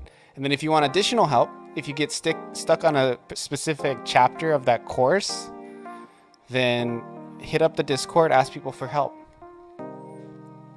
But one thing that is not helpful when you're trying to learn to code is when somebody gives you good advice and you argue with them.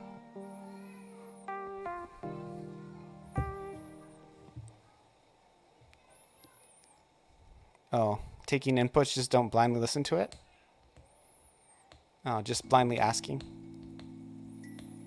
All I'm saying, dude, is there's no way around it. Learning to code is hard work. If you have to do boot camps or something, that can work. But what I'm really saying, and you're kind of turning it into something that it's not, is just do the shit. Feel the pain. It's just not the answer you want to hear. No, it was the answer. The answer is use Code Academy. That's the answer. Now, go do it and stop complaining. That's my advice. And if you don't want to do that, then maybe just coding's not for you. My recommendation would be to stop trying if that's too hard for you to do. I'm being serious. I'm not trying to be mean. Harsh, maybe, because it's necessary. But if jumping on a website and trying it, even for a couple minutes, is too difficult, and you'd rather spend time arguing with somebody on Twitch than doing the thing, then it's probably not for you. Just being honest. So maybe either go do it or don't. You know, it's up to you. But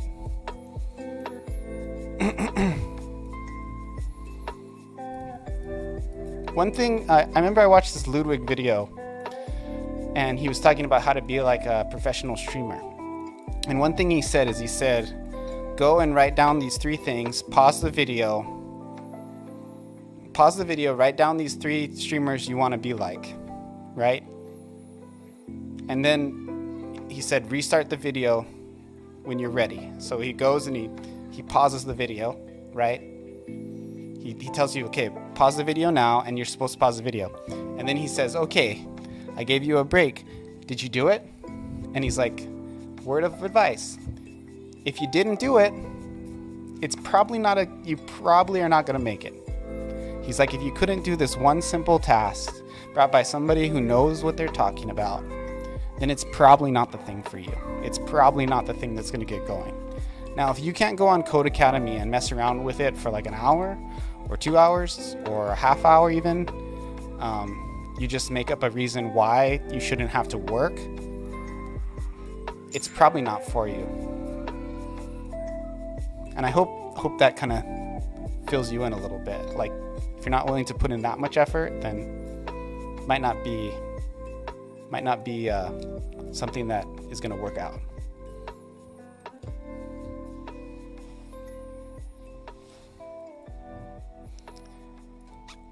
How's everybody else doing in the chat? Anybody got anything they're working on they want to show me on Discord or something?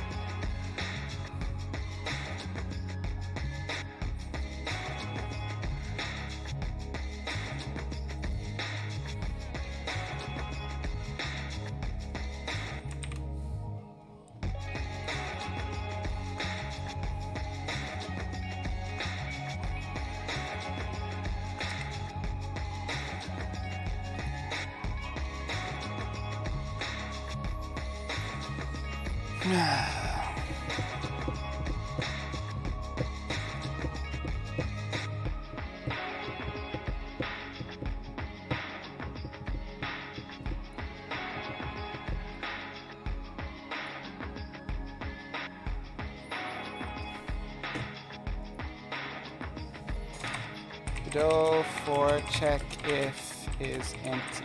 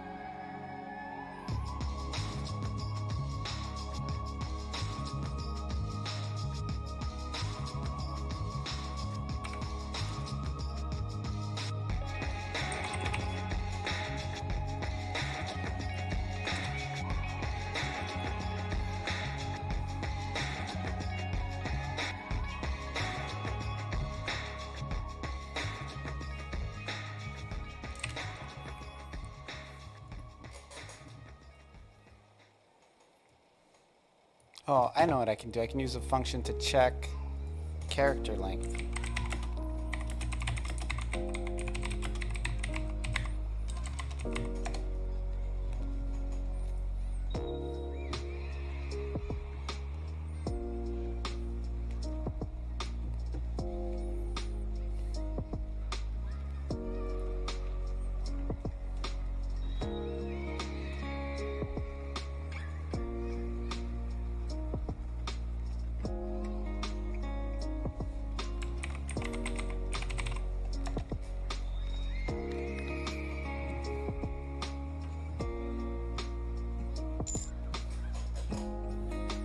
What the big streamer said was just one opinion, and if they didn't answer the question of how they started to learn streamer code,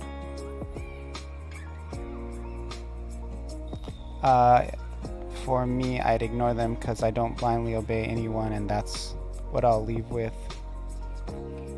Happy whatever you do, and be happy with whatever you.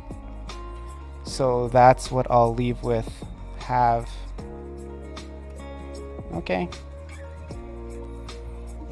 Good luck, man.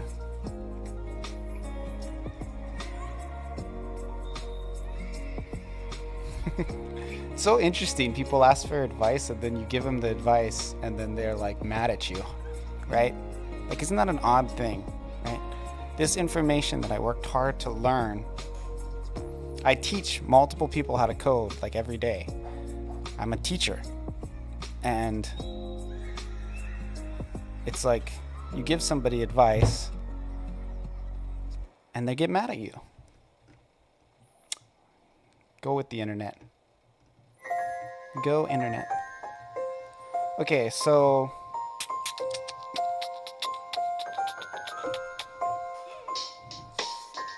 like people will they'll work really hard to not have to work. You know? Like it's pretty amazing. Like in the time he spent just arguing with me about not wanting to blindly obey what I said, he could have just he could have learned about variables in that time. It's no wonder like someone like that, it can't learn to code. It's like what are we talking about here?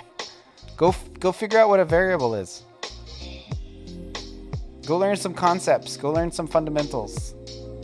You can do it at Code Academy, you can do it wherever, but if you're going to refuse to learn how to do it, if you're going to refuse to do the advice that people say,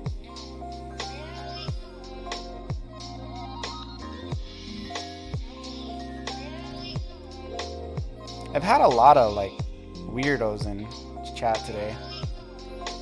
Like people who are just straight up drama. It's very odd. I'm glad that that's not going to be a regular viewer.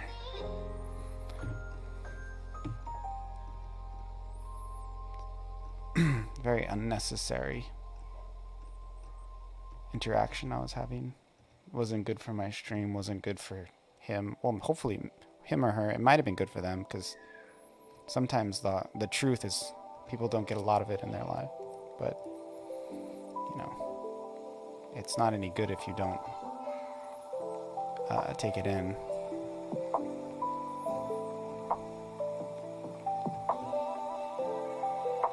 Okay, so here length, you can do integer length. Can I see an example of this?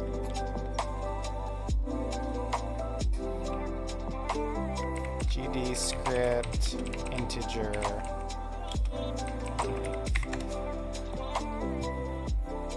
Actually, character length is more accurate.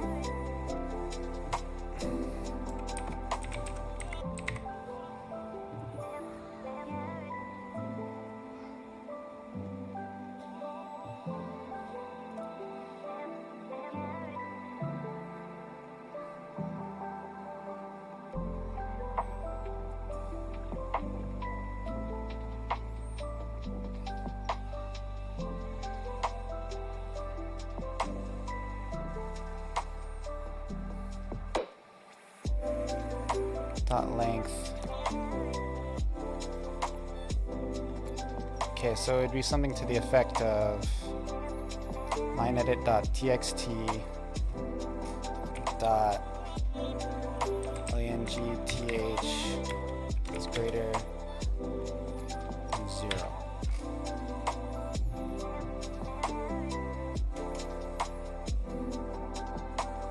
Oh. Is equal to 0. So if it's equal. If line length, the text length is equal to 0, release focus. But otherwise, you do the button press.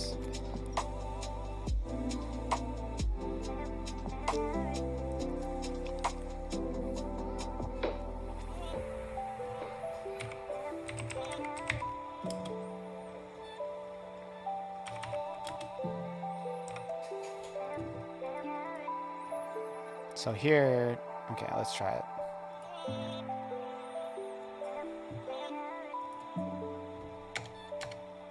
Okay, so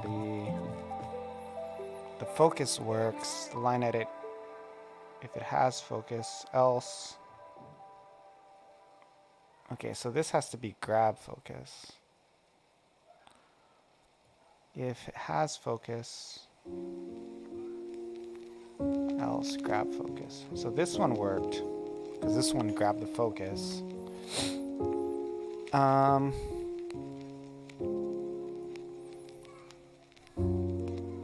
Okay, so that works. And if it has focus, and if the text.length is equal to 0, then release focus if it's on. Else.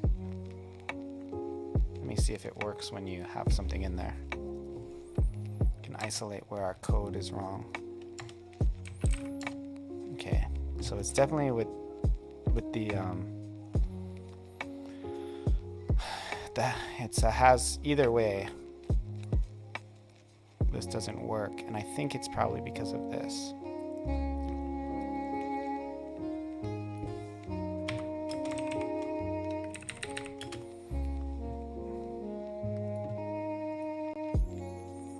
So this will work if I type something.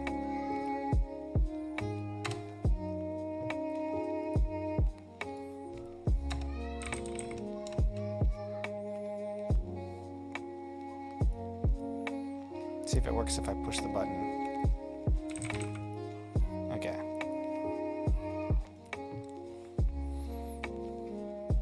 So this, it doesn't know how to check for this.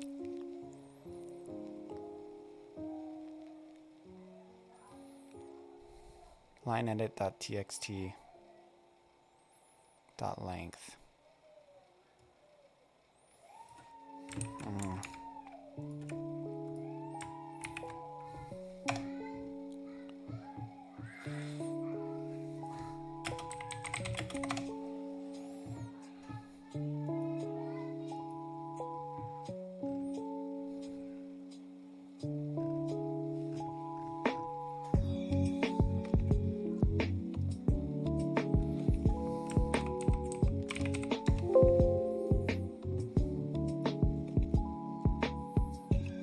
Oh, there's, I can just do dot length.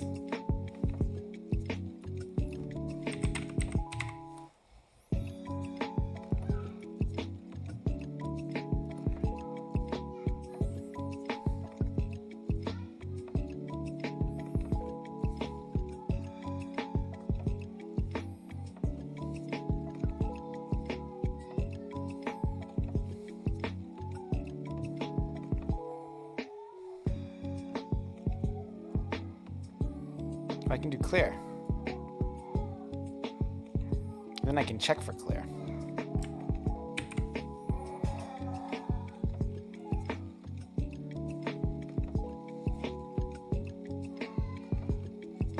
Okay, so I can just do this.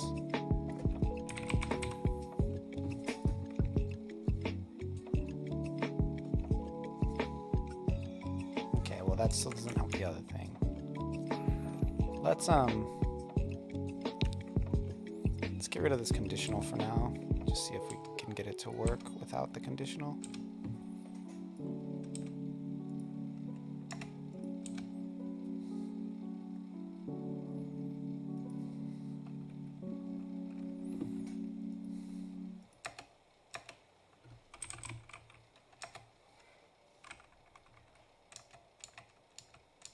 It's not clearing the text.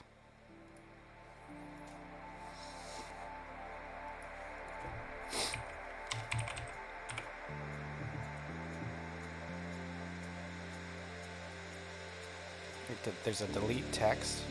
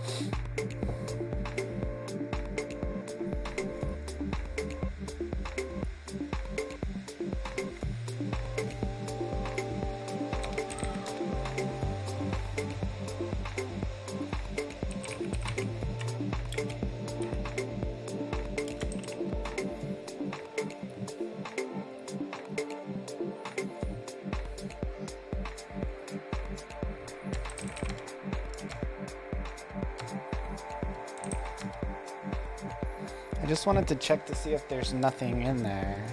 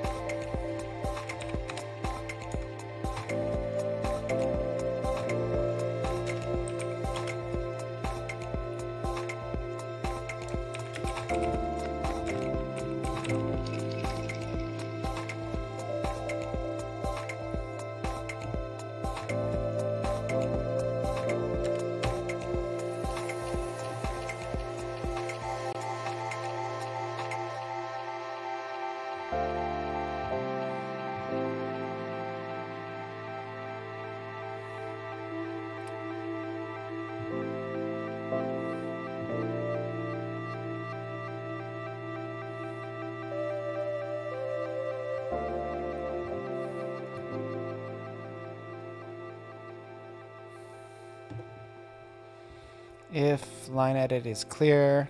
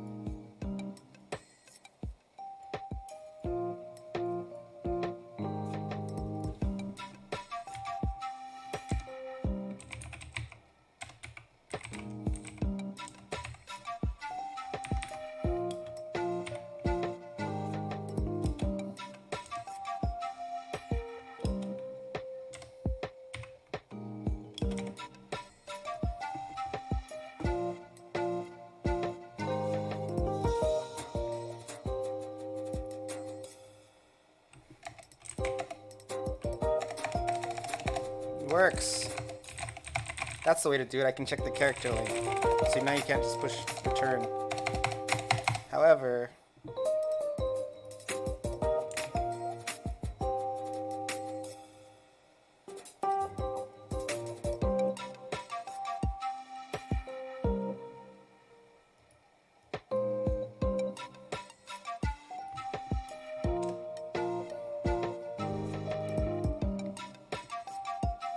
this has to be an else.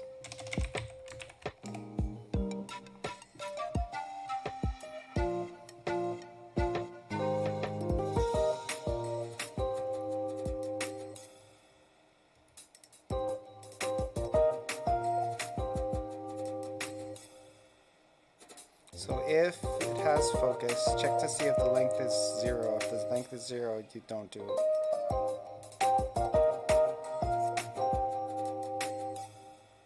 If the length is 0, you just release focus.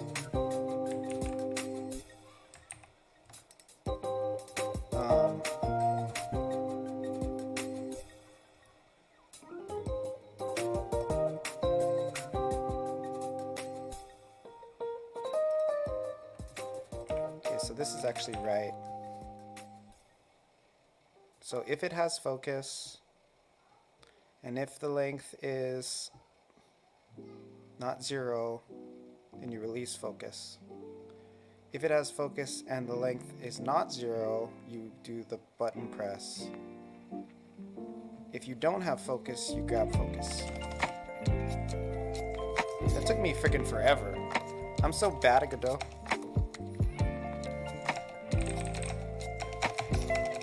Beautiful. Look at that.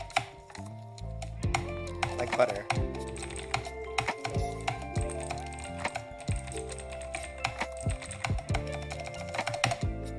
Works so good. Okay.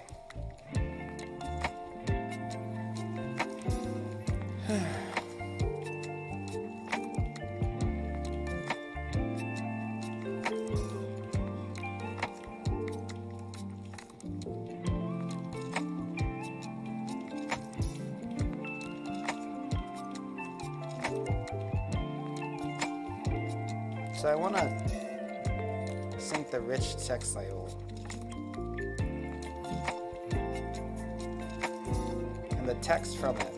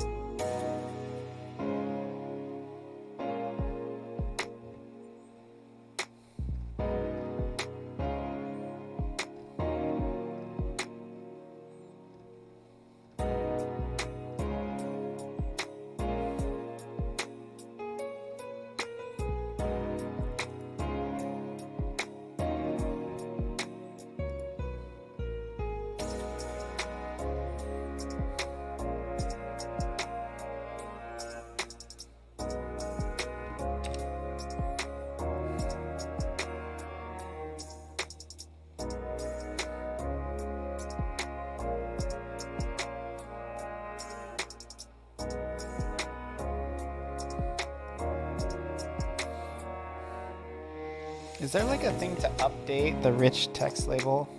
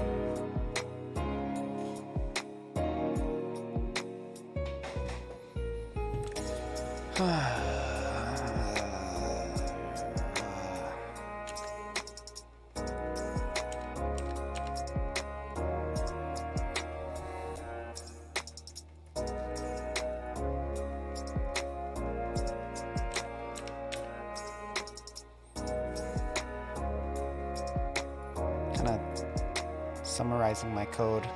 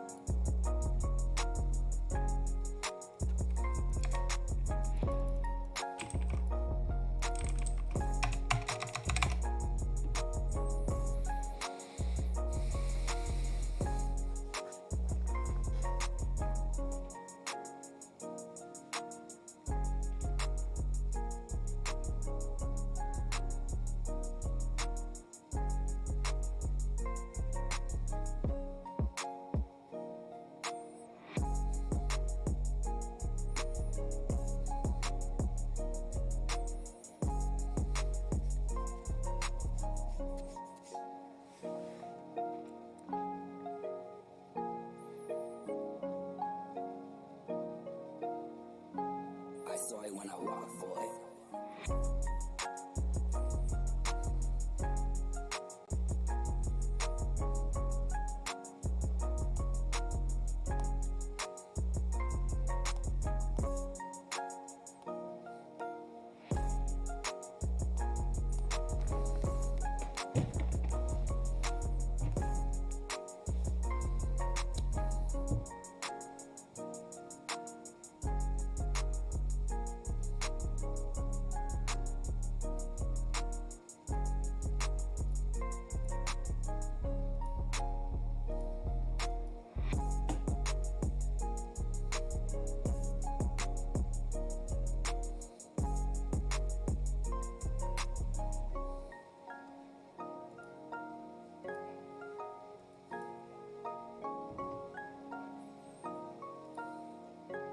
I saw it when I walked, boy.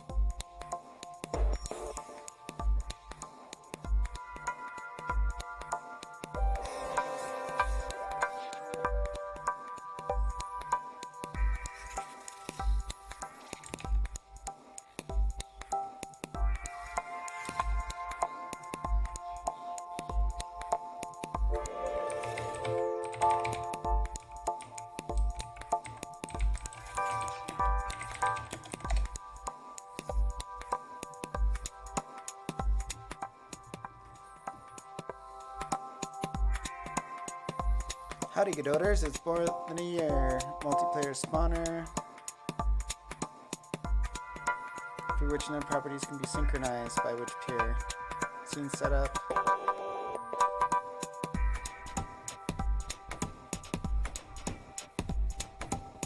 Wire up the servers.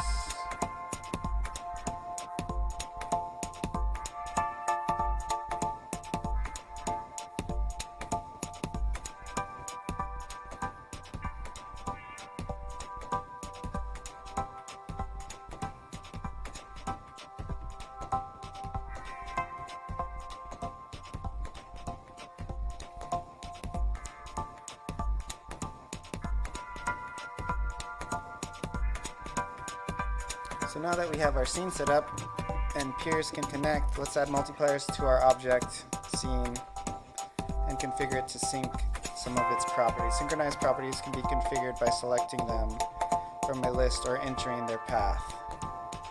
Running the game now, you will notice that the object starts synchronizing as soon as the client connects.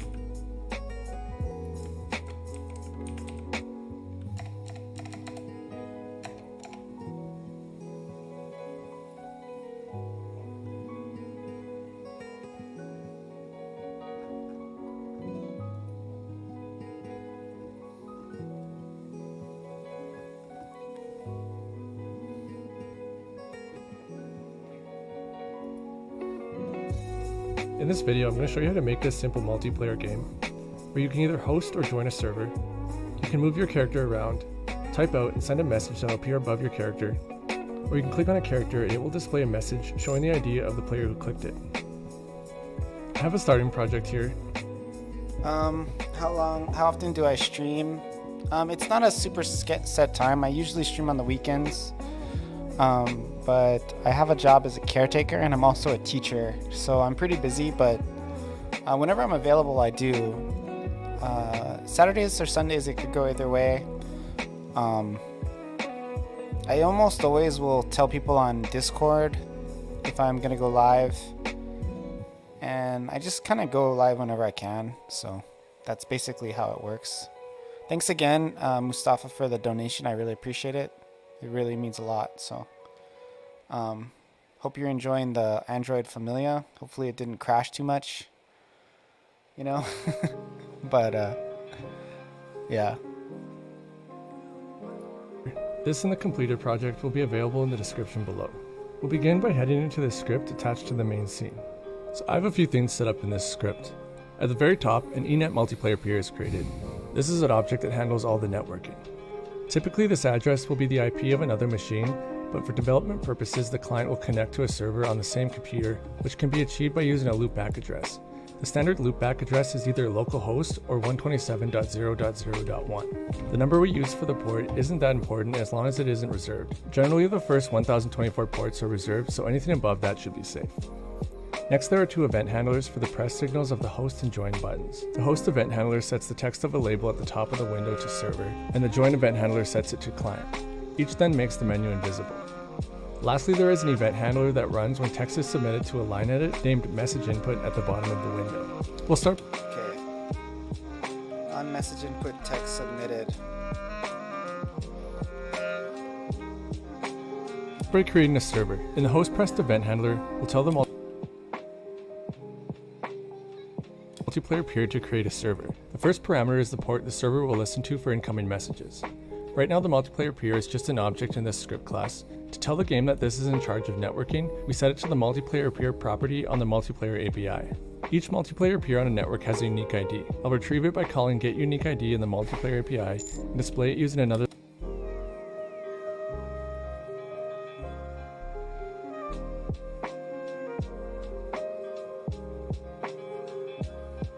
That's so crazy. I'm about to be a caretaker too, and I'm playing Familia on Steam and still loving it, and I'll catch you later, man. Okay, cool, yeah. I just do it on the side. It's like my side job. The label near the top of the window. Now let's create a client that can join this server. In the join pressed event handler, the code will be mostly the same, except we'll create a client on the multiplayer peer. It takes the IP address of the host to connect to, as well as the port that host server is listening to. I think it's important to point out here that you won't be able to connect to machines over the internet, only those on your local network. There is a pretty easy way to get around this, but that's a topic for another video. Now let's add some player characters. I have a player character scene set up already. Its script has a little bit of code in the physics process function that checks for WASD key presses that move it in 4 horizontal directions, as well as an event handler that runs when the character is clicked. The scene has 2 child label 3Ds flagged as billboards. One displays the name of the scene, and the other will display a message sent from the player controlling it. There's also an area 3D that detects mouse clicks. Back in the main script, let's create a function called addPlayerCharacter. Inside it, we'll instantiate a player character and add it to the main scene. Then we'll call this function right after the server is set up. Now the player hosting the server has a player character that it can control, but the client still needs one. There are a few signals on the multiplayer peer to help with this. 2 of them run on the client side and the other 2 run on the server. The one we'll be using is peer connected. When a client connects to a server, the peer connected signal will be emitted with the client's unique peer ID. Let's connect a Lambda function to the signal, and inside it we'll make a remote procedural call, or RPC. An RPC is a call made over the network that causes a function in another player's game to run. The network does this by searching remote peers for a node with the same path as the one that made the RPC and calling a specified function on it. The RPC will take the name of the function it's calling as a string. This RPC will call a function called addNewlyConnectedPlayerCharacter. I'll define it below, and inside it, it will call the regular addPlayerCharacter function. In order for a function to be called remotely by another peer, it must have the @RPC annotation. I'm also going to make the code wait a second before making this RPC. I'm not sure if this is just a bug in Godot Alpha, but it seems like this signal is emitted before the peer is actually fully connected, and it still needs a second before it can start receiving remote procedural calls. Now when a client connects, the server will make an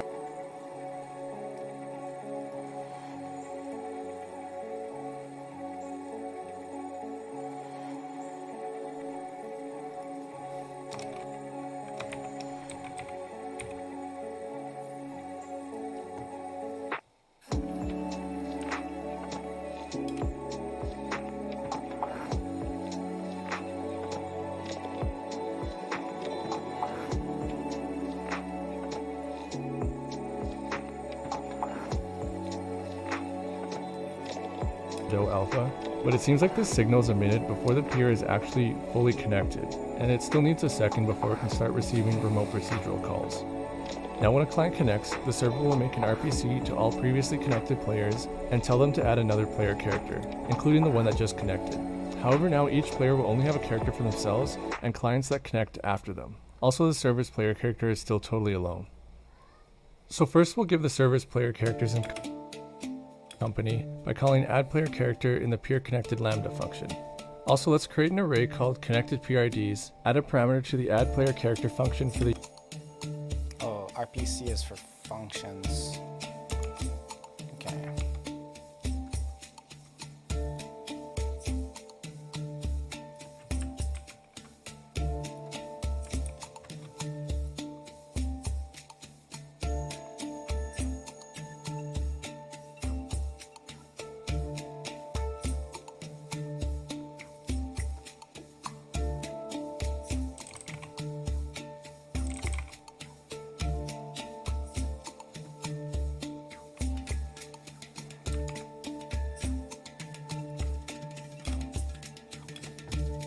the unique ID of the player this character is being added for, and inside the function append that ID to the array.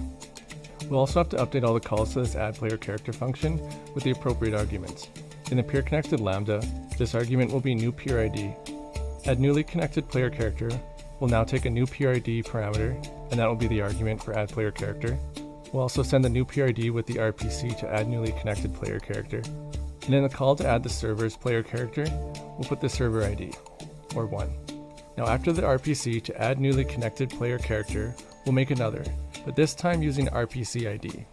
RPC ID only calls a function on a single peer with a specified unique ID. This RPC will be made to the newly connected peer, call a function that's named add previously connected player characters, and take connected PRIDs as an argument. The add previously connected I need more info on RPCs. So now all this communication is working as before and as expected. One more thing is special. Have the same methods and sets of RPC functions, and this doesn't work. If this was just a normal function, not an RPC callable one, just make demonstration, this should now work again. So this is really just make sure to have really the same set of RPC callable methods on both the server and the client. Yeah, now we get until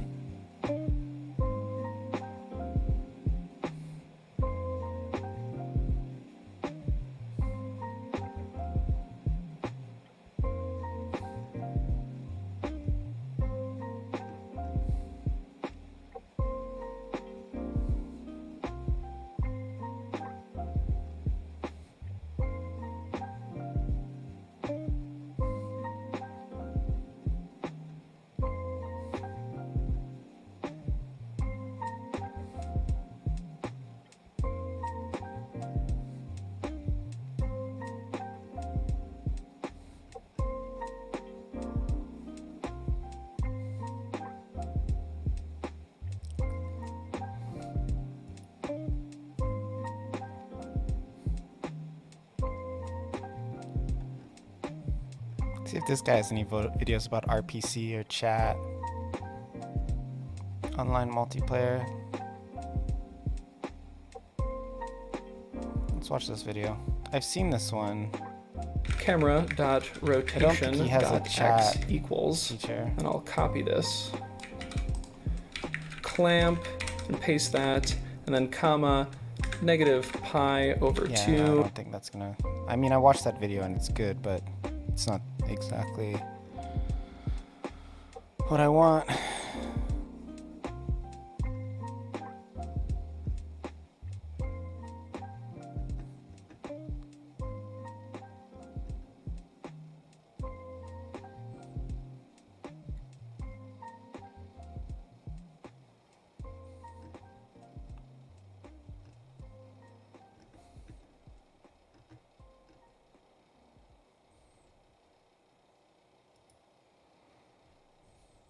POV, you're learning how to implement multiplayer in Godot 4.0, but the demo for multiplayer is outdated. This is the video for you. In this tutorial, I will show you how to build a multiplayer lobby in Godot 4.0 by updating the 3.0 WebSocket demo. Download the files for this project by following the link in the description. To begin creating the lobby, first get your hands on the WebSocket demo King for X Godot Godzilla. 3.0. What's up? How are link you in the doing? What are you up description. to? Unpack the project and import it into Godot. When you try and open it, you will get this prompt. Choose to convert the full project. Now we'll just try running the project to see what errors we get. The first thing you'll see is that we get an error on the label. A number of things have changed, so select a label to look at the variables. You will see that the variable name has changed, so right-click here, select Copy Property Path, then double-click on the property and paste the name in to change it.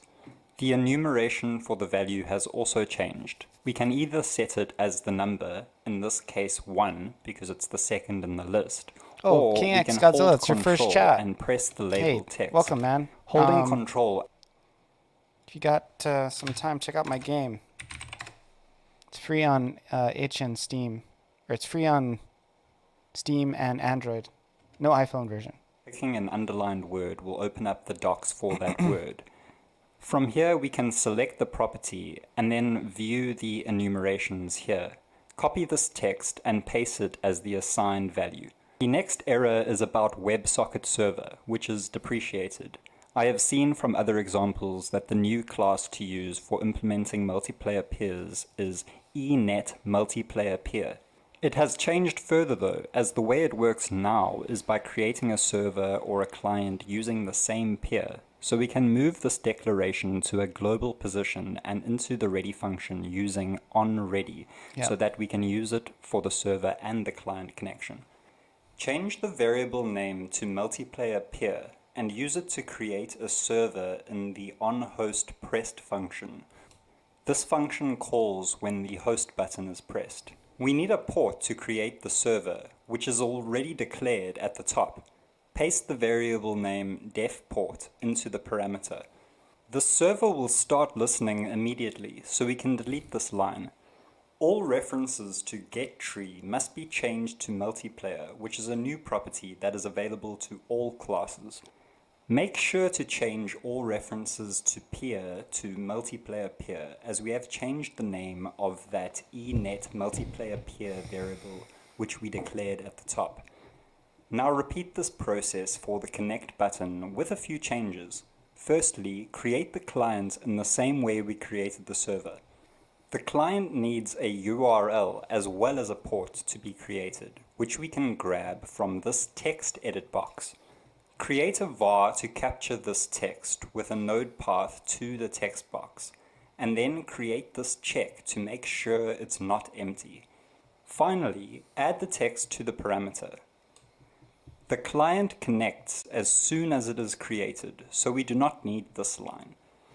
Change all of these getTree functions to multiplayer. Now run the program again to see what errors we get. This error is referring to a non-existent function in the game node, which has this script attached to it, which we will open and update. The first thing you'll notice is that Godot has generated these messages for us when it tried to convert the code. Just comment it out for now. Run it again and you will see that these references to getTree are messing us up. So replace all the references to getTree with multiplayer. I just used the replace function. Running the program again, we now see that the host button works, but the disconnect button throws some errors at us. The first error is this show modal function of the accept dialog box, which has been changed to simply show. I also remember that this get close button function has changed to get OK button, probably in the name of positive thinking. This accept dialog box is also in a weird place, so just move it to the middle by changing its position variable. Make sure it is hidden by default. Now I see more getTree references, which I continue to replace with multiplayer in the main script. Now that the disconnect button works fine for the server, let's run multiple instances to test the client by selecting debug, run multiple instances. Now, when we try to connect, we don't get any errors, but nothing happens. I know what's supposed to happen is the server is supposed to recognize that the client joined and add it to the list. Either the client is not connecting or the server is not recognizing it. Before we get to that, let's see if we can get rid of these warnings. The first warning is telling us to use an enum instead of an integer. We can find this enum in the same way as before by holding Ctrl and selecting this command. Follow this link to the system directory property, which will give us our list of enumerations. Copy the enumeration corresponding with 0 and paste it into the brackets prefixed with OS, the name of the class that it belongs to. We have a lot of warnings about shadow variables, which are just variables with names that are already in use. Most nodes have a name property, so using name for new variables has the potential to cause issues. I fixed this issue by adding an underscore to the beginning of each reference to name. Now we have no warnings, but the connect button still doesn't work. At least we know that this error is not caused by any of the warnings. It just so turns out that I did not set the multiplayer peer for the client, so copy this line from the host button and paste it into the connect button in order to do so. I now add this check to the host button to make sure that it either connects or throws an error message to the user. Get the connection status from the multiplayer peer and check if it's disconnected, and if it is, get the OS to alert the user. The connect button works now, but it throws this error. It's telling us that the set player name is not allowed because its mode is 2 and the authority is 1. This simply means that the client is unable to use the function because it's not the network authority. Let's find this function and investigate further. This is where Godot sent us a message earlier to use different tags. After the remote procedure call, RPC, add the following conditions: any peer and call local. Any peer means that any peer, the client or the server, can call it, whereas by default it's just the server. Call local means that it will always call this function on the server no matter who requests it. Basically, this will allow the client to send its name to the server so that the server can list it by name in the item list. Now, when we run our program, we get no errors when we connect, although we do get errors when disconnecting and trying to reconnect. This probably has to do with the disconnect functions. The error message indicates that the multiplayer instance is already connected, which means that it did not disconnect properly. In the close network function, add a new line of code to disconnect the multiplayer peer, multiplayerpeer.close. Now we are getting the error message of a non-existent function remove on base array. This is because the function has changed names to remove at, probably to indicate that it requires an integer and to further distinguish it from the arrays function. This other error is caused because I commented out useful code by mistake, but it doesn't matter. Basically, it was trying to connect signals that were already connected, and I removed the code that disconnects the signals on network close.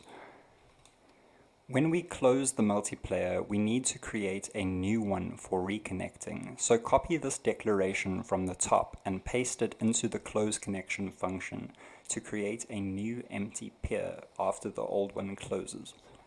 Now I actually try to play the game, and I get this error that the request action function is not allowed because its mode is 2 and the authority is 1.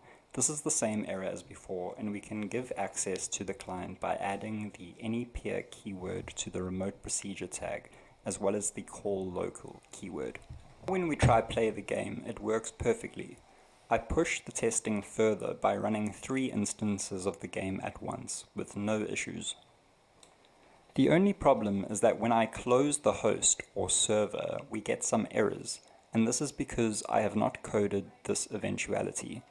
In the peer disconnected function, add a condition that checks if the disconnected peer is the server by checking if the ID parameter equals 1, which will always be the unique ID of the server. Now when we try closing the server connection, all the clients disconnect immediately. These errors that I'm getting now are due to the fact that I commented out those useful signal disconnections. I fixed this error by moving the signal connections to the ready function as opposed to the button. But you won't have to do this if you did not comment out the signal disconnects like I did. Here is the updated project with the code uncommented and the 2 signal connections back in the right place. As you can see, it works perfectly, and you can download this demo project by following the link in the description. My game Leylands is going fantastically, and the reason I made this tutorial is because I spent an inordinate amount of time trying to get the multiplayer to work. It was kind of serendipitous that as soon as I got to the point in my game design where I wanted to implement multiplayer, Godot 4.0 updated automatically and all of my demo projects were deleted. I spent a whole day updating my game to Godot 4.0 and then I tried to learn the new multiplayer, which was quite confusing due to the fact that there's very little resources about it online and most of the resources are about Godot 3.0. I then spent way too much time trying to update this demo to 4.0 while simultaneously trying to learn about synchronizers and spawners, which I tried to use to actually update this demo originally before I learned the magic of RPC calls. But now that I feel like I've mastered the basics of RPC as well as the spawners and the synchronizers, I'm in a good place to finish the multiplayer of my game, and then everything will be finished and I'll be ready to publish. You can become a playtester for the game by donating to my Patreon. Certainly am back at it. Welcome to the beta. I'll also be posting a devlog just outline. I'm just trying to figure out how to do chat. It's like, I think it'd be easier, but I can't get it to sync across the servers.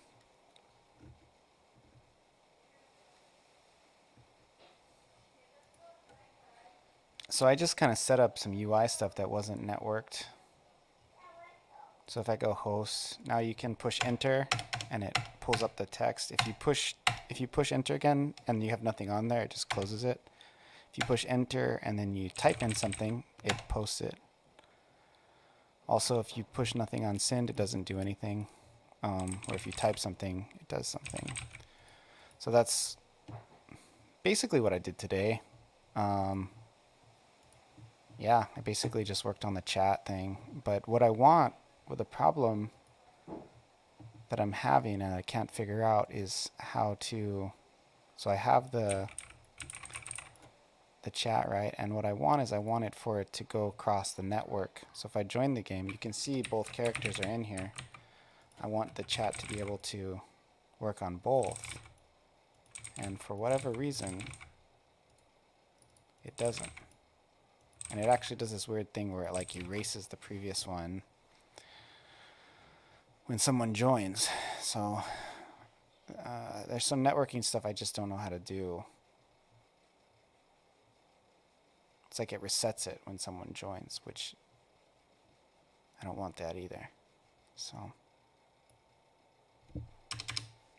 I'm just kind of trying to learn about RPCs and some other stuff to see if I can figure out how to get the game to do what I want.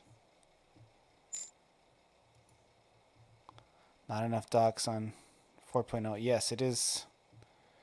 It is challenging because there's really not enough tutorials. So I'm just kind of just looking up general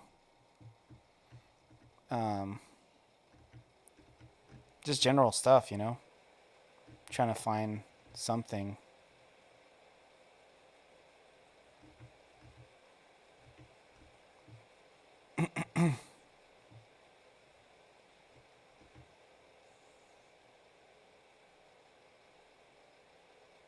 Just whoever has a server, I'm just seeing how they do it and then just slowly trying to learn.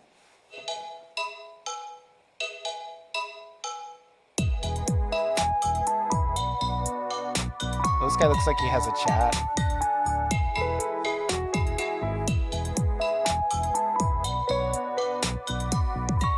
Yeah.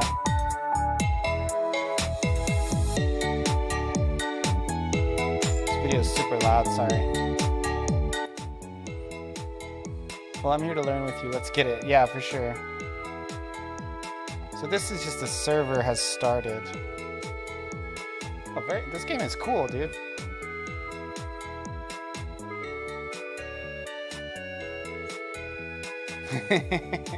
This game is awesome.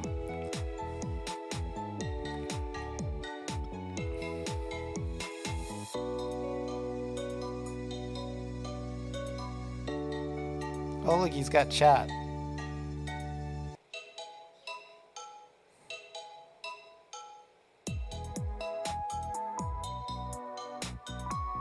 I didn't see the text, did you?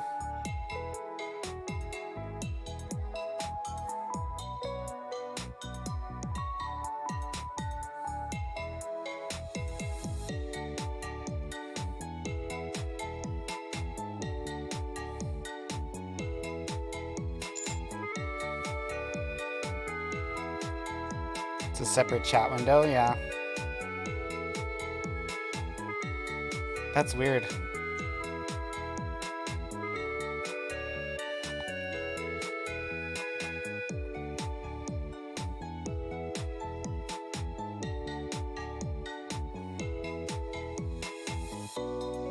A lot of people in Godot like doing multiple window games. It's kind of weird. It's like, why is it such a thing?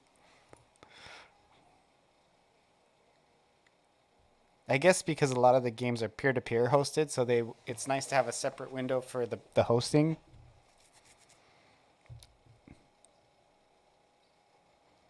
Like you can put your hosting settings in one and then you can join with another.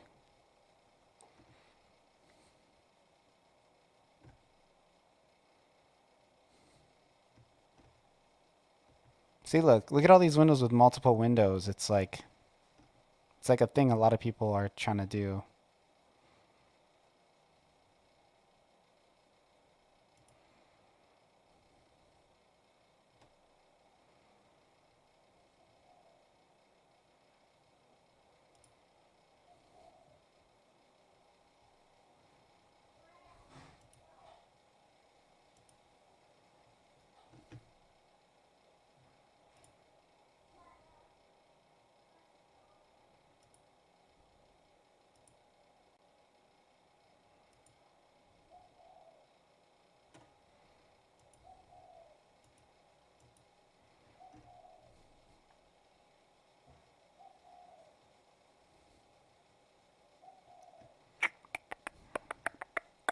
When Godot finally releases.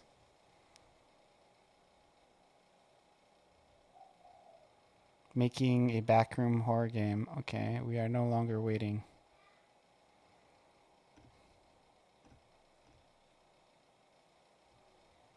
Godot multiplayer. When was this made?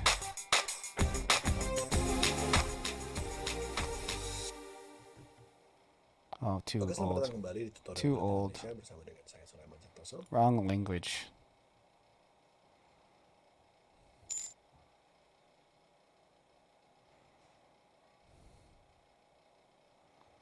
Are you going to try some 3D? I'll have some 3D elements in this project. Like, I'll definitely do, like, an airship and stuff. Or it's going to be, like, this project, I think it's going to be based in space. So you'll be able to, like, fly around through space and stuff.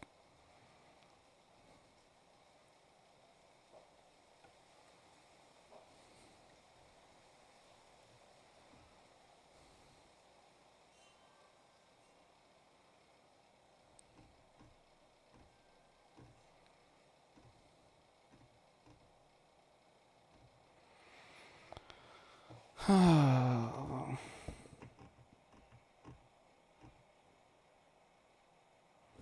customizable character eventually. For now, I'm just going to make the alien and the girl.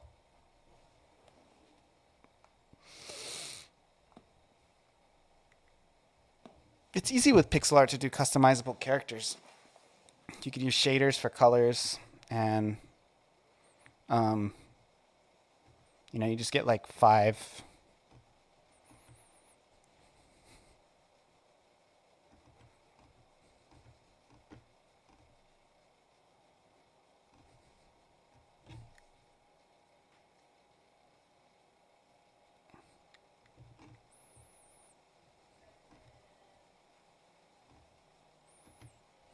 It's interesting, I'm really stuck with the chat. Like, it seems like something that's not. I mean, I say that a lot, but...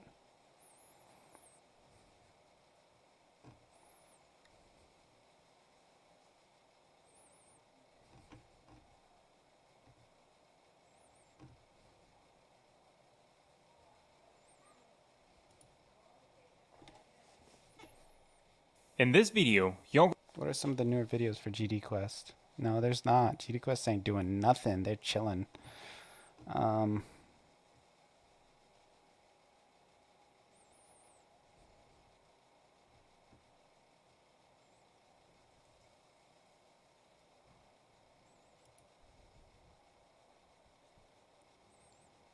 I decided to pick up a new project over the weekend. And what I want to do is over here on the left, south, not the commands. You can't really tell this one. There's, it has a quote. If you guys are interested in giving that feedback, See how his project is structured. so I'm gonna log in. Yeah, but Player, server, and lobby. I want to see the lobby.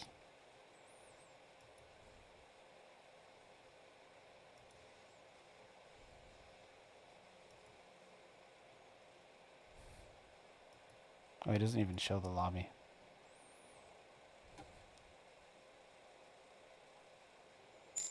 This is old.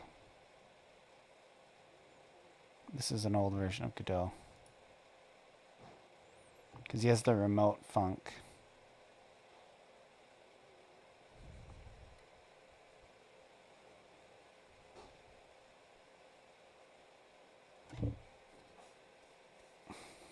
Does remote funk work in Godot 4?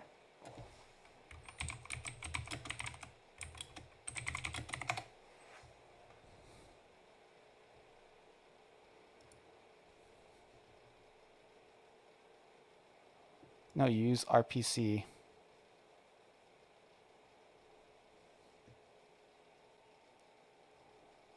RPC any pair. I don't really get how the RPC works.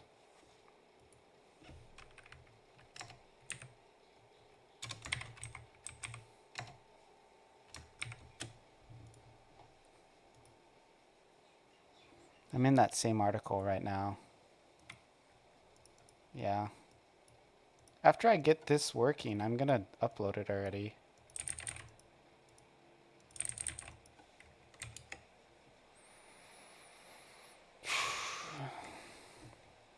I've had this article. Oh, actually.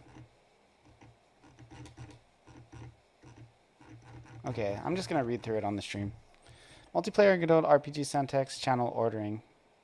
Let's see what else this guy has. Did you fix the camera issue? Yeah. Yeah, the camera works. That was actually relatively easy because I just, all I did was use the multiplayer synchronizer. And actually, what did I do? I don't even remember. Oh, I did a conditional for the authority. So,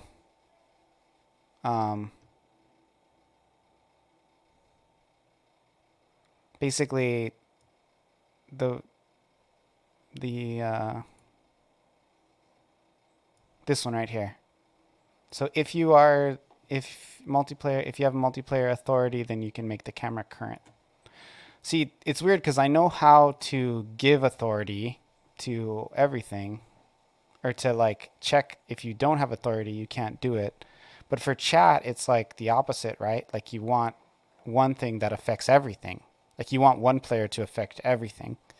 And I don't totally know, like the logic behind that is different than having a situation where the player only affects themselves. Like this is a situation where you want the player to only affect himself. So what you can do is you can just add a conditional. But if you want it to be where the player affects everything, I don't know. It's just weird. Because it really should just be your rich label add text should just affect everything. But I don't know.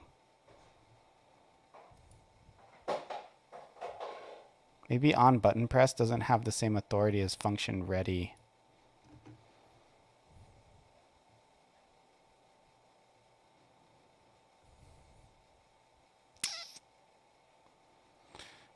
That actually might be a viable solution.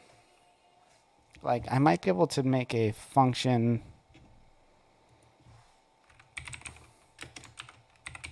process delta, right? And gotta do the right syntax. And then do like an update.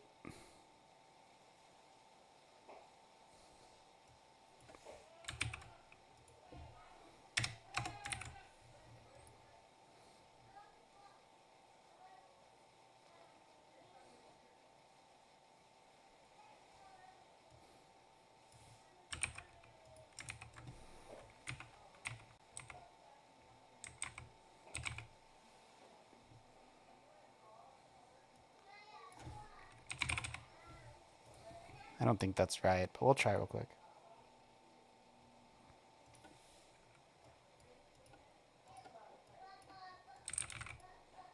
Yeah, something like that.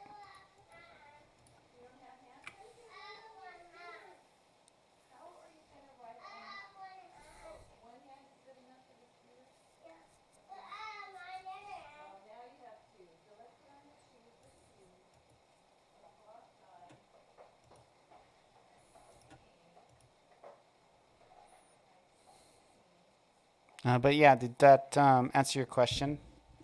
That was the fix.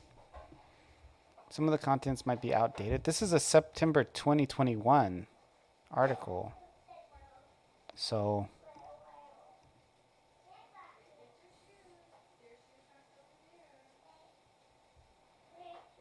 many users found the old master puppet keywords. Okay, wait, but this says Godot 4.0, so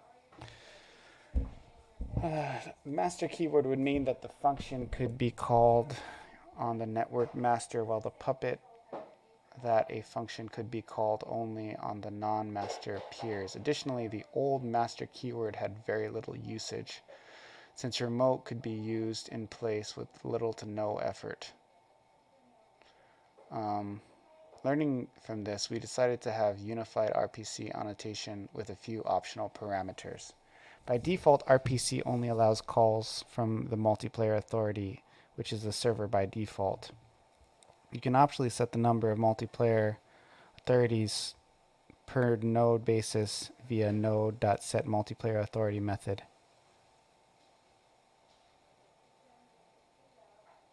Huh.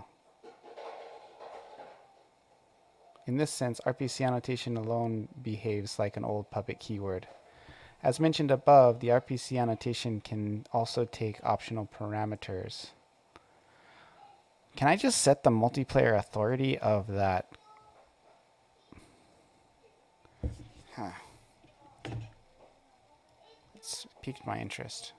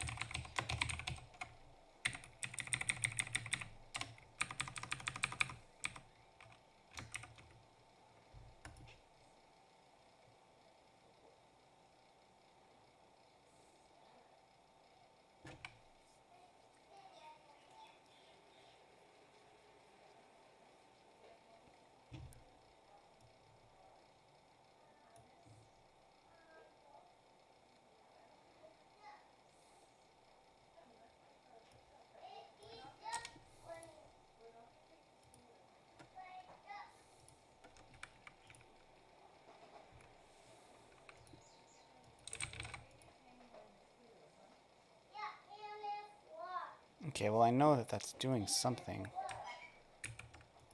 which is what it's doing is it's making so all the multiplayer authority is like going to everything.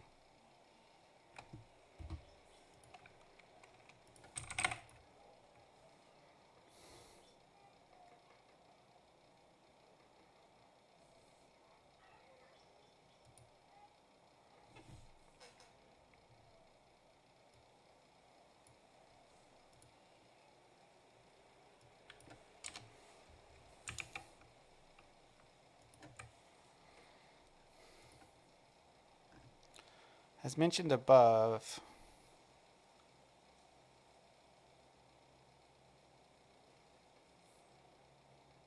the RPC annotation can also take optional parameters. If one of the parameters is any peer, will callable by any connected peer. If any peer. It's any underscore peer. Okay, I got it. Is it supposed to be like a oh no, there's no quotes. Syntax.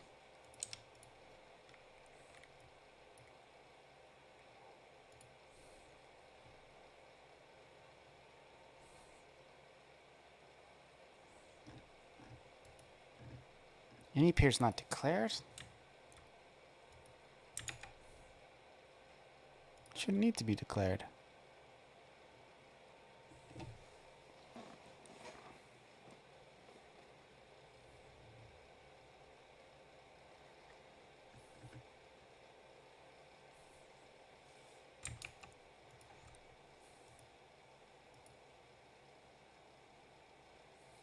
That's weird.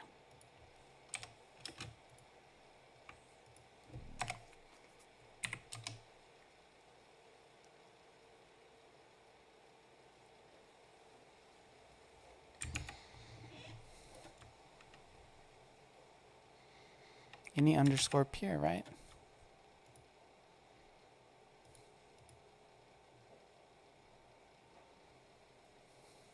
Any peer not declared in the current scope.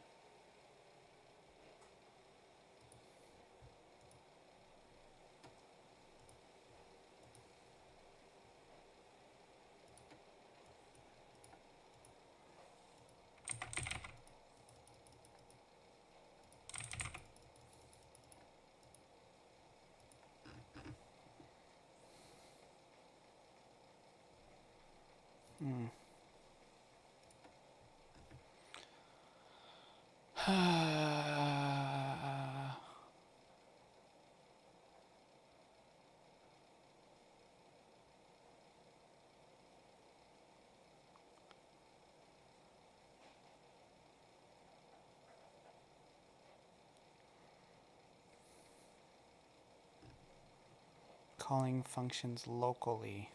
In Godot, it's possible to instruct the engine that specific functions has to be able to call locally when sending RPCs. I don't think this is current anymore. The reason I say that is because it's saying that I have a syntax error when I'm copying it word for word. Maybe there's a space here? Wait, what is this?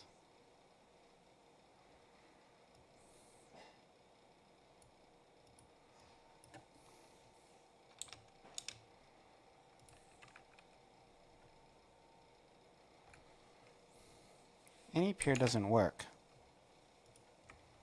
That's pretty sus. RPC any word should work.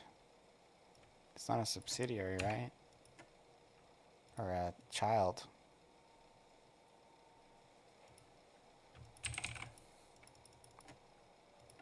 That's weird. I guess what happened here is it just put it inside of the the other conditional.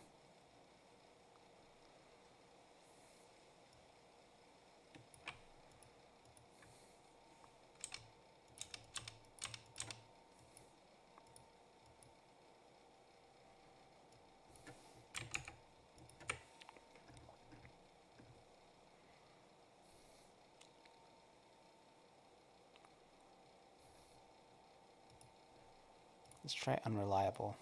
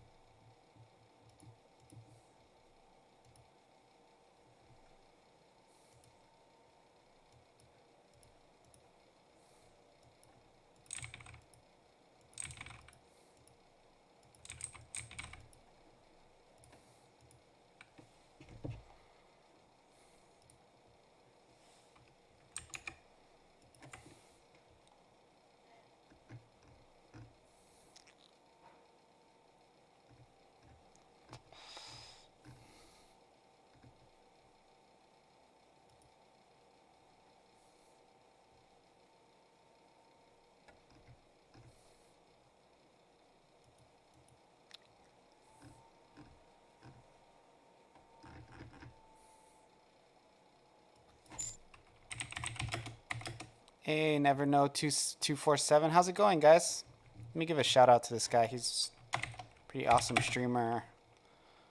Never know. Blah, blah, blah. He's an instructor, but also a Godot enthusiast. Yeah, all my 10 viewers. Here, I'll show you what I'm doing real quick. I don't totally understand the networking, but I'm trying to figure it out. I'll show you the control. So I know I'm showing stuff I probably shouldn't. I'll just change the, I'll change it later. But you can create an account.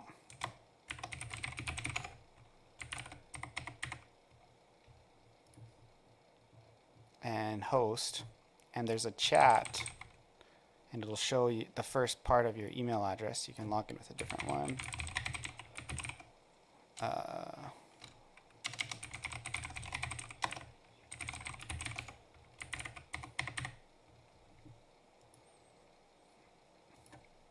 Eventually this will this server will be automatic. I just have it on. You can select host or join. It'll be a dedicated. But so there's two controllable characters, right?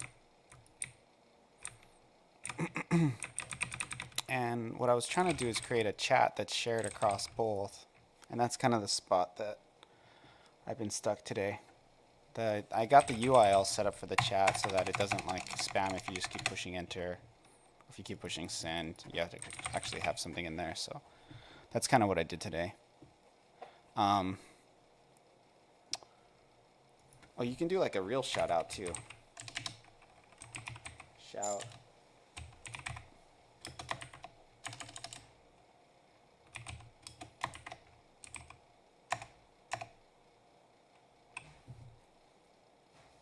Is that how you do it?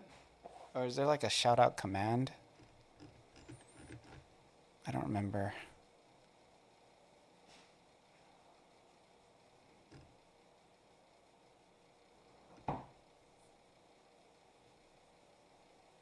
Did I spell it wrong?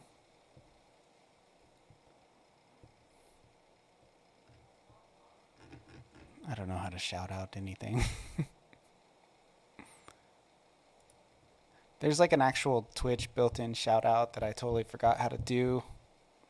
But yeah, so I've just been messing around with ways to get it to show on my multiplayer game, and I can't figure it out. I don't know. So I'm working on that. Just kind of reading about RPCs and stuff like that, and trying my best to see if I can find something about doing like a chat box. One of the options I thought about is I did create like a game data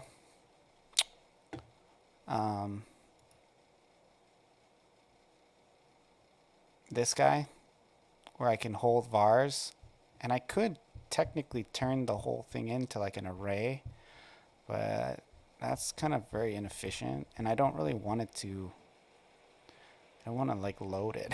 I just want it to be. I just want it to be on the screen when it's there. I don't. I did use a multiplayer synchronizer node for the player. I tried to use a synchronizer node here with the rich text label, because that's what it is, right? All it is a rich text label that I add text to. I use this this add text function, and then it just adds text to it. So I think maybe because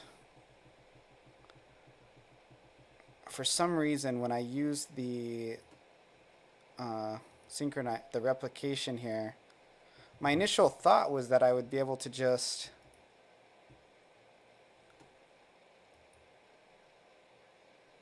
what is this unused parameter?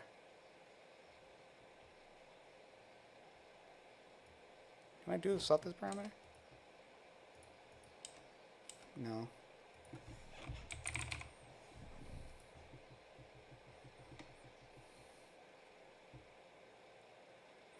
Whatever. That's not that big of a deal. I'll fix that later. But so I thought I'd be able to just use the chat, the network synchronizer, whatever it's called. I called this the multiplayer synchronizer. I called this one the chat synchronizer, and then make the rich text label synchronized. But that, for whatever reason, doesn't seem to work. Maybe I should try synchronize the line edit.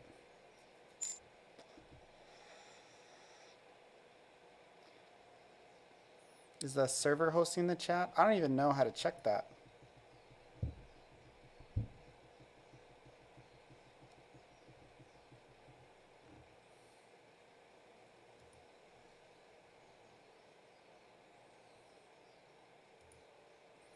I put it on ready. Does that mean that it's... What am I using for the multiplayer?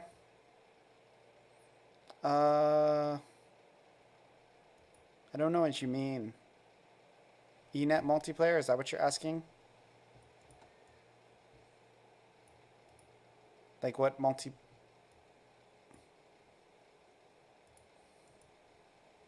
I don't know what you mean.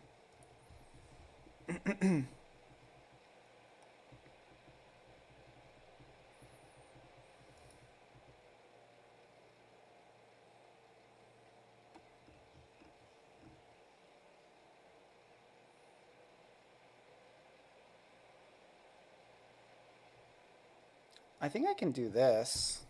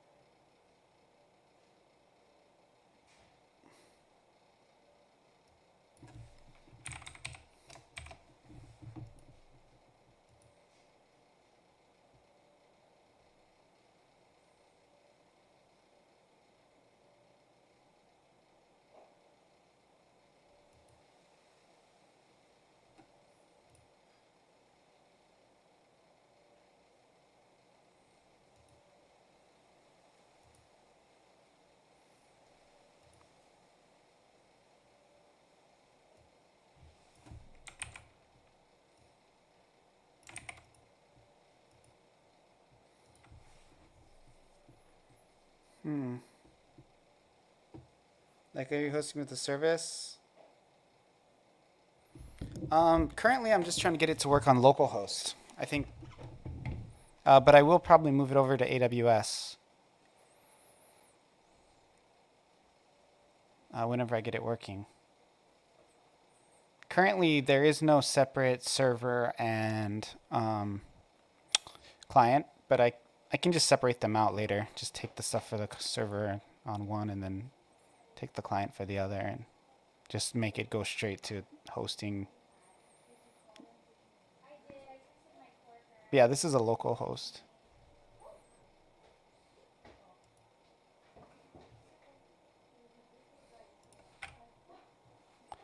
Set multiplayer authority and base multiplayer synchronizer cannot convert argument 1 from object to integer.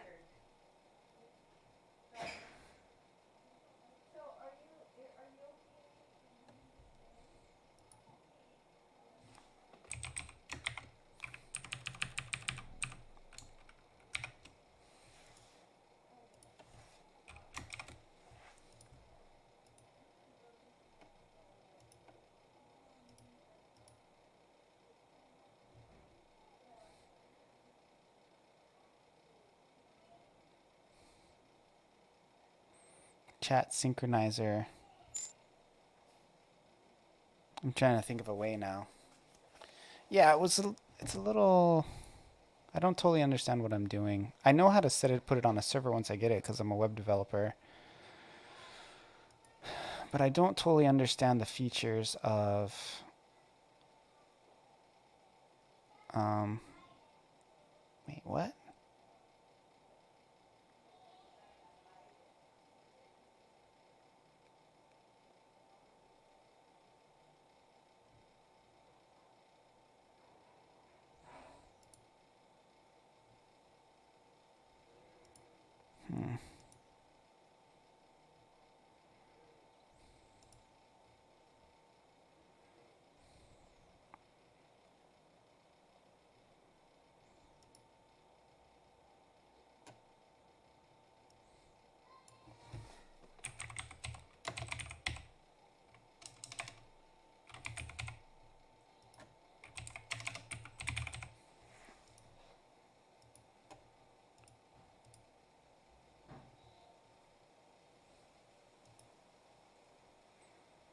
Base multiplayer cannot give argument 1 from string to integer.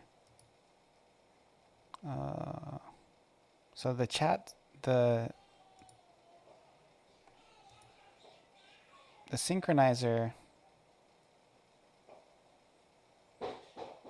is supposed to use an integer.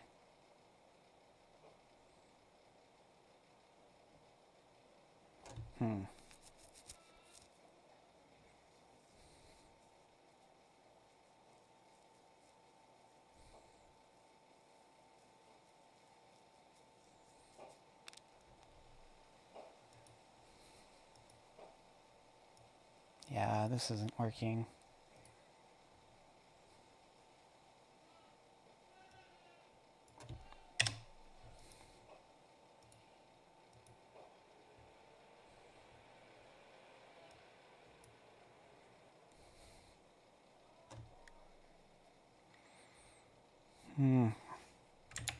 Yeah, I've been messing around with this for a while.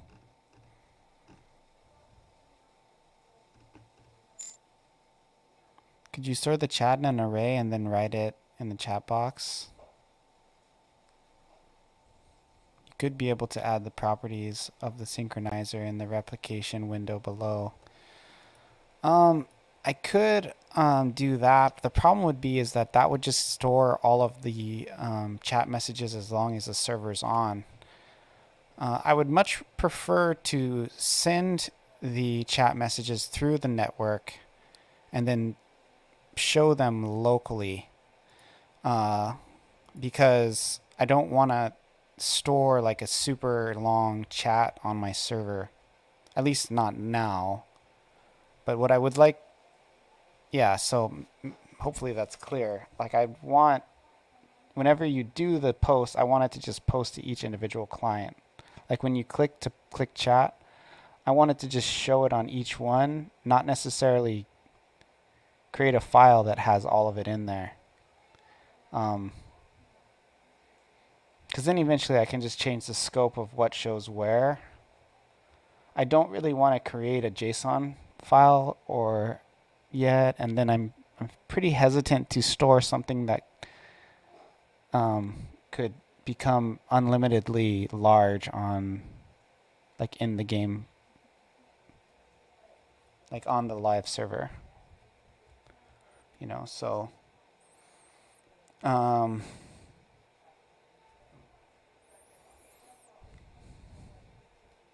it's just not a good system. What it needs to do is it needs to just post and send a message to everybody else who's logged on and put that in their chat window, which is what the synchronizer kind of does.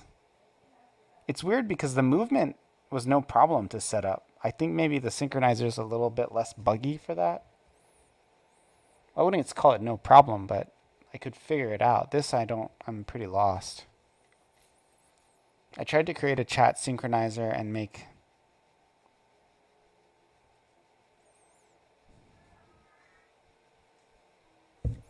I maybe should sync the button. Let's try that.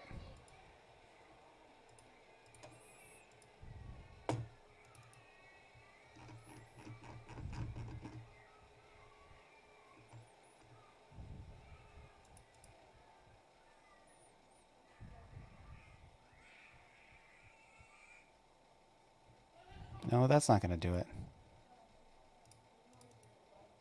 Is there like an on button pressed? I think it really comes down to me not understanding how the on button press works. I delete this, it doesn't work.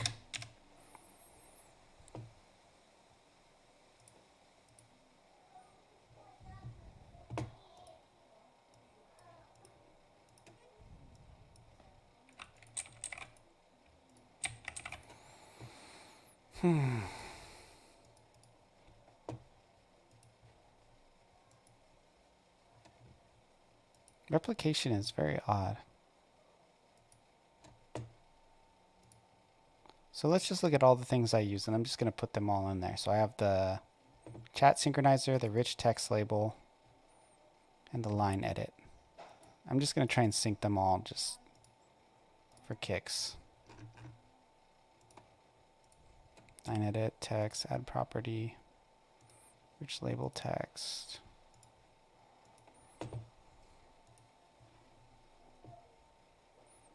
Host. Okay, join.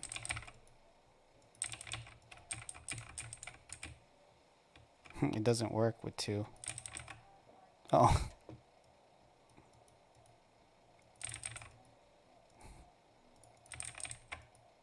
It's weird because it's not doing the button press. It's just doing... What the freak? Maybe I can create something else that I can use this synchronizer with, and then replicate it. Like put an intermediary in there that does it. Making dinner.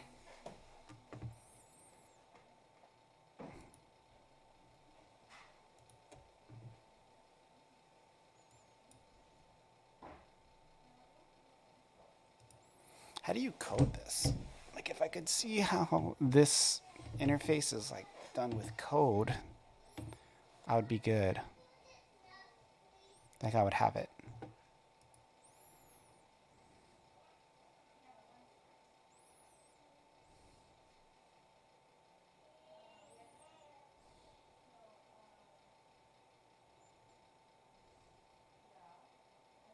Maybe I could make an additional element with an add text.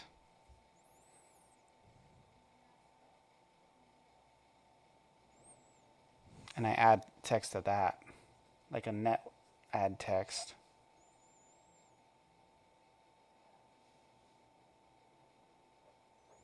Actually, maybe if I do it like this, since I have it synchronized, if I call it as chat text, like that, maybe that'll work.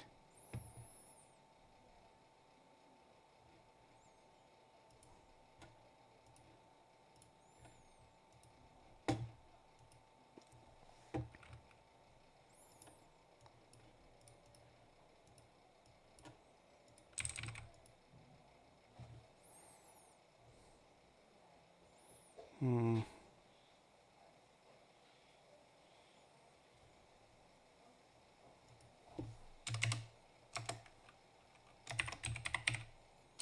the RPC.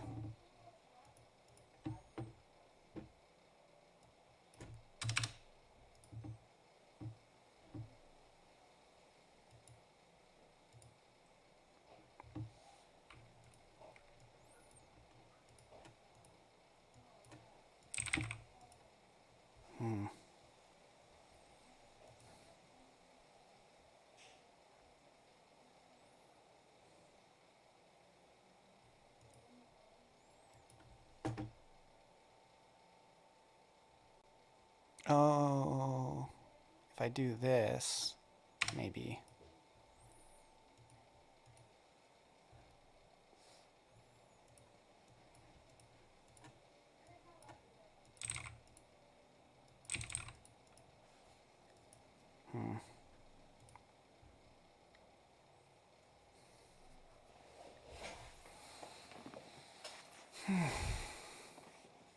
I would like to add like a blank joined too.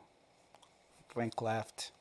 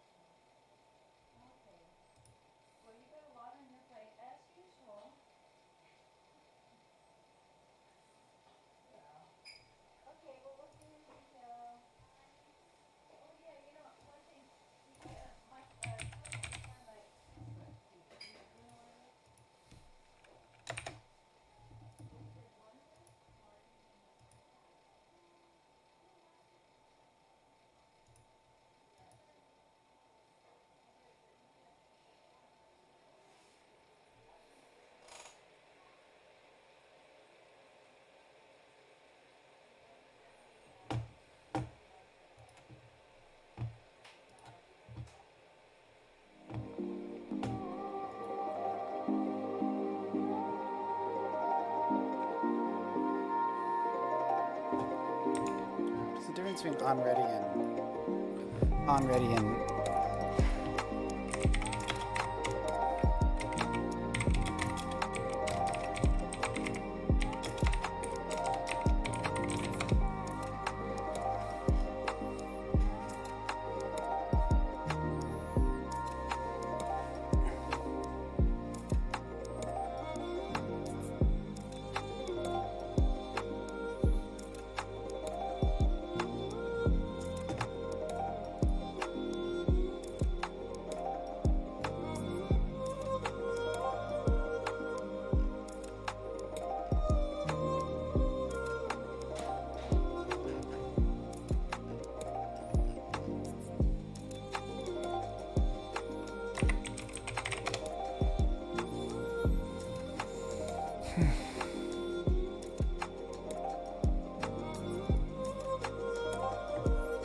When using nodes, it's common desire to keep references to parts of the scene in a variable, as scenes are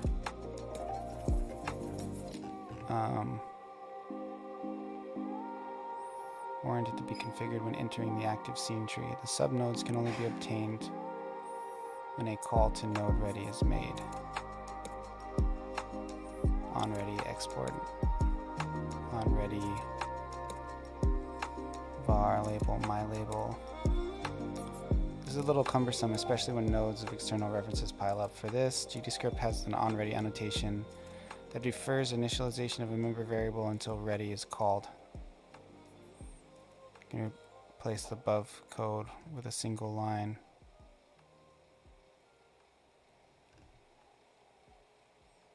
OnReady var mylabel get node mylabel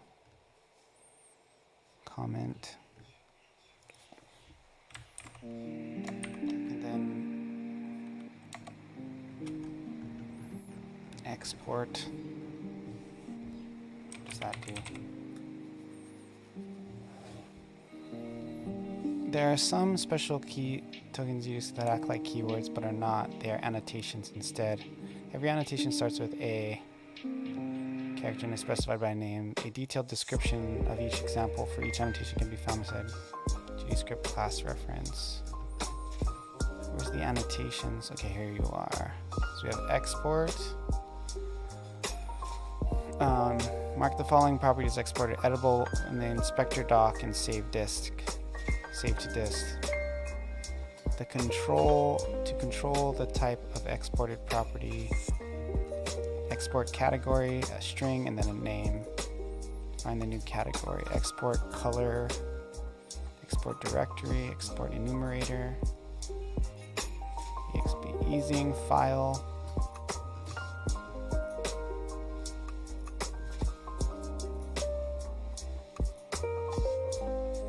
This is all export. Holy crap.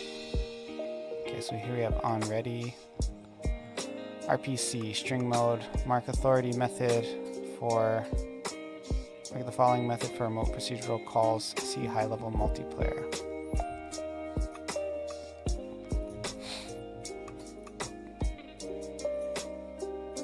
Authority, string mode, call remote. The following, I'm going to read this again, I've read it before. TCP, UDP, I don't care about that. Mid-level abstraction, don't care about that. Var pair, create server, get tree.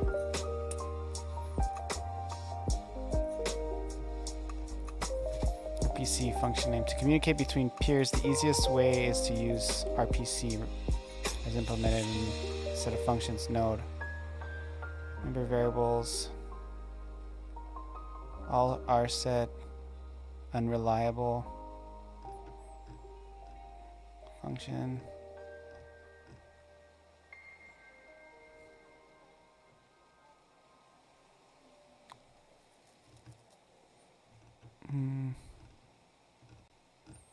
Dude, I'm lost.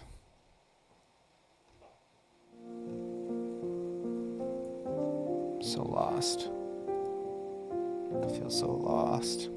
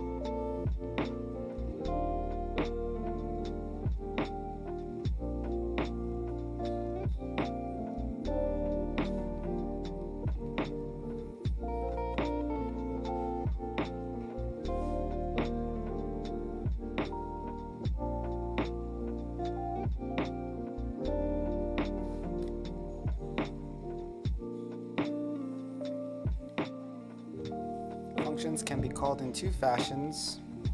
Reliable,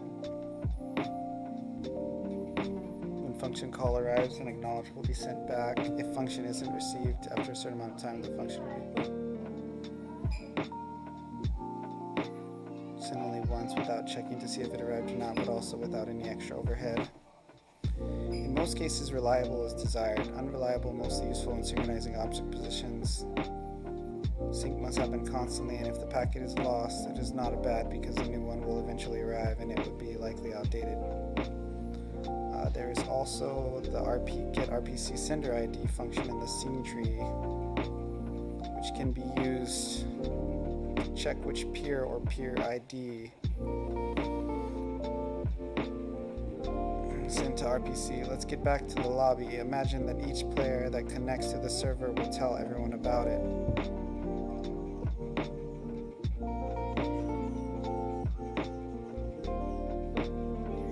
Remote keyword is registered player function.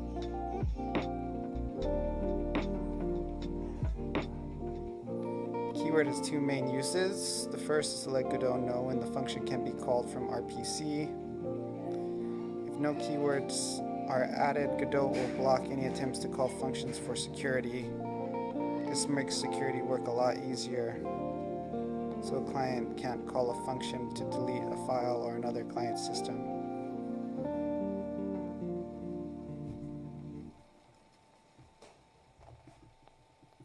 Remote sync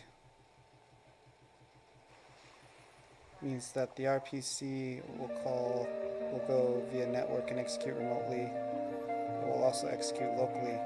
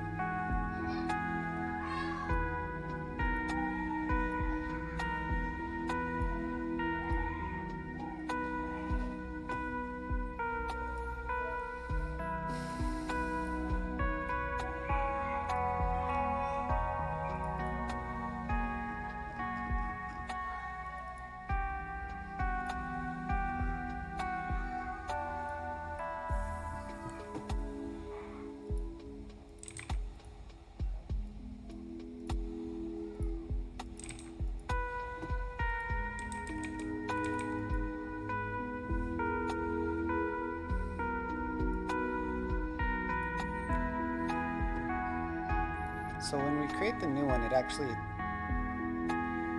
makes another one on top of the old one, but it doesn't change the text, which is interesting.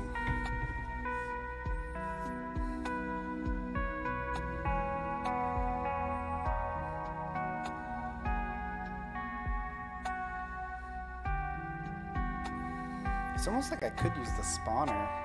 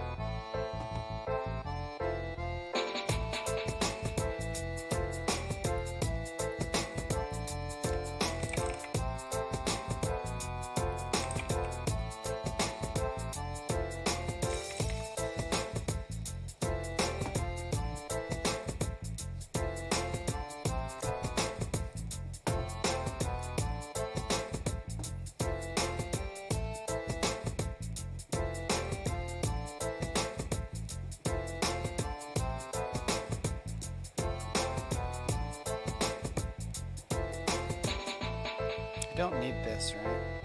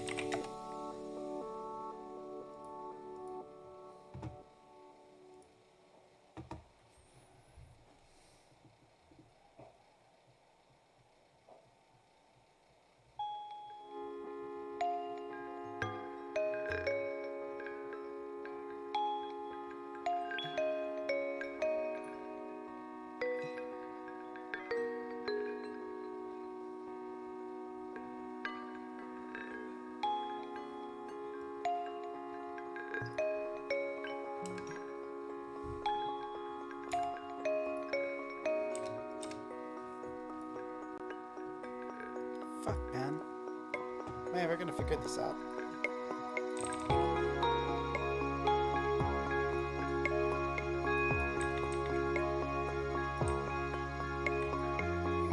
So you see how it covered it there? That's very odd. I don't understand that. So it's basically refreshing it when I log in with another client.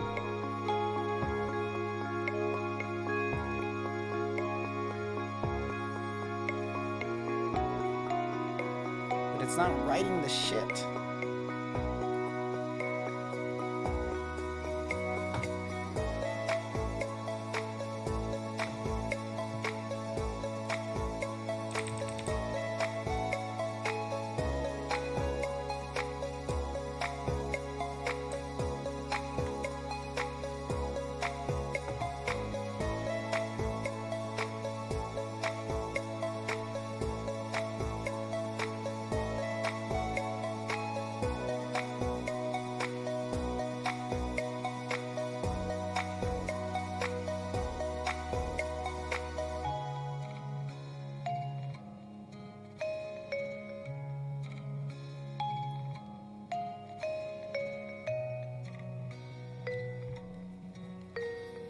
I don't think I need a freaking synchronizer. If I delete this.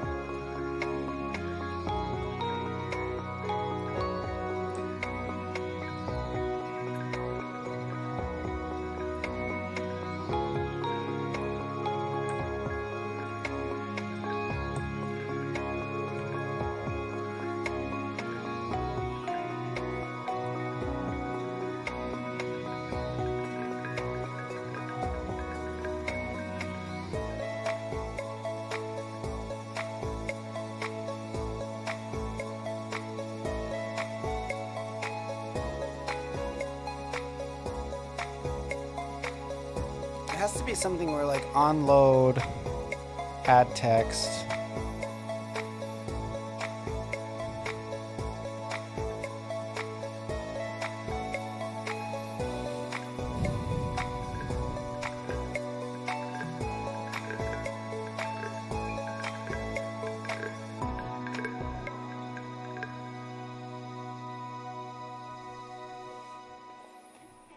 Because it's part of the player.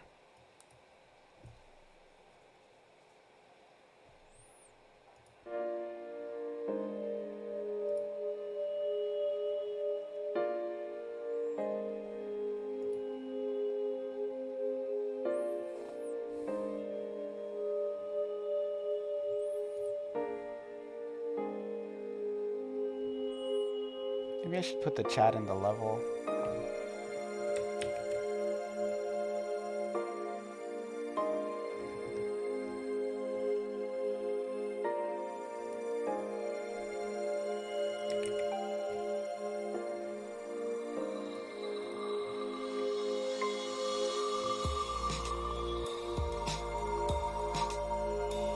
Deletes it.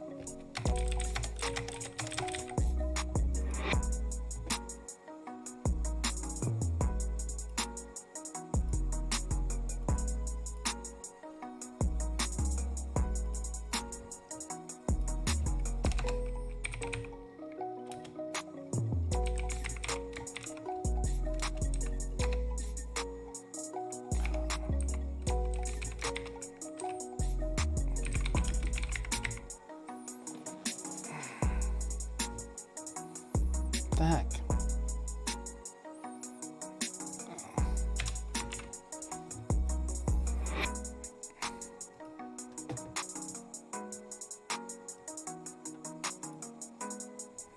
It's not loading. Unload.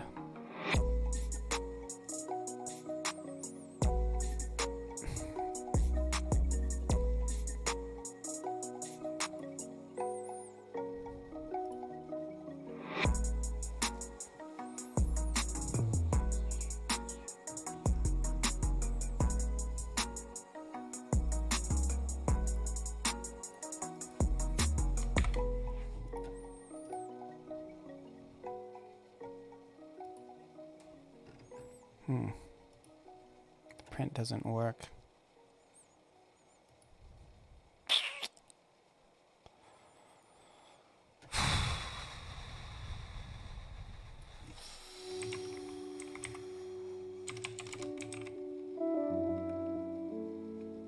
Isn't it like on load or something?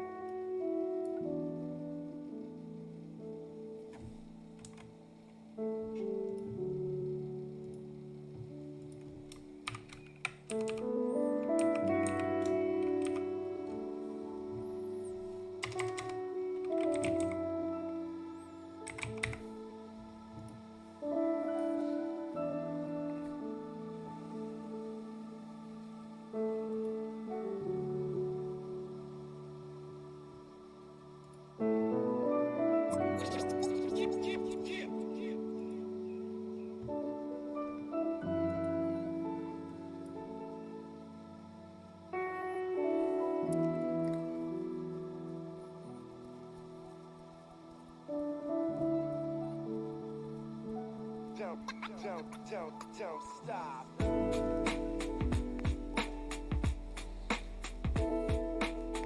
I'm gonna take a break for a bit.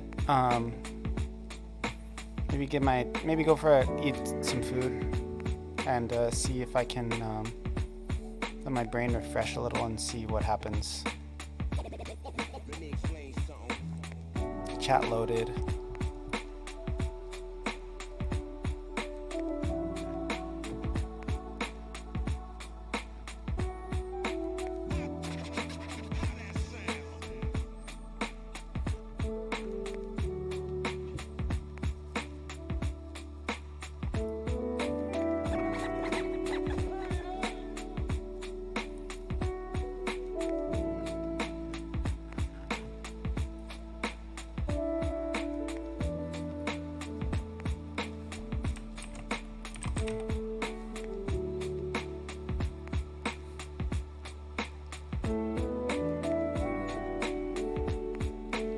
Need the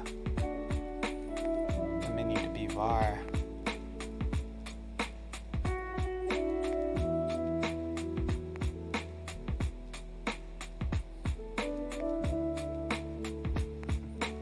Yeah, I can just make it menu.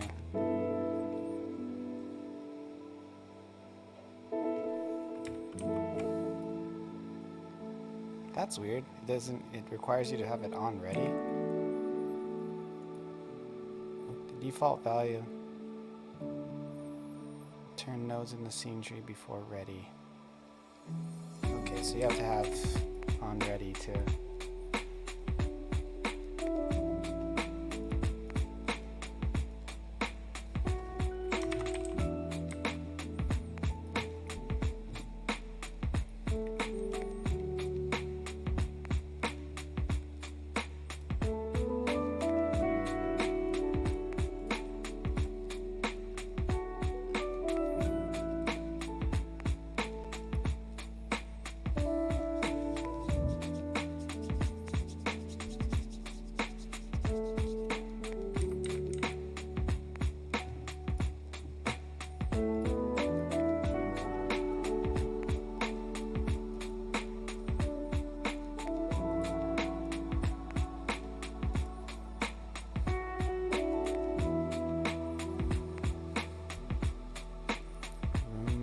Synchronizer is unable to process the pending spawn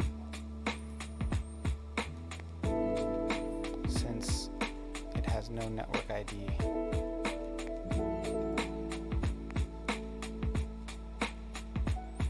6.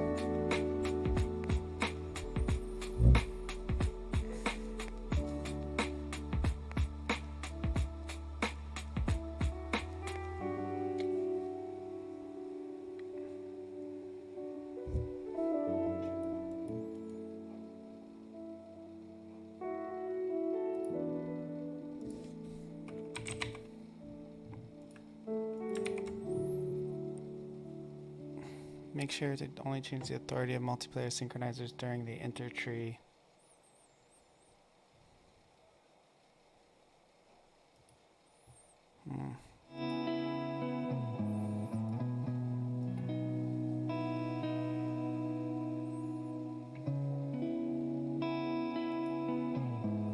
So for some reason,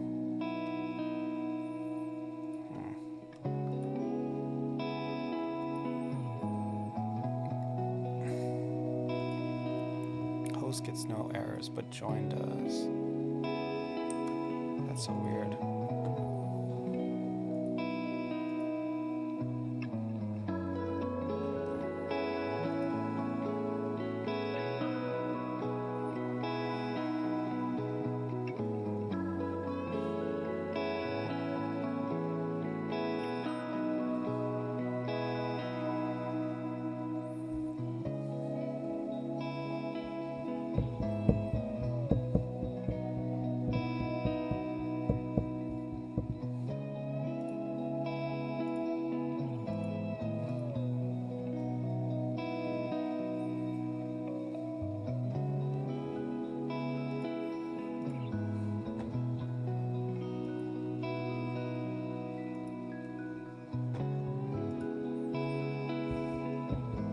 I'll be right back. I'm gonna take a break.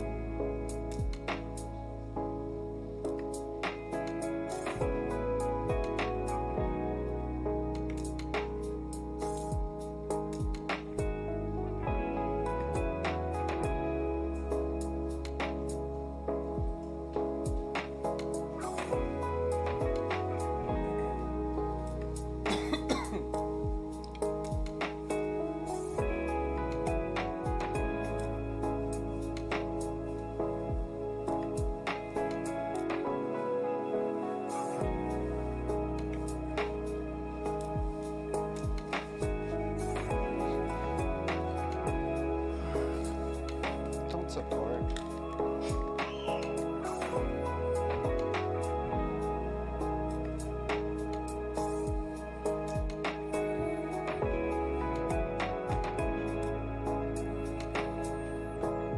Okay, back.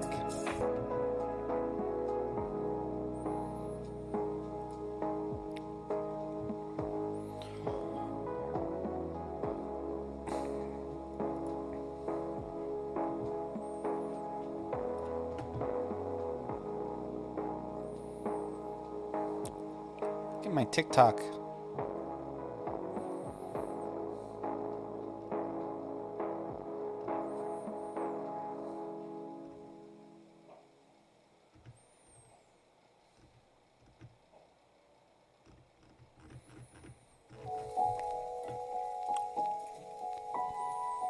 Okay, so root room. Multiplayer is unable to process the pending spawn since it has no network ID. This might happen when changing the multiplayer authority during ready callback.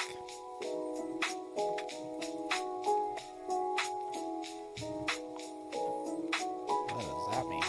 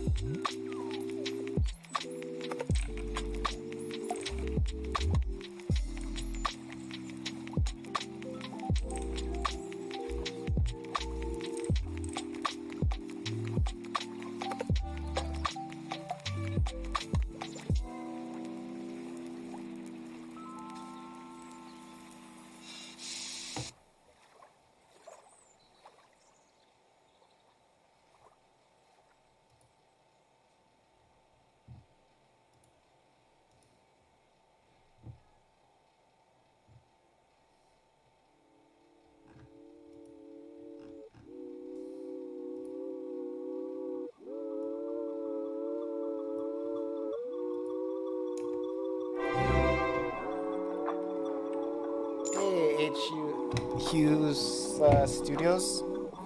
Use the Studios. I don't know if this will work. Oh no, I don't want the canvas layer.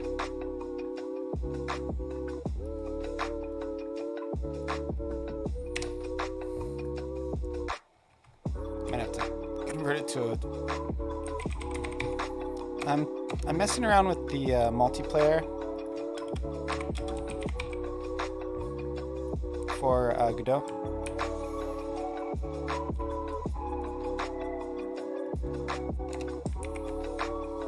I'll show you.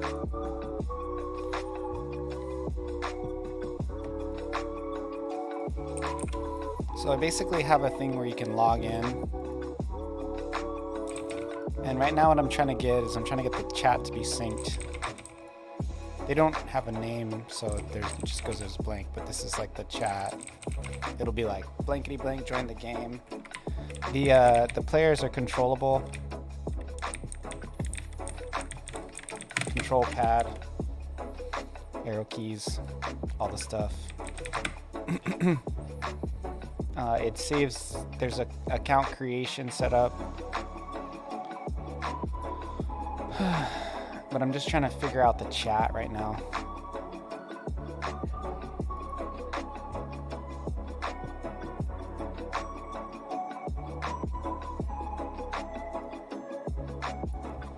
And I don't know what to do. Part of me wants to just put this into the game, to the thing, so everything's local. Maybe I'll do that. I'm just gonna try that. It's time to try that. It's time to try that. I don't have to necessarily mess with the other one.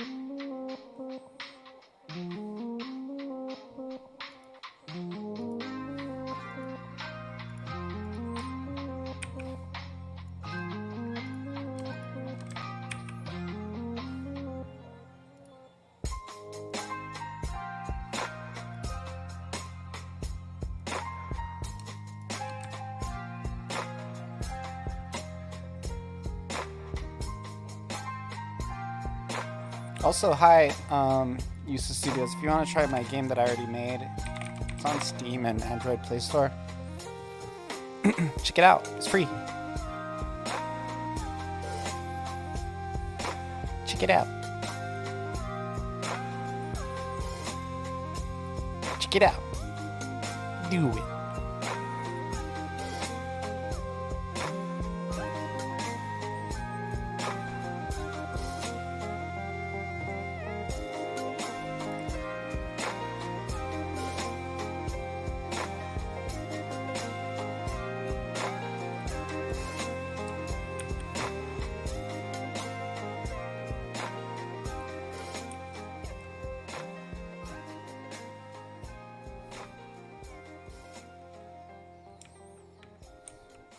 Why did it do 2?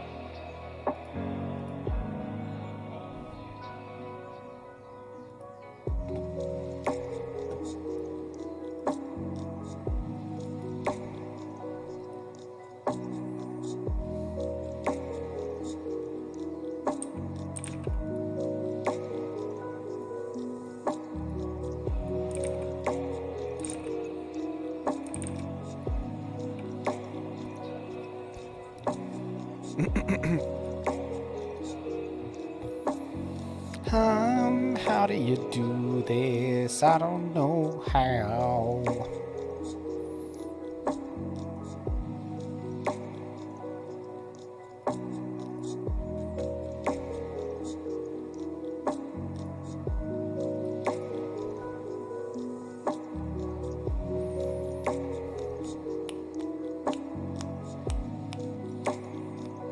I guess I'll just watch more videos on multiplayer. Just hope for the best.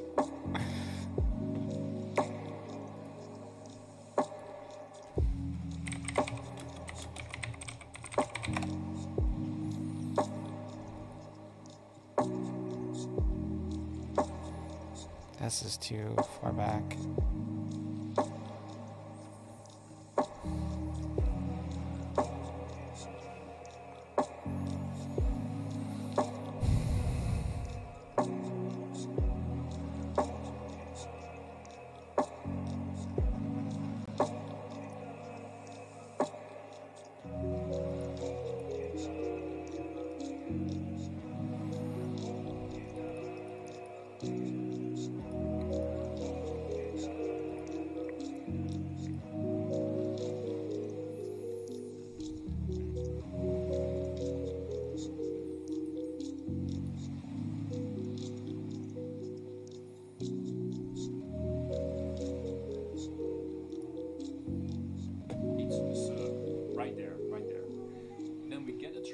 Set the network peer to the network. Nothing special there. This is just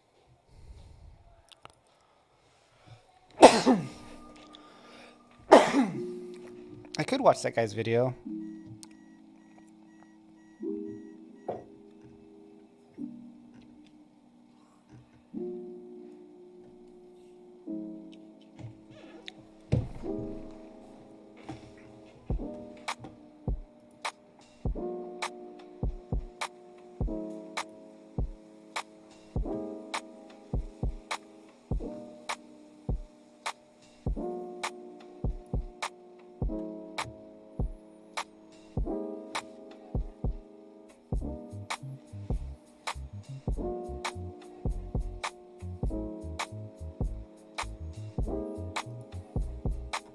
Hello, ladies and gentlemen, it's Mike here at Game From Scratch. And what would you say if I told you that you could add multiplayer to any single-player game with the click of a button.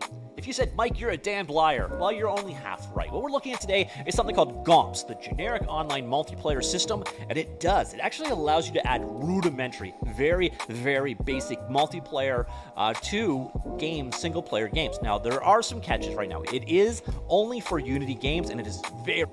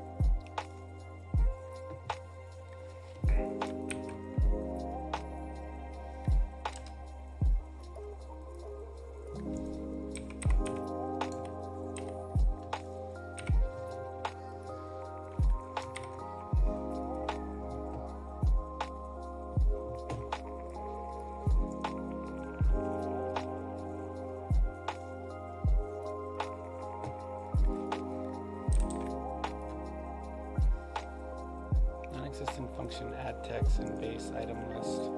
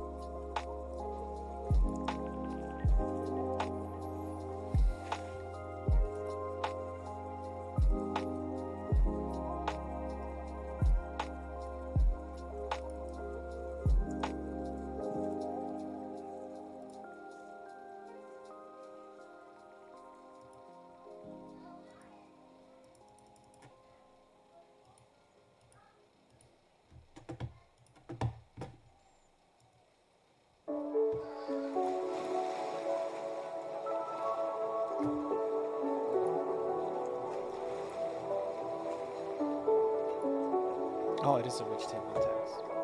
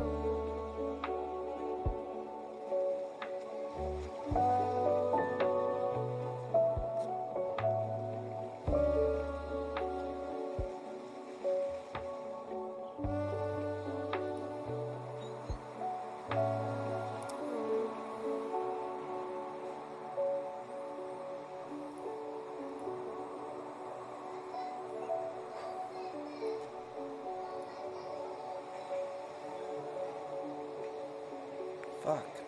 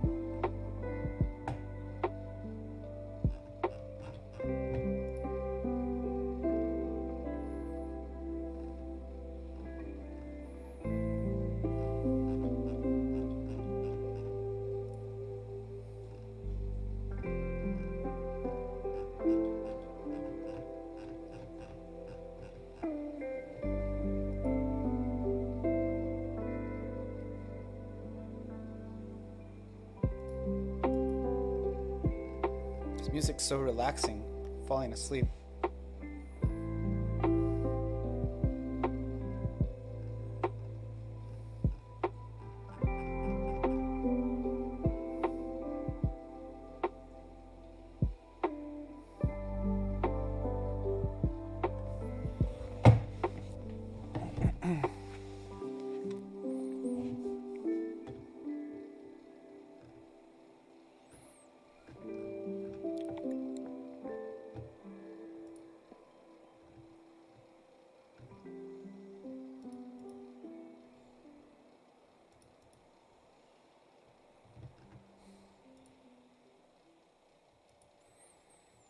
I think I've pretty much looked up every possible tutorial.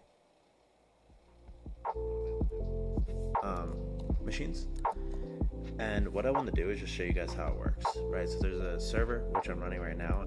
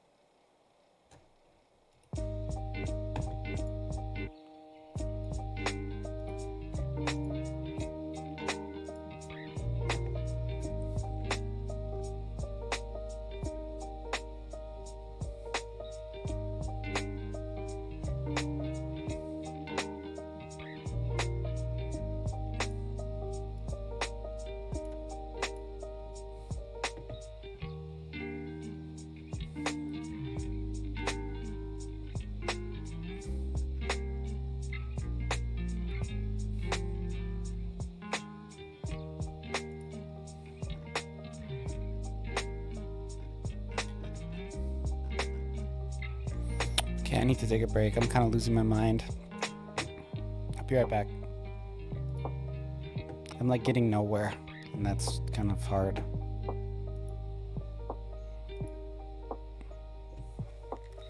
Anybody's around that wants to help me, let me know. I feel like should be easy, but I can't figure it out. It's like, if I can make the character move, why can't I just control chat? It's so weird.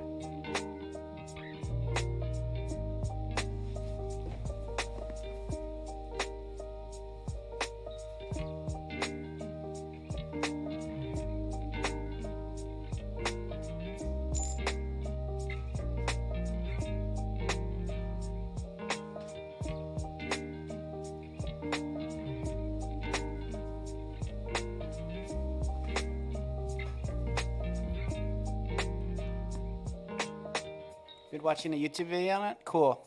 Well, if you get any idea, let me know. I've watched a bunch of them, and I can't figure it out. It's because it's not something that's like out of the box with the synchronization built into Godot, so it's a little tougher. Yeah, I don't know.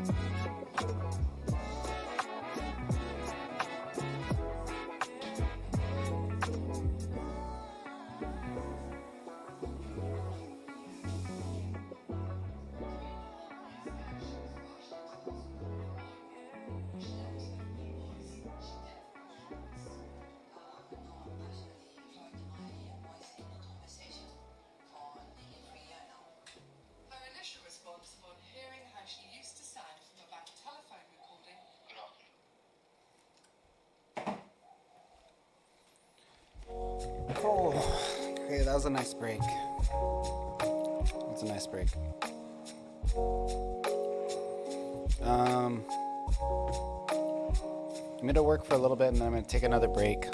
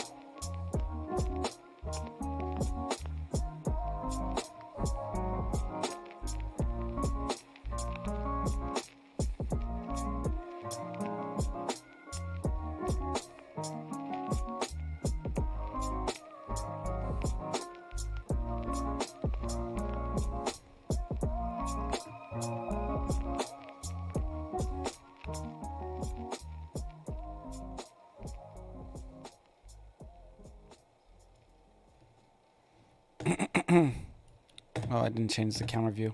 Oops.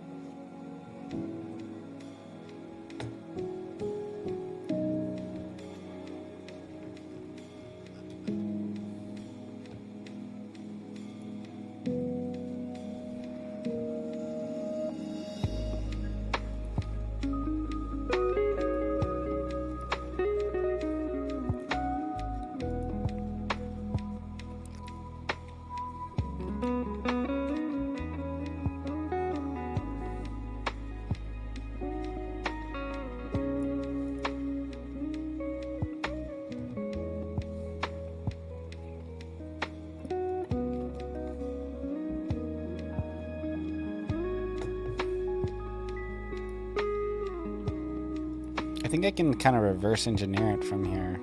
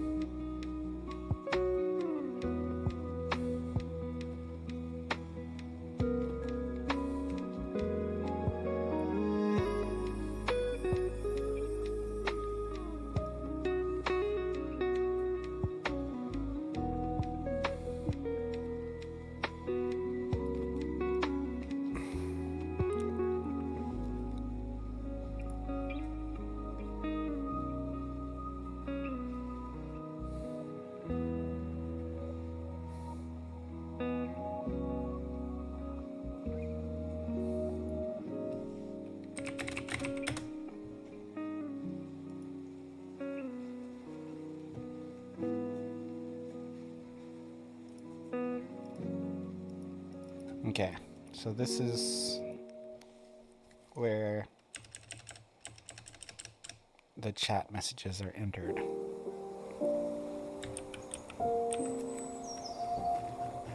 Down here at the bottom.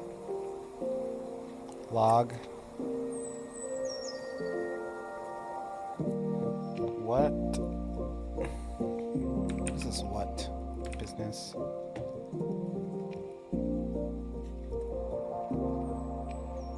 This function log, what is this?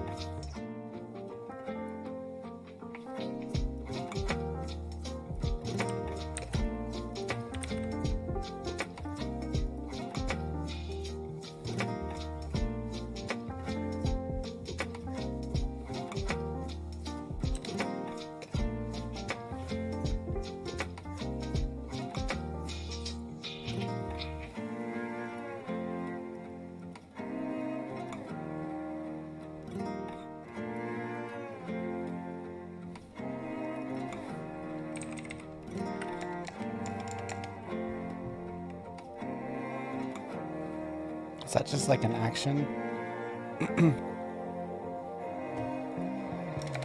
It's like a, is that like a global method, do action, roll?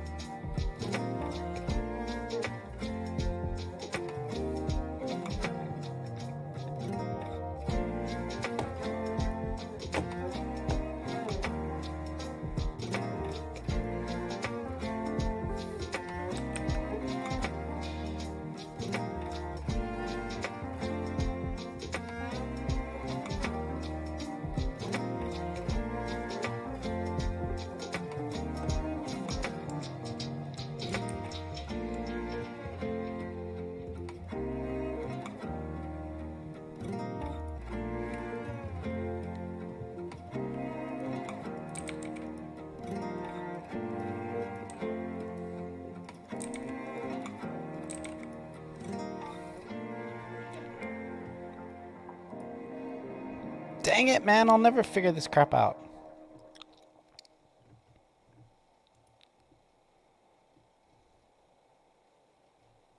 It's not running this either. It's not running that chat loaded on ready. It's very weird.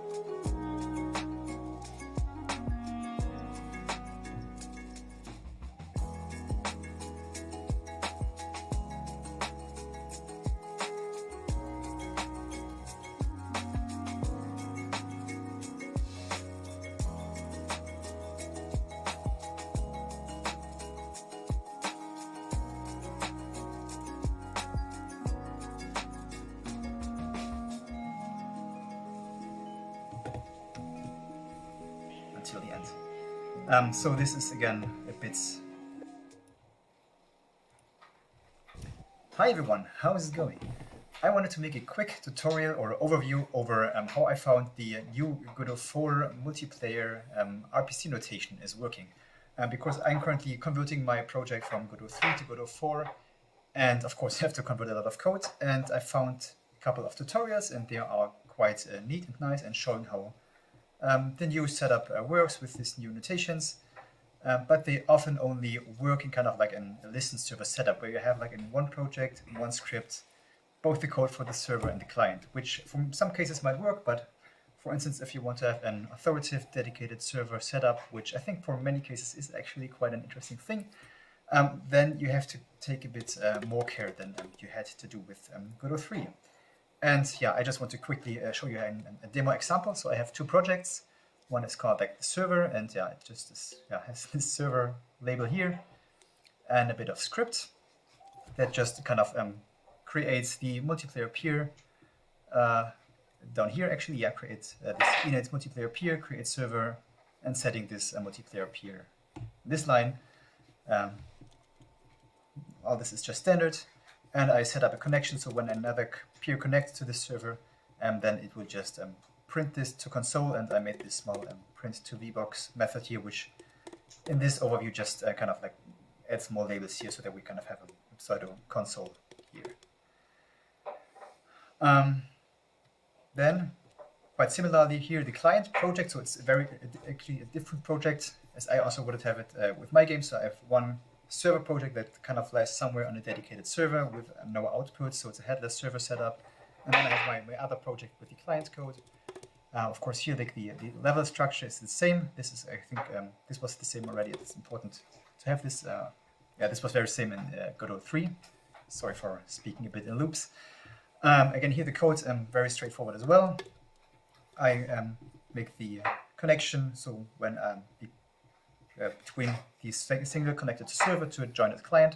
So whenever there is the connection, there will be some code running here, but first we again create the init multiplayer peer, connect to the local machine with the same port as we had in the server project, setting that and just print joining server. And then once the connection is established, this method should fire automatically. We have another printing, connection established. And then I have this maybe a bit convolved setup here, but this is just to demonstrate. I would take my client ID, define the player name, and then call a method on the server. Please server spawn the player with this ID and the player.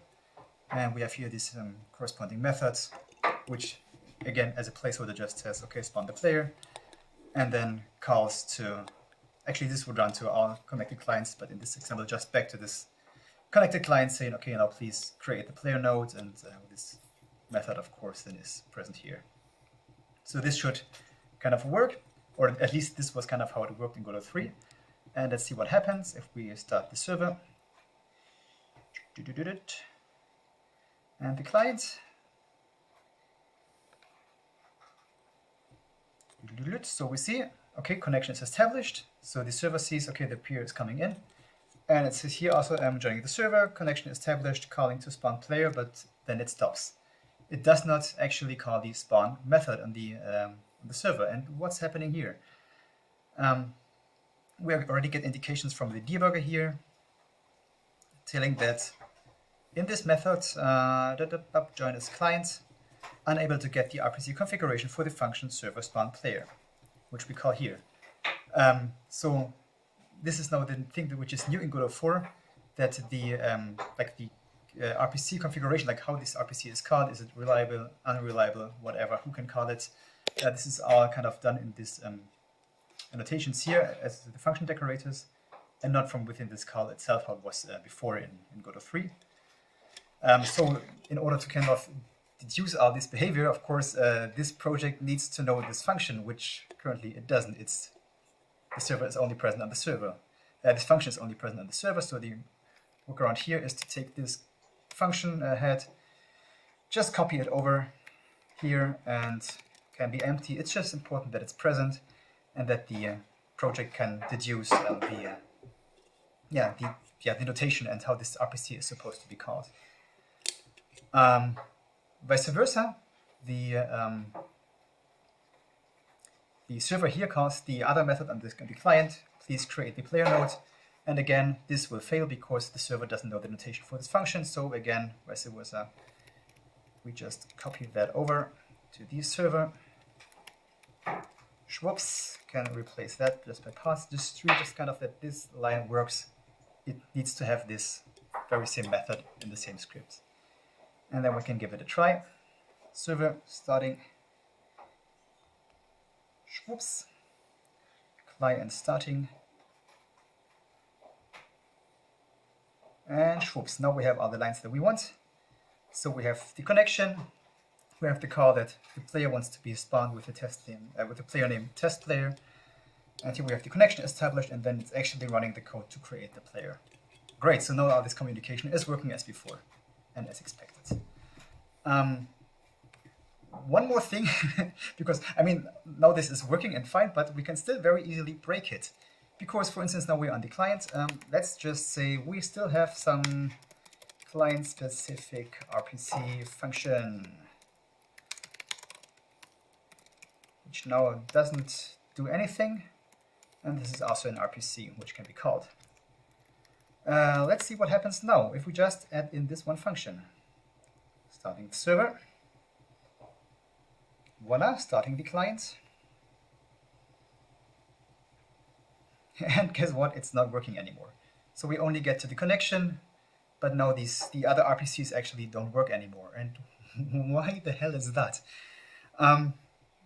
It's special, but actually also the debugger tells us now already what's going on here. We have this process simplify path, which tells us make sure to have the same methods on both nodes in this scene here, in this world scene. So what we just did now to violate this behavior, and I can just tell you a little bit more in just a second, but just to recapitulate, we just added this function here and also made this an RPC function. And now the server and the client, they have on this very same script, on this node here, different sets of RPC functions, and this doesn't work. If this was just a normal function, not an RPC callable one, let's just make demonstration, this should now work again. So this is really just make sure to have really the same set of RPC callable methods on both the server and the client. Yeah, now we get until the end. So this is again a bit special. So just to recap, make sure to have all the same RPC functions on both the server and the client, make them empty if you just want to have them as a placeholder just to get the notation, and don't have any exclusive functions unless they are just really purely locally running. Then this is no issue. And if you want to read a bit more about this, there is, you can just Google for that. There was a commit for that they optimized the data structures for sending the RPC informations, and they compress stuff a bit more. And not only the node path needs to be the same, but also a set of RPC functions.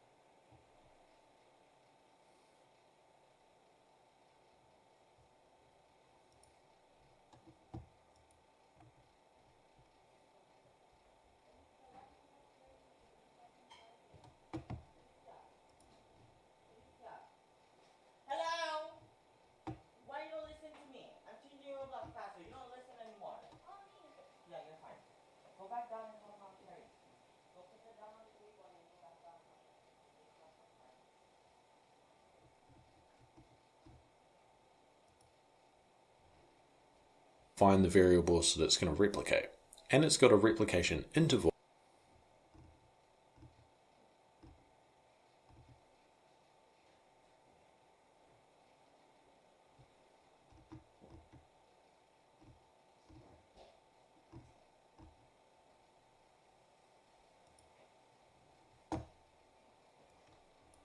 Call the RPC function on the node with the function name as a string parameter.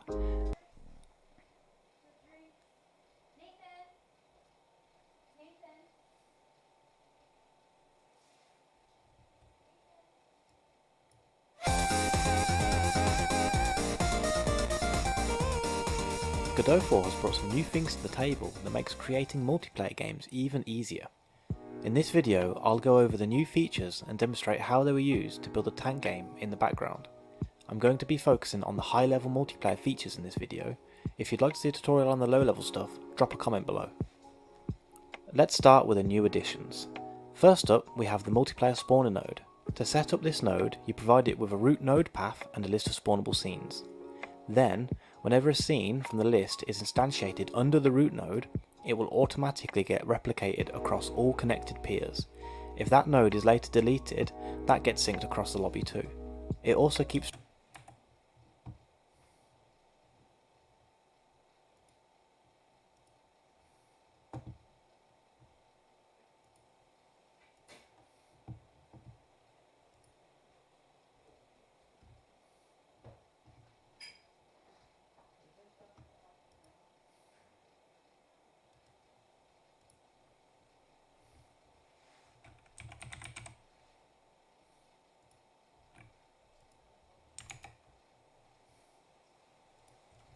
track of the scenes it spawned, so if a new client connects later, it can instantiate all the scenes for them that it needs to. Here's how I'm using it. In the main scene, I have a plain node called network, which I'm using as my spawn route. I've then populated the auto spawn list with all the scenes I want automatically replicating, including the player. Then, in my lobby code,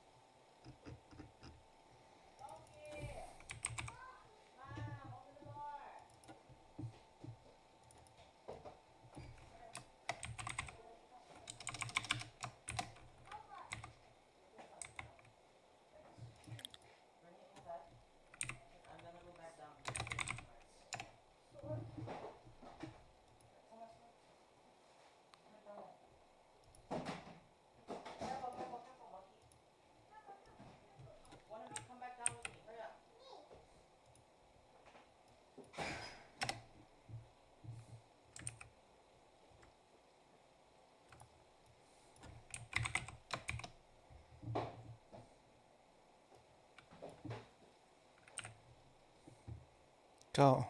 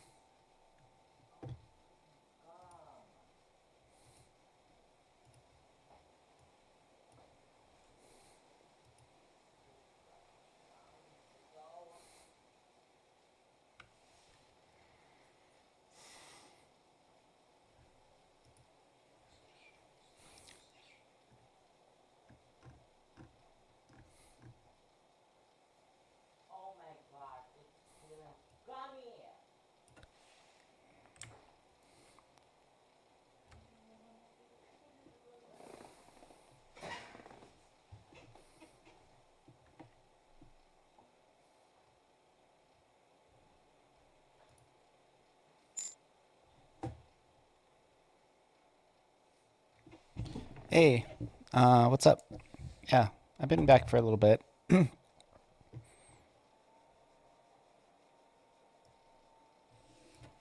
Just trying some crap, you know. Throwing...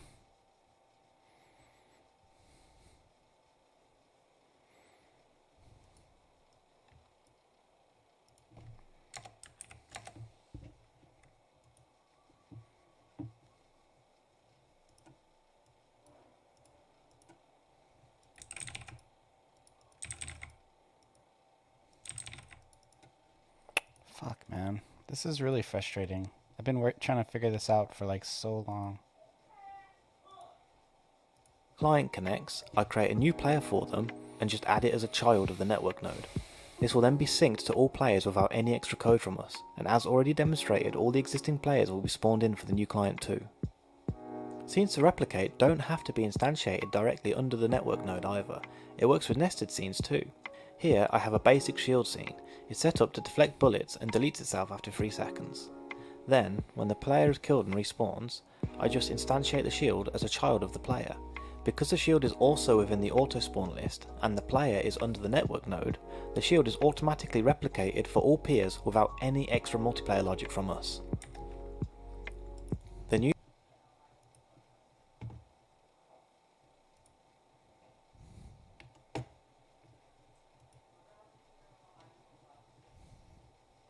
How did I do that?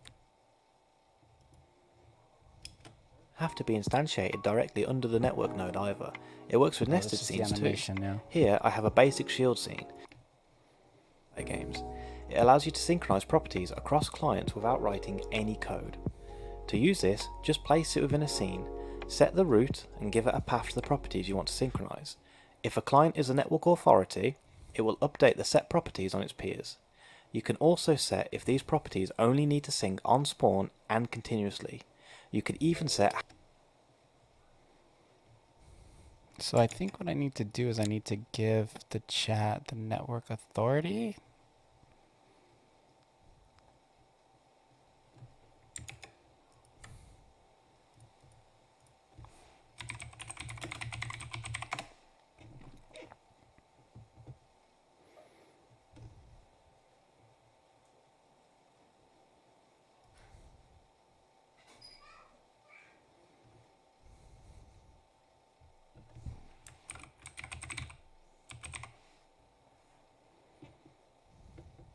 Enumerations.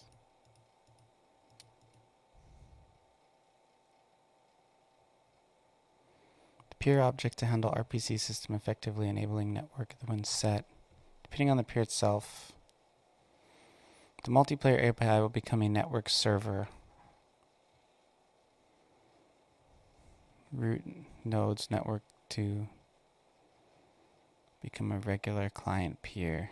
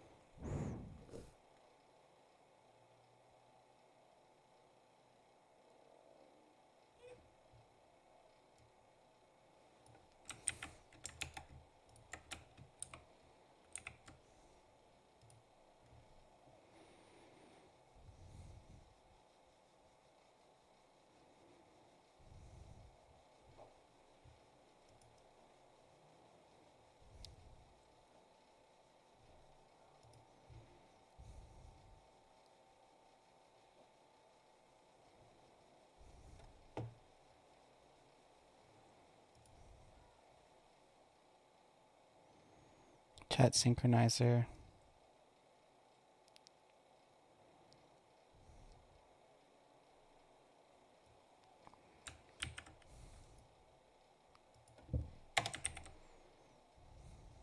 This doesn't work. The function ready.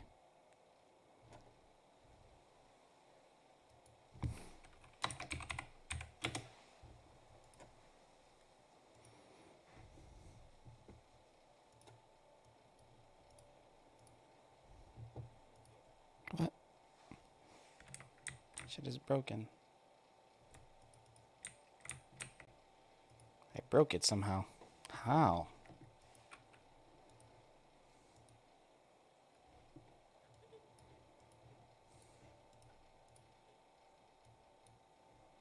That one wasn't broken.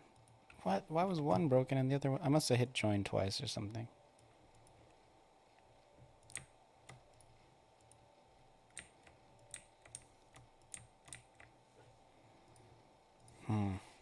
What? That's so weird.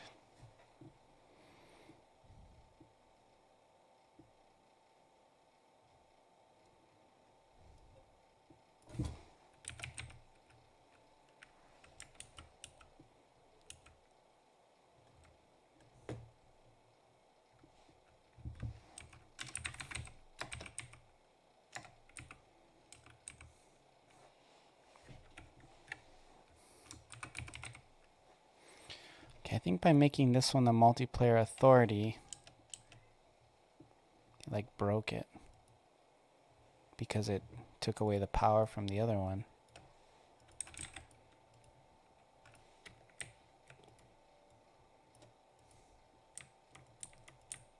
Nope, it was something else.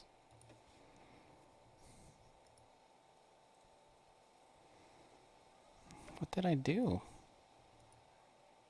I didn't do anything. How did I break it? Is it all these RPCs I added?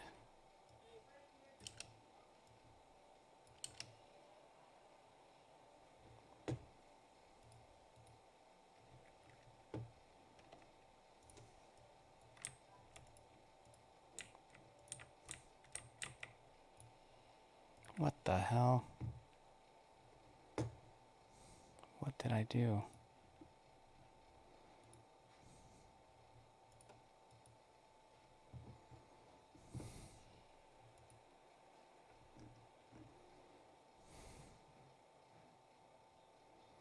Multiplayer synchronizer, everything looks good. On ready, viewport. Set the multiplayer authority for the name.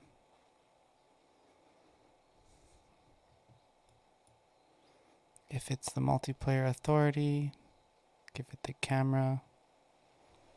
Physics, if not multiplayer authority, return. So this makes everything else not work.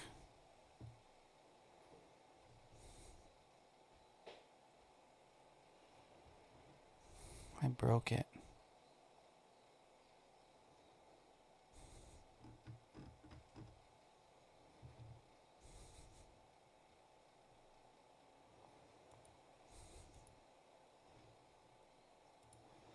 What did I do?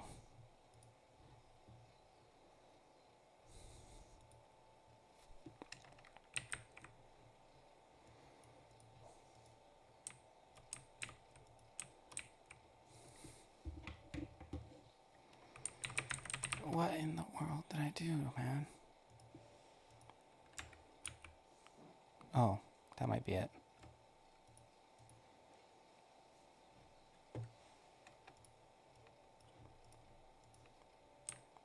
Yeah, that was it.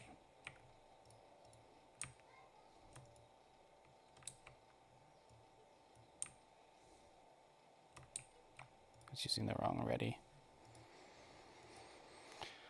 Okay.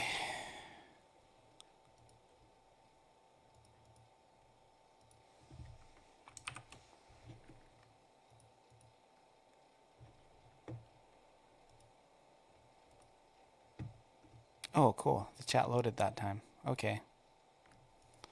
Okay.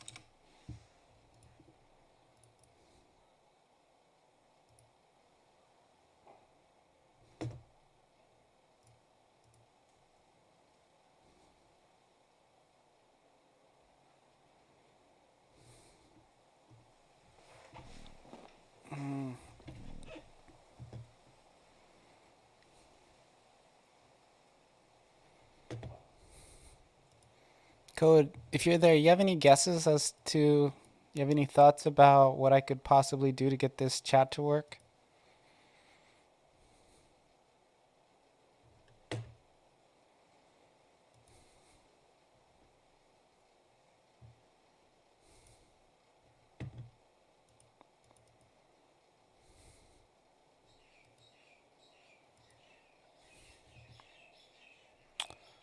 Um,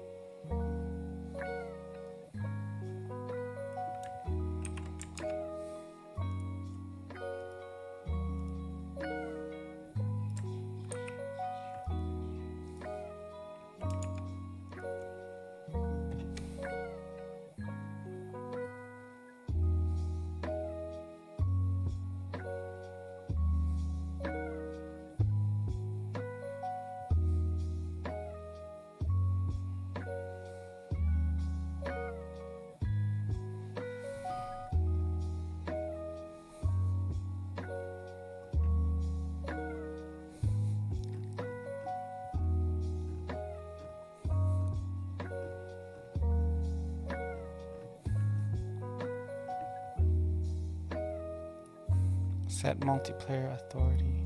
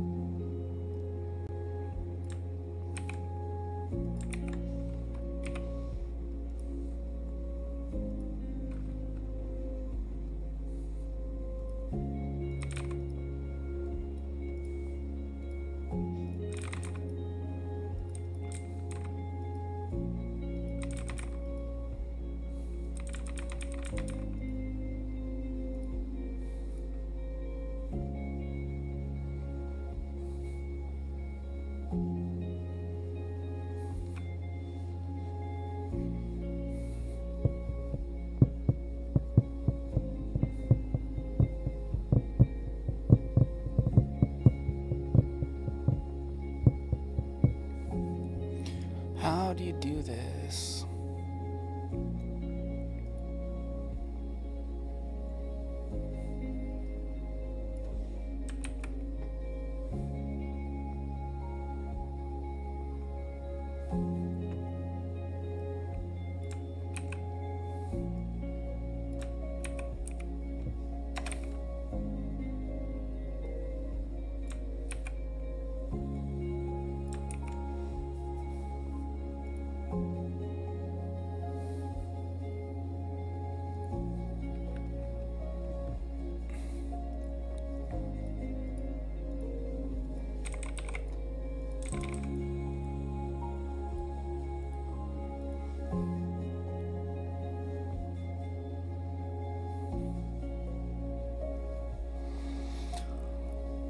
Oh, how do I do this? I'm so sad.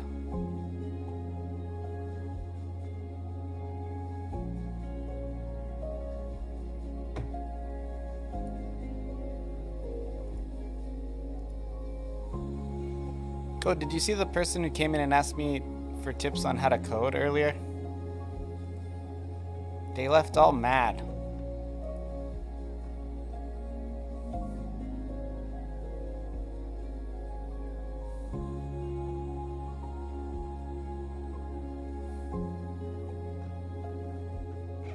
People come ask advice, you give it to them, and they get mad at you. Like you did something other than what they asked.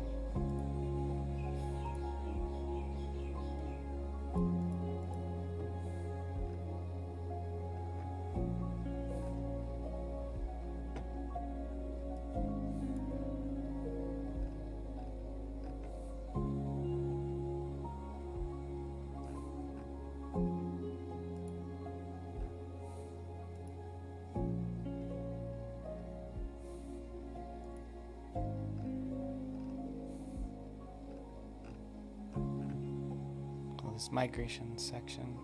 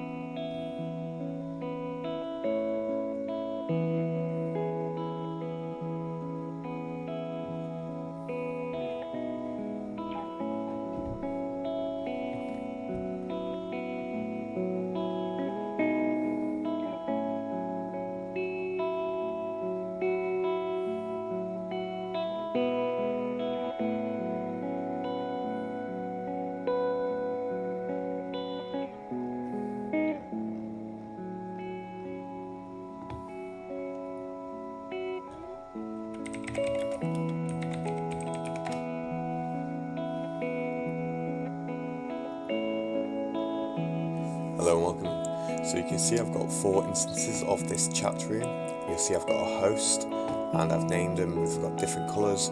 You'll also notice that they're all pointing to 127.0.0.1, which is a local. So this isn't currently online, but it will work online. So I'm going to host. This is now waiting for clients, so I'll join. And as you can see on the host, it joins. And if I type, does this guy have a test project? You'll notice that they've got the colours, got the corresponding messages, and if I leave the room, it updates the user. 2 years ago. I guess I can look at it.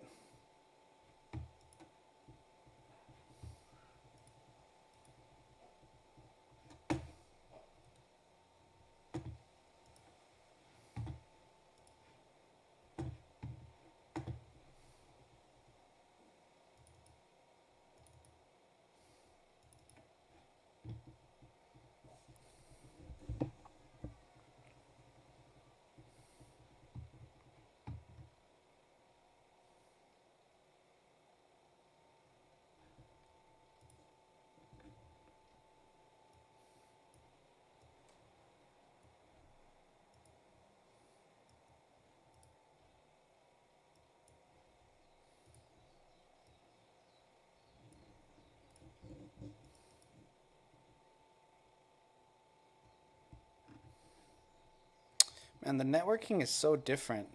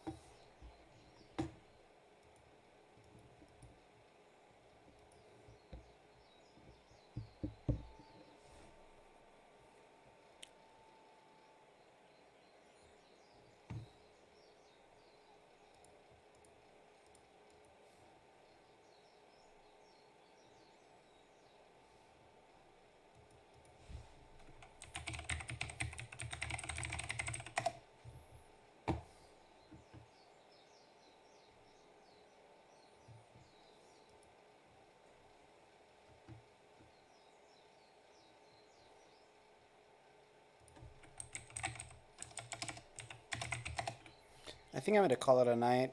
I might get back on later, but I'm going to just... let's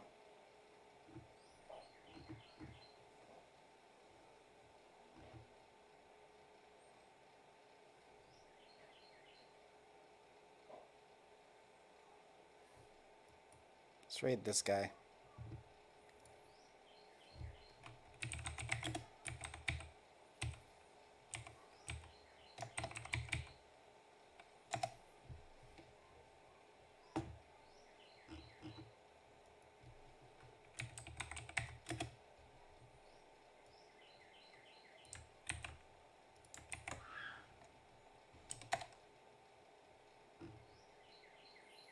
Doesn't seem to want to work.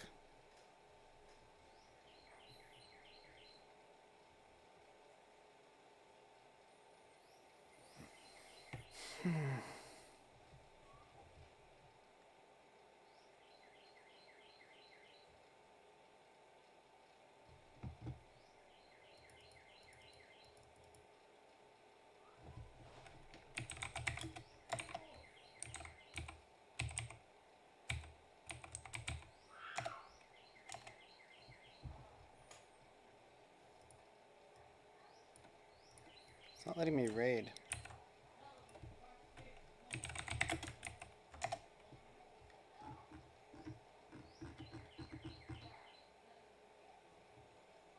What the heck? Is my stuff broken?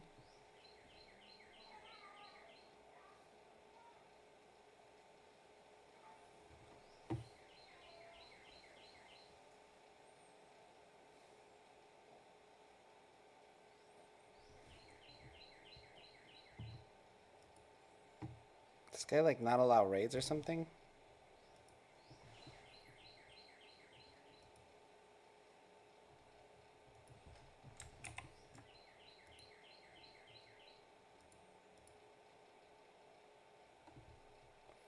Maybe he's too new or something like that.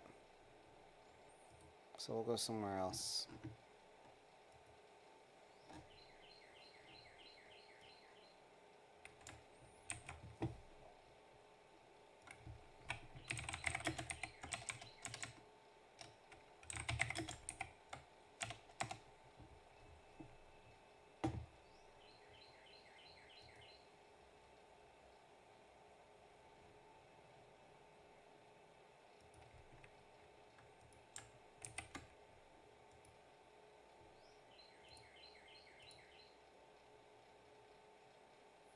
For some reason, raids are not working.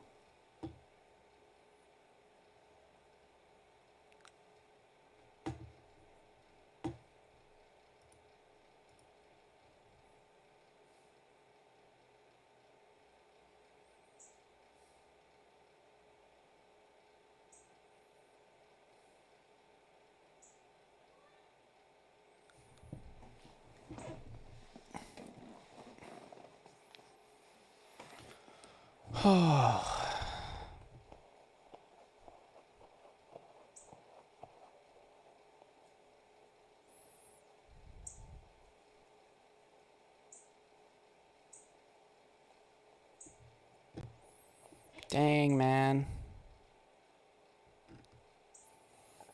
It's not letting me raid.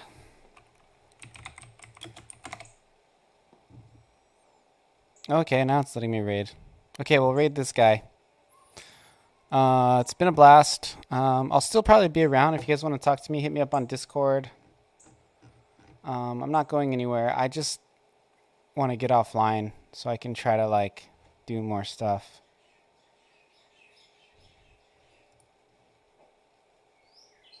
And yeah, so I'll see y'all later.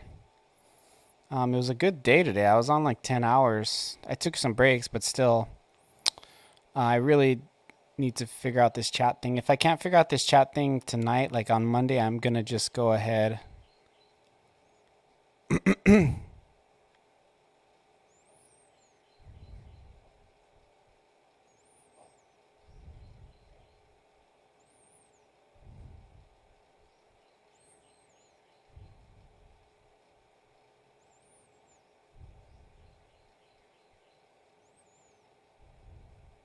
I'll see y'all later.